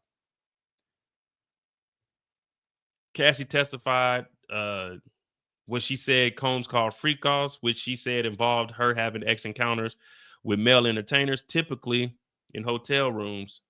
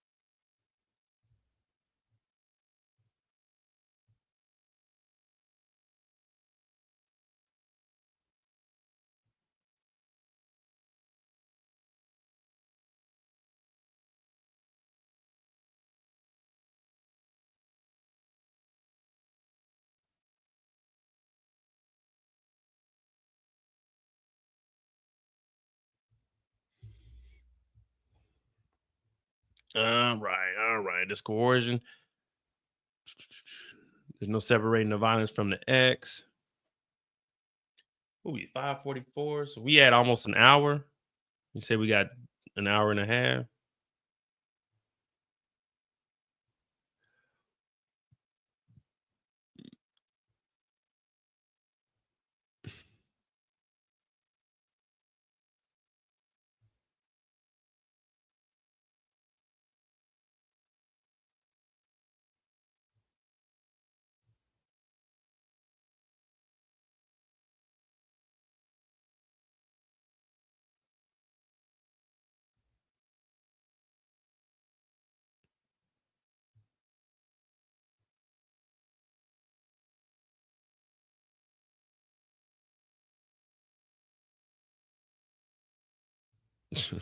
Big motherfucker.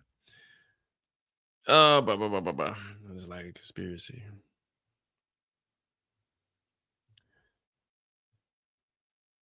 How far down did this take us? You can't separate the violence from the X.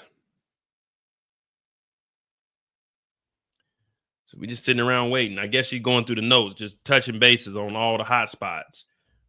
Just like when you take a bird bath, just touch on the hot spots.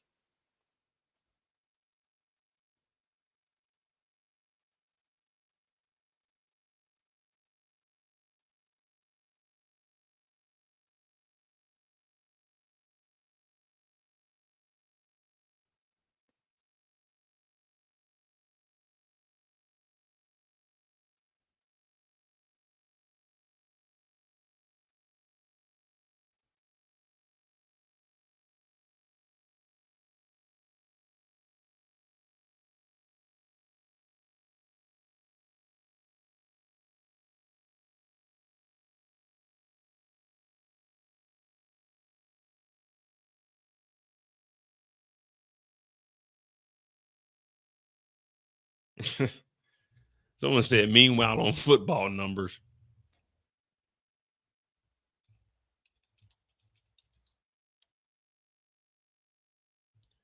This is what you guys' favorite music mogul is doing right now.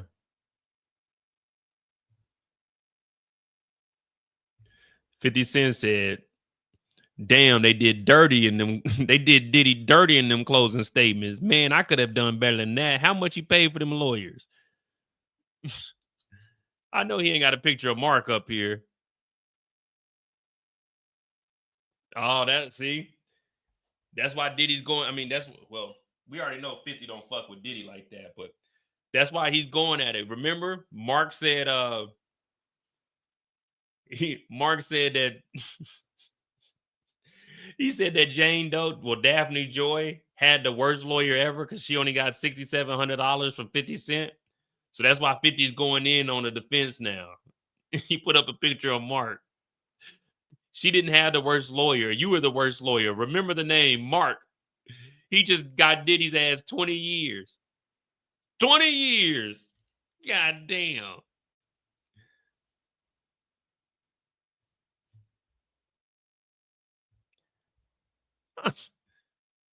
Damn. Well, I mean, he called out.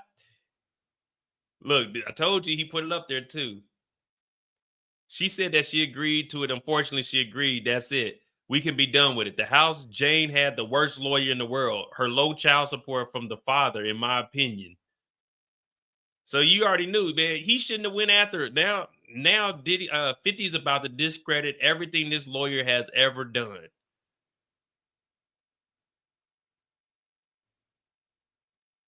$50's about to discredit everything this nigga has done.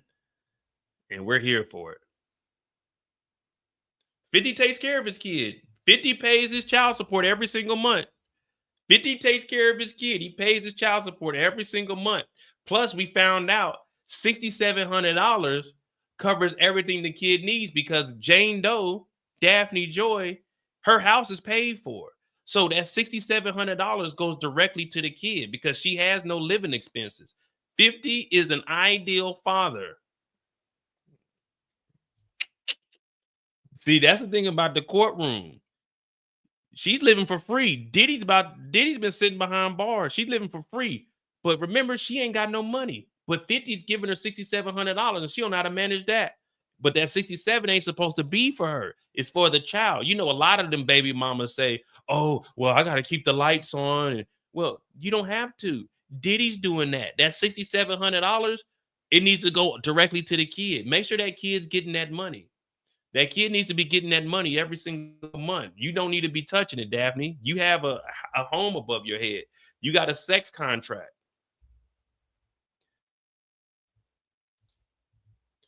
$50 Cent pays $80,000 a year. That's more than enough to take care of a kid. Yeah, $80,000 plus school. 50 take care of his kid. He can't help that his baby mama's a bum and freak offs. That's why he's trying to get full custody. 50 Cent's trying to get full custody, guys. Come on. He's trying to be why pay child support when you can just get custody of your kid? Child support needs to be abolished. 50 just wants his child to be with him. Why give her $6,700 and she's fucking and sucking for rent? He just wants his child. That's all. That's it. Now, we're not going to get the verdict till next week. They're not going to do deliberating until next week. But anyway, we knew 50 was going to start trolling. So it's pretty funny. All right, let's continue on. Yeah, they're going to finish this up and then, because we started at 5:44. So we're a little bit up on our hour. We're like at 50 minutes. So we still got about a half an hour. Coercion.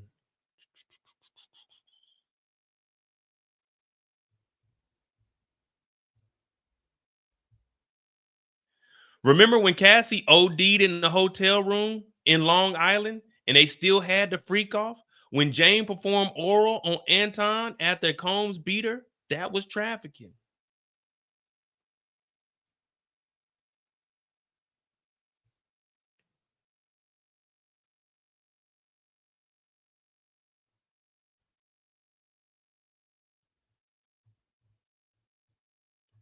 See, this is like that's man, but see, that's where the X trafficking comes in. It's like, dog, they thought she was about to OD and they just threw her in the shower. Remember, KK was there too. KK ain't called for no ambulance or nothing because they couldn't. If they call for an ambulance, they're gonna be saying, why was there drugs in here? Who was taking the drugs? Who provided the drugs? And we know Diddy don't fuck with the police.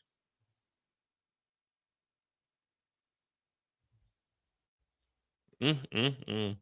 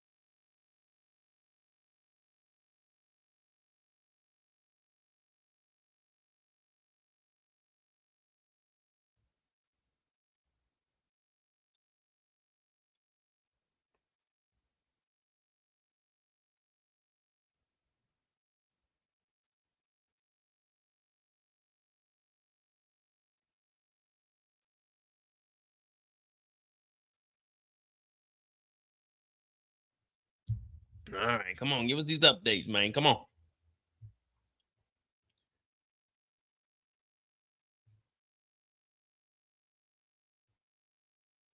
So they OD'd. They woke her ass up, threw her in the shower. Well, they didn't wake her up. She OD'd, so she was probably convulsing in the shower. And then they had the freak off after.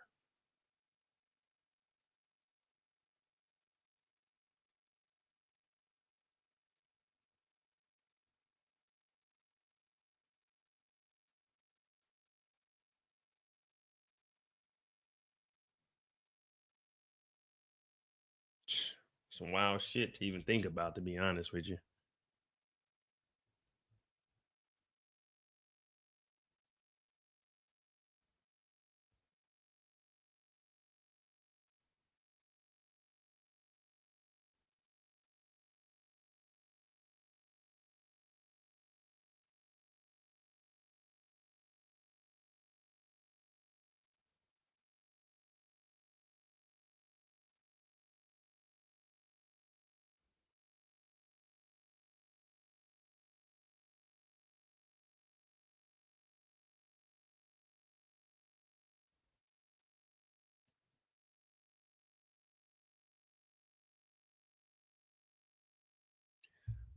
Let me see what y'all talking about, man, because we waiting on the updates to come through. All right, respect gotta bounce. All right, Slime. It's probably that low because he probably covers the child's medical insurance and education expenses. Yeah, I mean, I think he pays for the school too.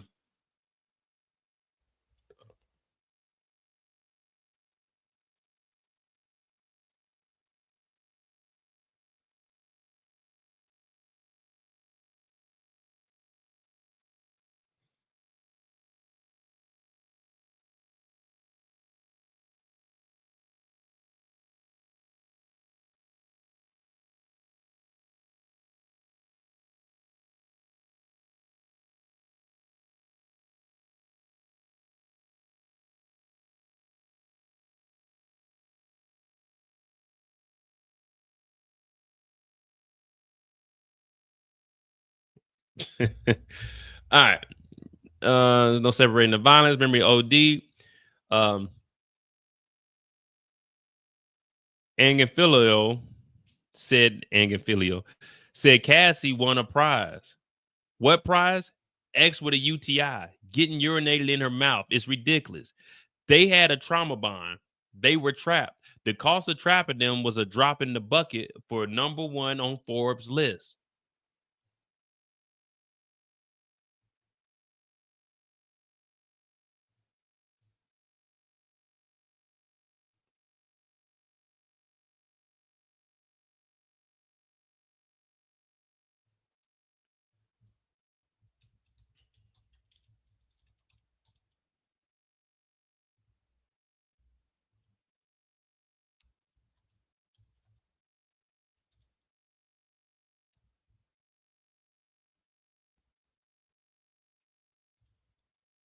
Jeez Louise.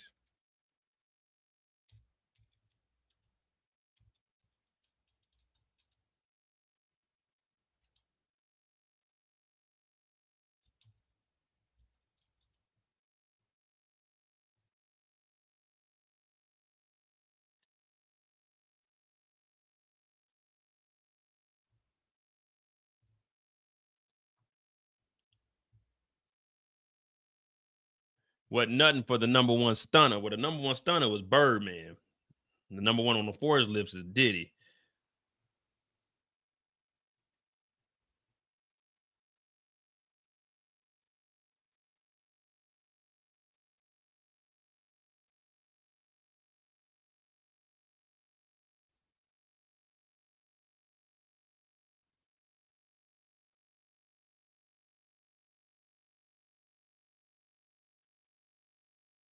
#1 stunner. You don't stunt like this.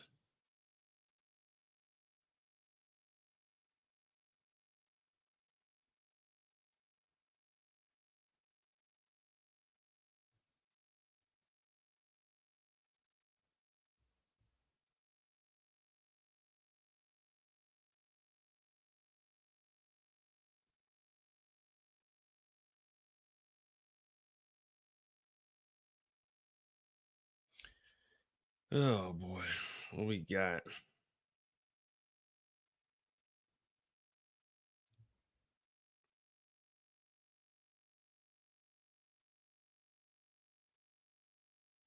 Oh no, I know Jay Lynn. That's why. That's why I continue with it. Like, give him the kid. Give him the kid. Rawr. All right, the OD is dropping the bucket for the #1 stunner. He pushed her to continue after she vomited. He knew she didn't want to. The Intercontinental. They claim he was intoxicated. that it was about a phone. He knew what he was doing. He kicks her. She calls security. So he stays to keep control of her.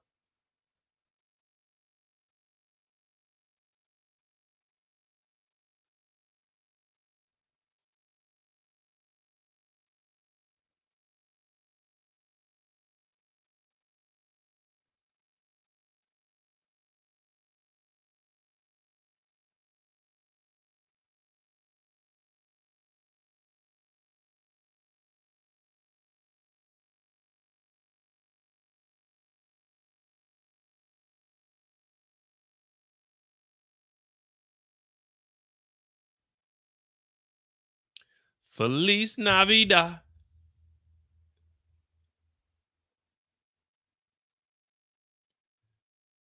Let me see. Jeez Louise, man.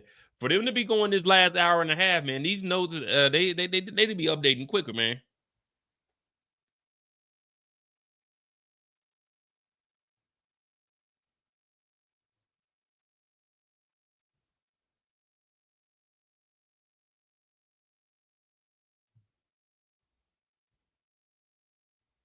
All right.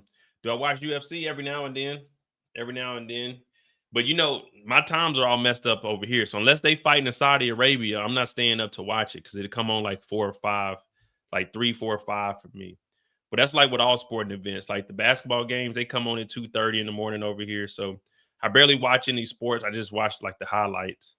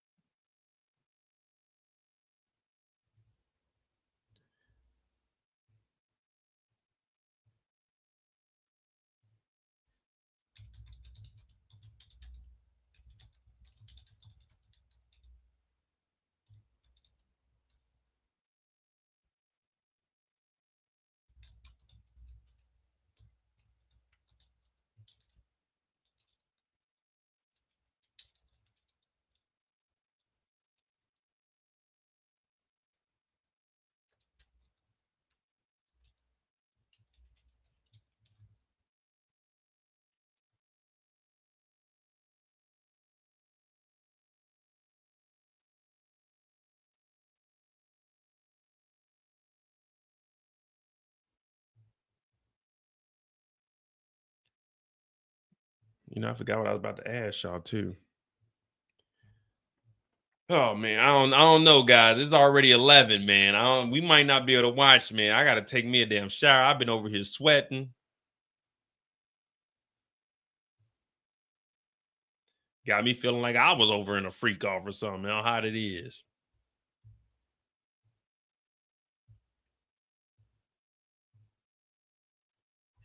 Yeah, when I forgot what I was about to ask y'all. You asked me about UFC. Damn, what the hell was I about to say?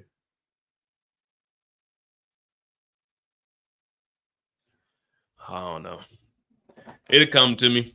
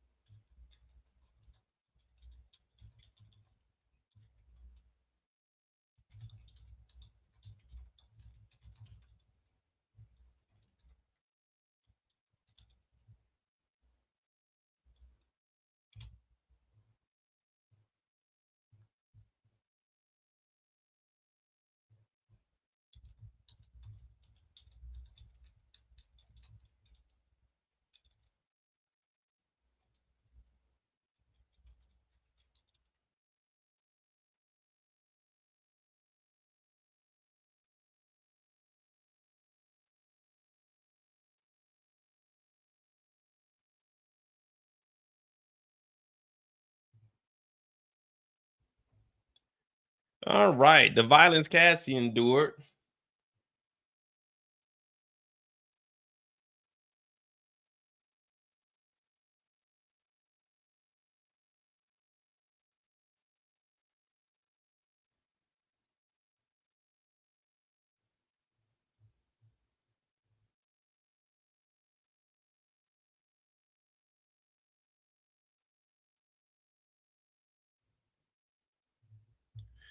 The violence Cassie endured. The actual demands.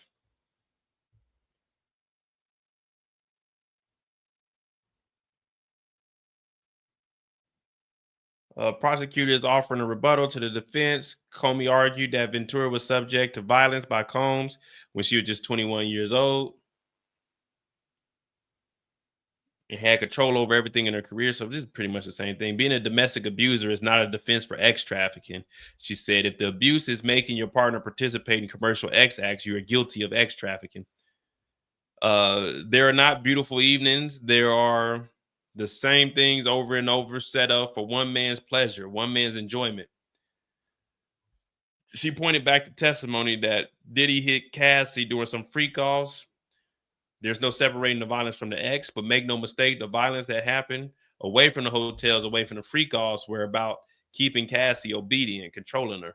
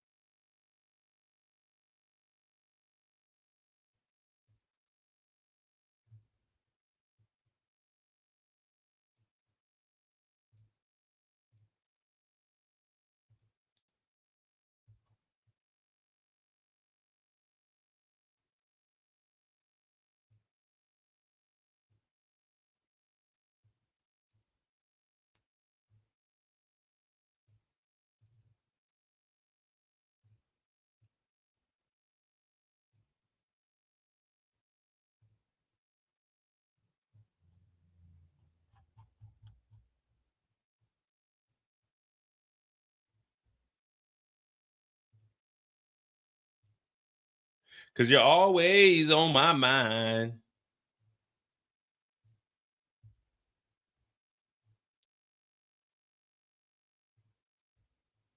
Always on my mind.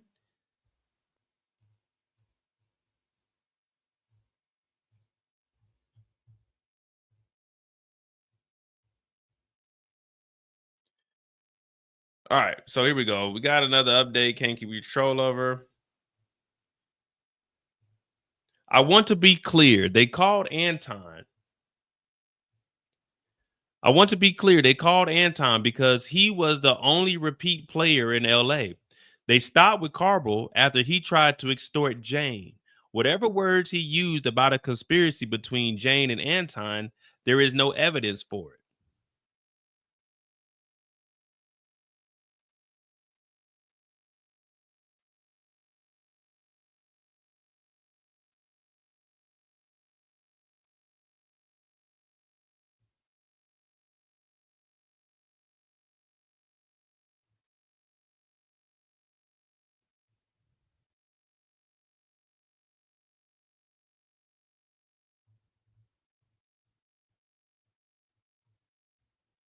So I don't like how this keeps going out of order. All right, let me see something.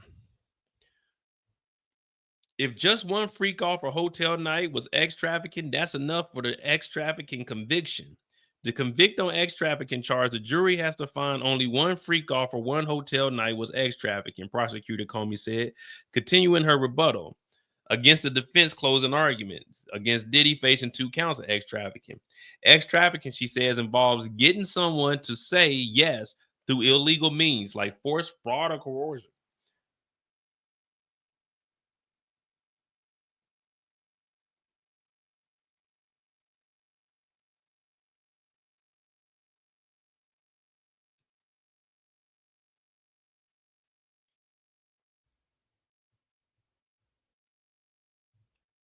Yeah, you know Kanye's gonna.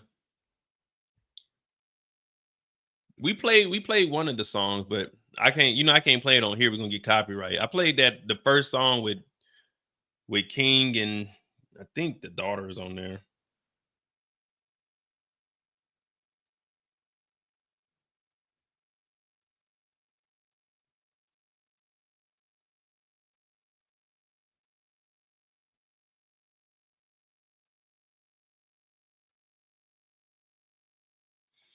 But yeah, you know one thing about Kanye, he ain't gonna miss an opportunity to do some promoting, no matter what, no matter what it takes.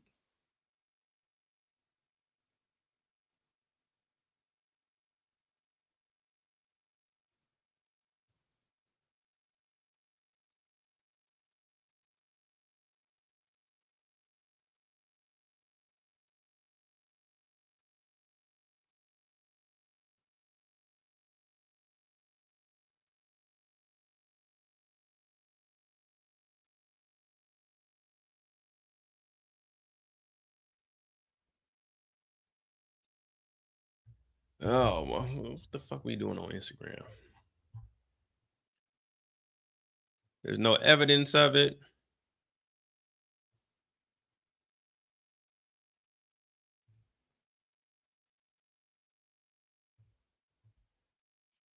Kurt said weighing both sides.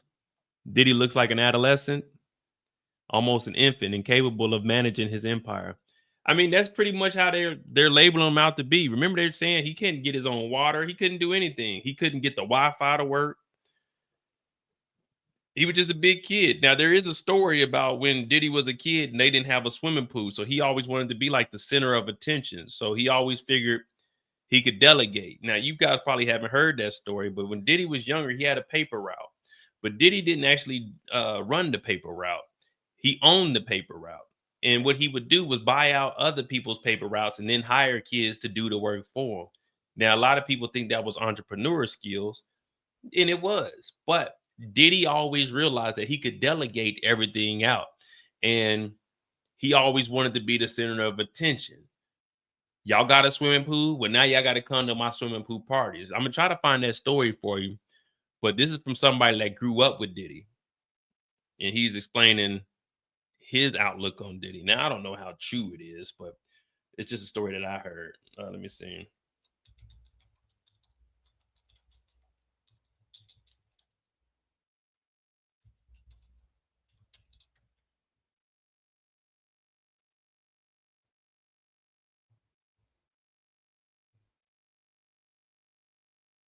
Did he grow it up?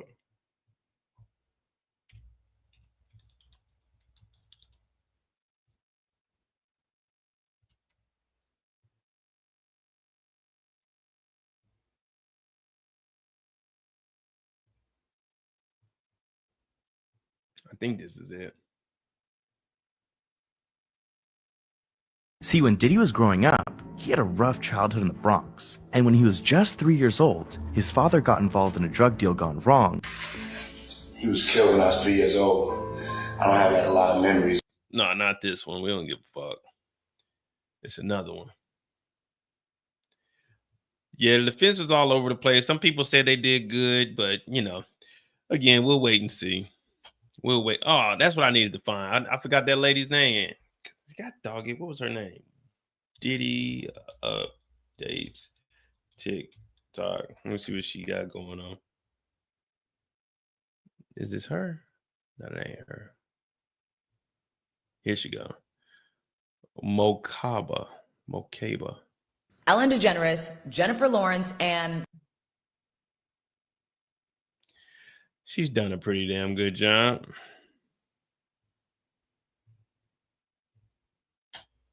Oh my God. Diddy's attorney, Mark Agnifilo, came out swinging. All eyes in the courtroom, including the juries, were fixed on Mark Agnifilo as he delivered a passionate and animated closing argument. He was mocking and shading the government's case, calling it made up and exaggerated. He said this case isn't about RICO or sex trafficking, it's about love, jealousy, infidelity, and overall money. At one point, he yelled, "Whoa, the government found boxes of Astroglide. The streets of America are safe from Astroglide." And that line got laughs from several jurors. And one thing I want to immediately point out is that his closing was vastly different from Assistant U.S. Attorney Christy Slavics the day before, where Slavics stood still, didn't make eye contact with the jury, and read from her papers. Mark Agnifilo was pacing back and forth, doing crowd work and no PowerPoint presentation. Right away, he told the jury, "I'm not going to show you text messages." He did. "I'm not going to bring out a chart." He brought out a poster board. What he did do is try to connect with the jury on an emotional level. This morning, it seemed that Diddy was in good spirits. Immediately, he comes out and starts hugging his attorneys. He blows kisses to his family and gives Mark Agnifilo a big hug before he starts his closing argument. And while Agnifilo was addressing the jury, Diddy was locked in, just eyebrows raised, staring straight at him. So Agnifilo started by listing Diddy's accomplishments, calling him a self-made, successful Black entrepreneur. He quoted assistants who testified, saying that working for Diddy was like going to Harvard Business School, and that he was giving opportunities to people of color before DEI was even a thing. That that's what his businesses are about, not racketeering, adding, "Are you serious?" Then says that Diddy takes care of people, and then dramatically pointed to his kids in the courtroom, saying 6 out of 7 of his kids, except the infant, are here in the courtroom. Why? Because he takes care of them. TMZ reported yesterday, and there's a picture on their website of one of the twins leaving the courthouse crying yesterday. But all 3 of his teenage daughters were back again. So was his mother. And of course, Diddy, when he walked in today, blew kisses to them and told them that he loves them. Now, throughout this trial, I've reported that the kids sometimes look like they're zoning out or they're passing notes back and forth. But when I tell you every single person was locked in, and the mother of his daughter Combs was there, and she looked kind of nervous. She was fidgeting and she was intently listening. His son Justin walked in and he was wearing a Free Diddy t-shirt, but it was under a mesh shirt. But immediately when he walked into the courtroom, one of the court officers pulled him aside. And by the time he came back into the courtroom, his shirt was inside out. Also in the courtroom was Mark Agnifilo's wife, Karen Agnifilo, who is actually an attorney herself and defending Luigi Mangione. But she was smiling from ear to ear. And during the first break, she was just beaming about how proud she is of him. Oh my God. Diddy's attorney, Mark. Oh boy. And remember, it's $7 man.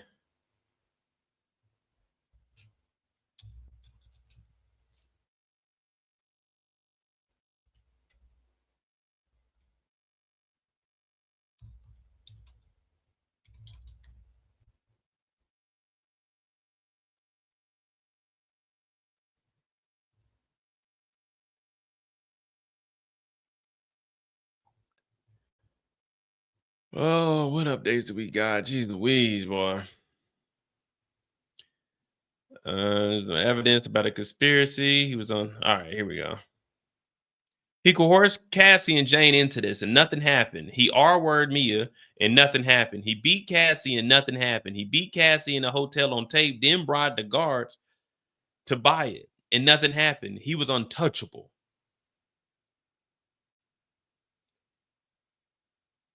He did not think these women would speak, and that the Kid Cudi and Deontay Nash and other men would back them up. The defendant is not G.O.D. He stands equal before the law. Find him guilty.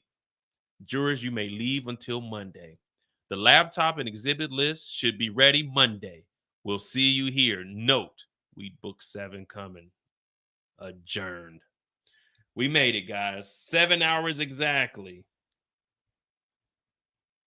7 hours exactly. Jeez Louise, we made it. Hit that like button, hit that subscribe button.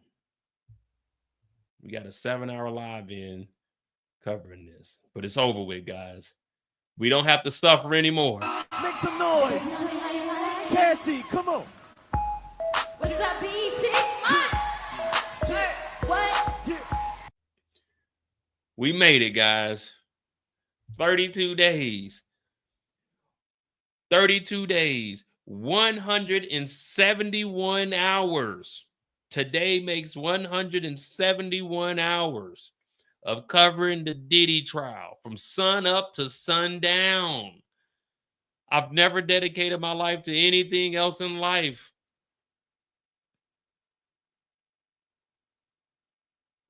$171 hours.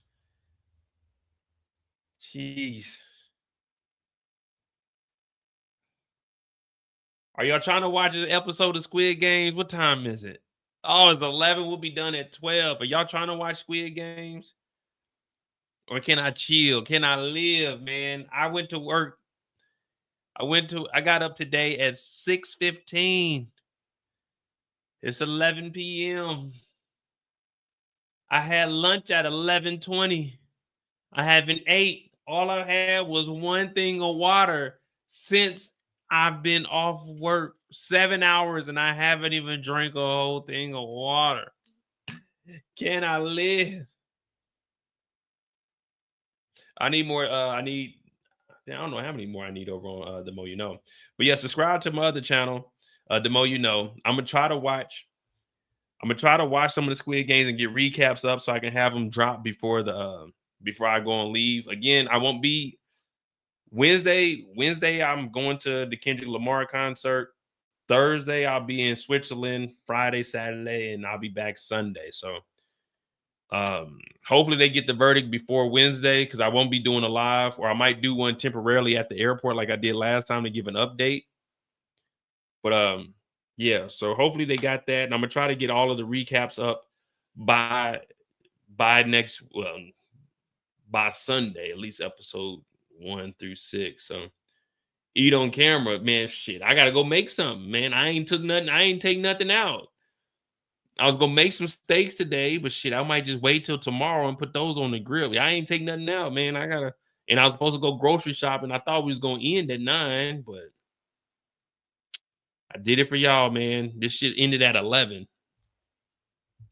Y'all hit that like button, hit that subscribe button. We'll find out. Remember, we don't care if he's innocent or guilty. I mean, some of us do care, but as far as is it going to make a change? No, because guess what's due this weekend, guys? Rent is due on the 1st.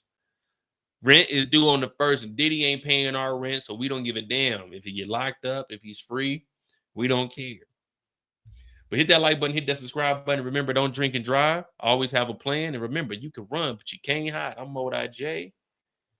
And shit. Hopefully, I'm the hardest working man in Germany. They need to pay me like it. But nah, man. Y'all enjoy, because I do got to get up. I got to get up and leave here probably like at 7:30 on Saturday. Yeah, it's a Saturday. I got to get up at 7 at least, leave out of here by 7:30 to get to her crib. Yeah, man. So we got it.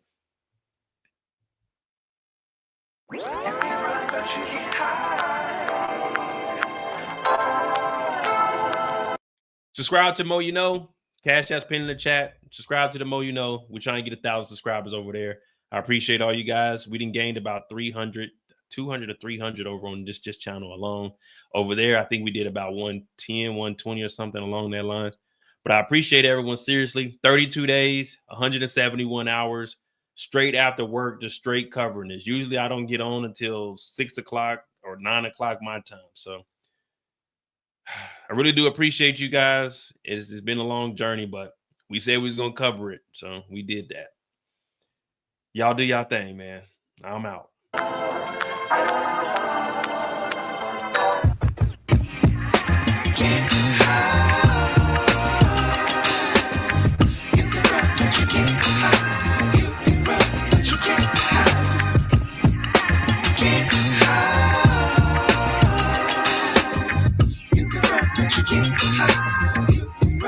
You get high.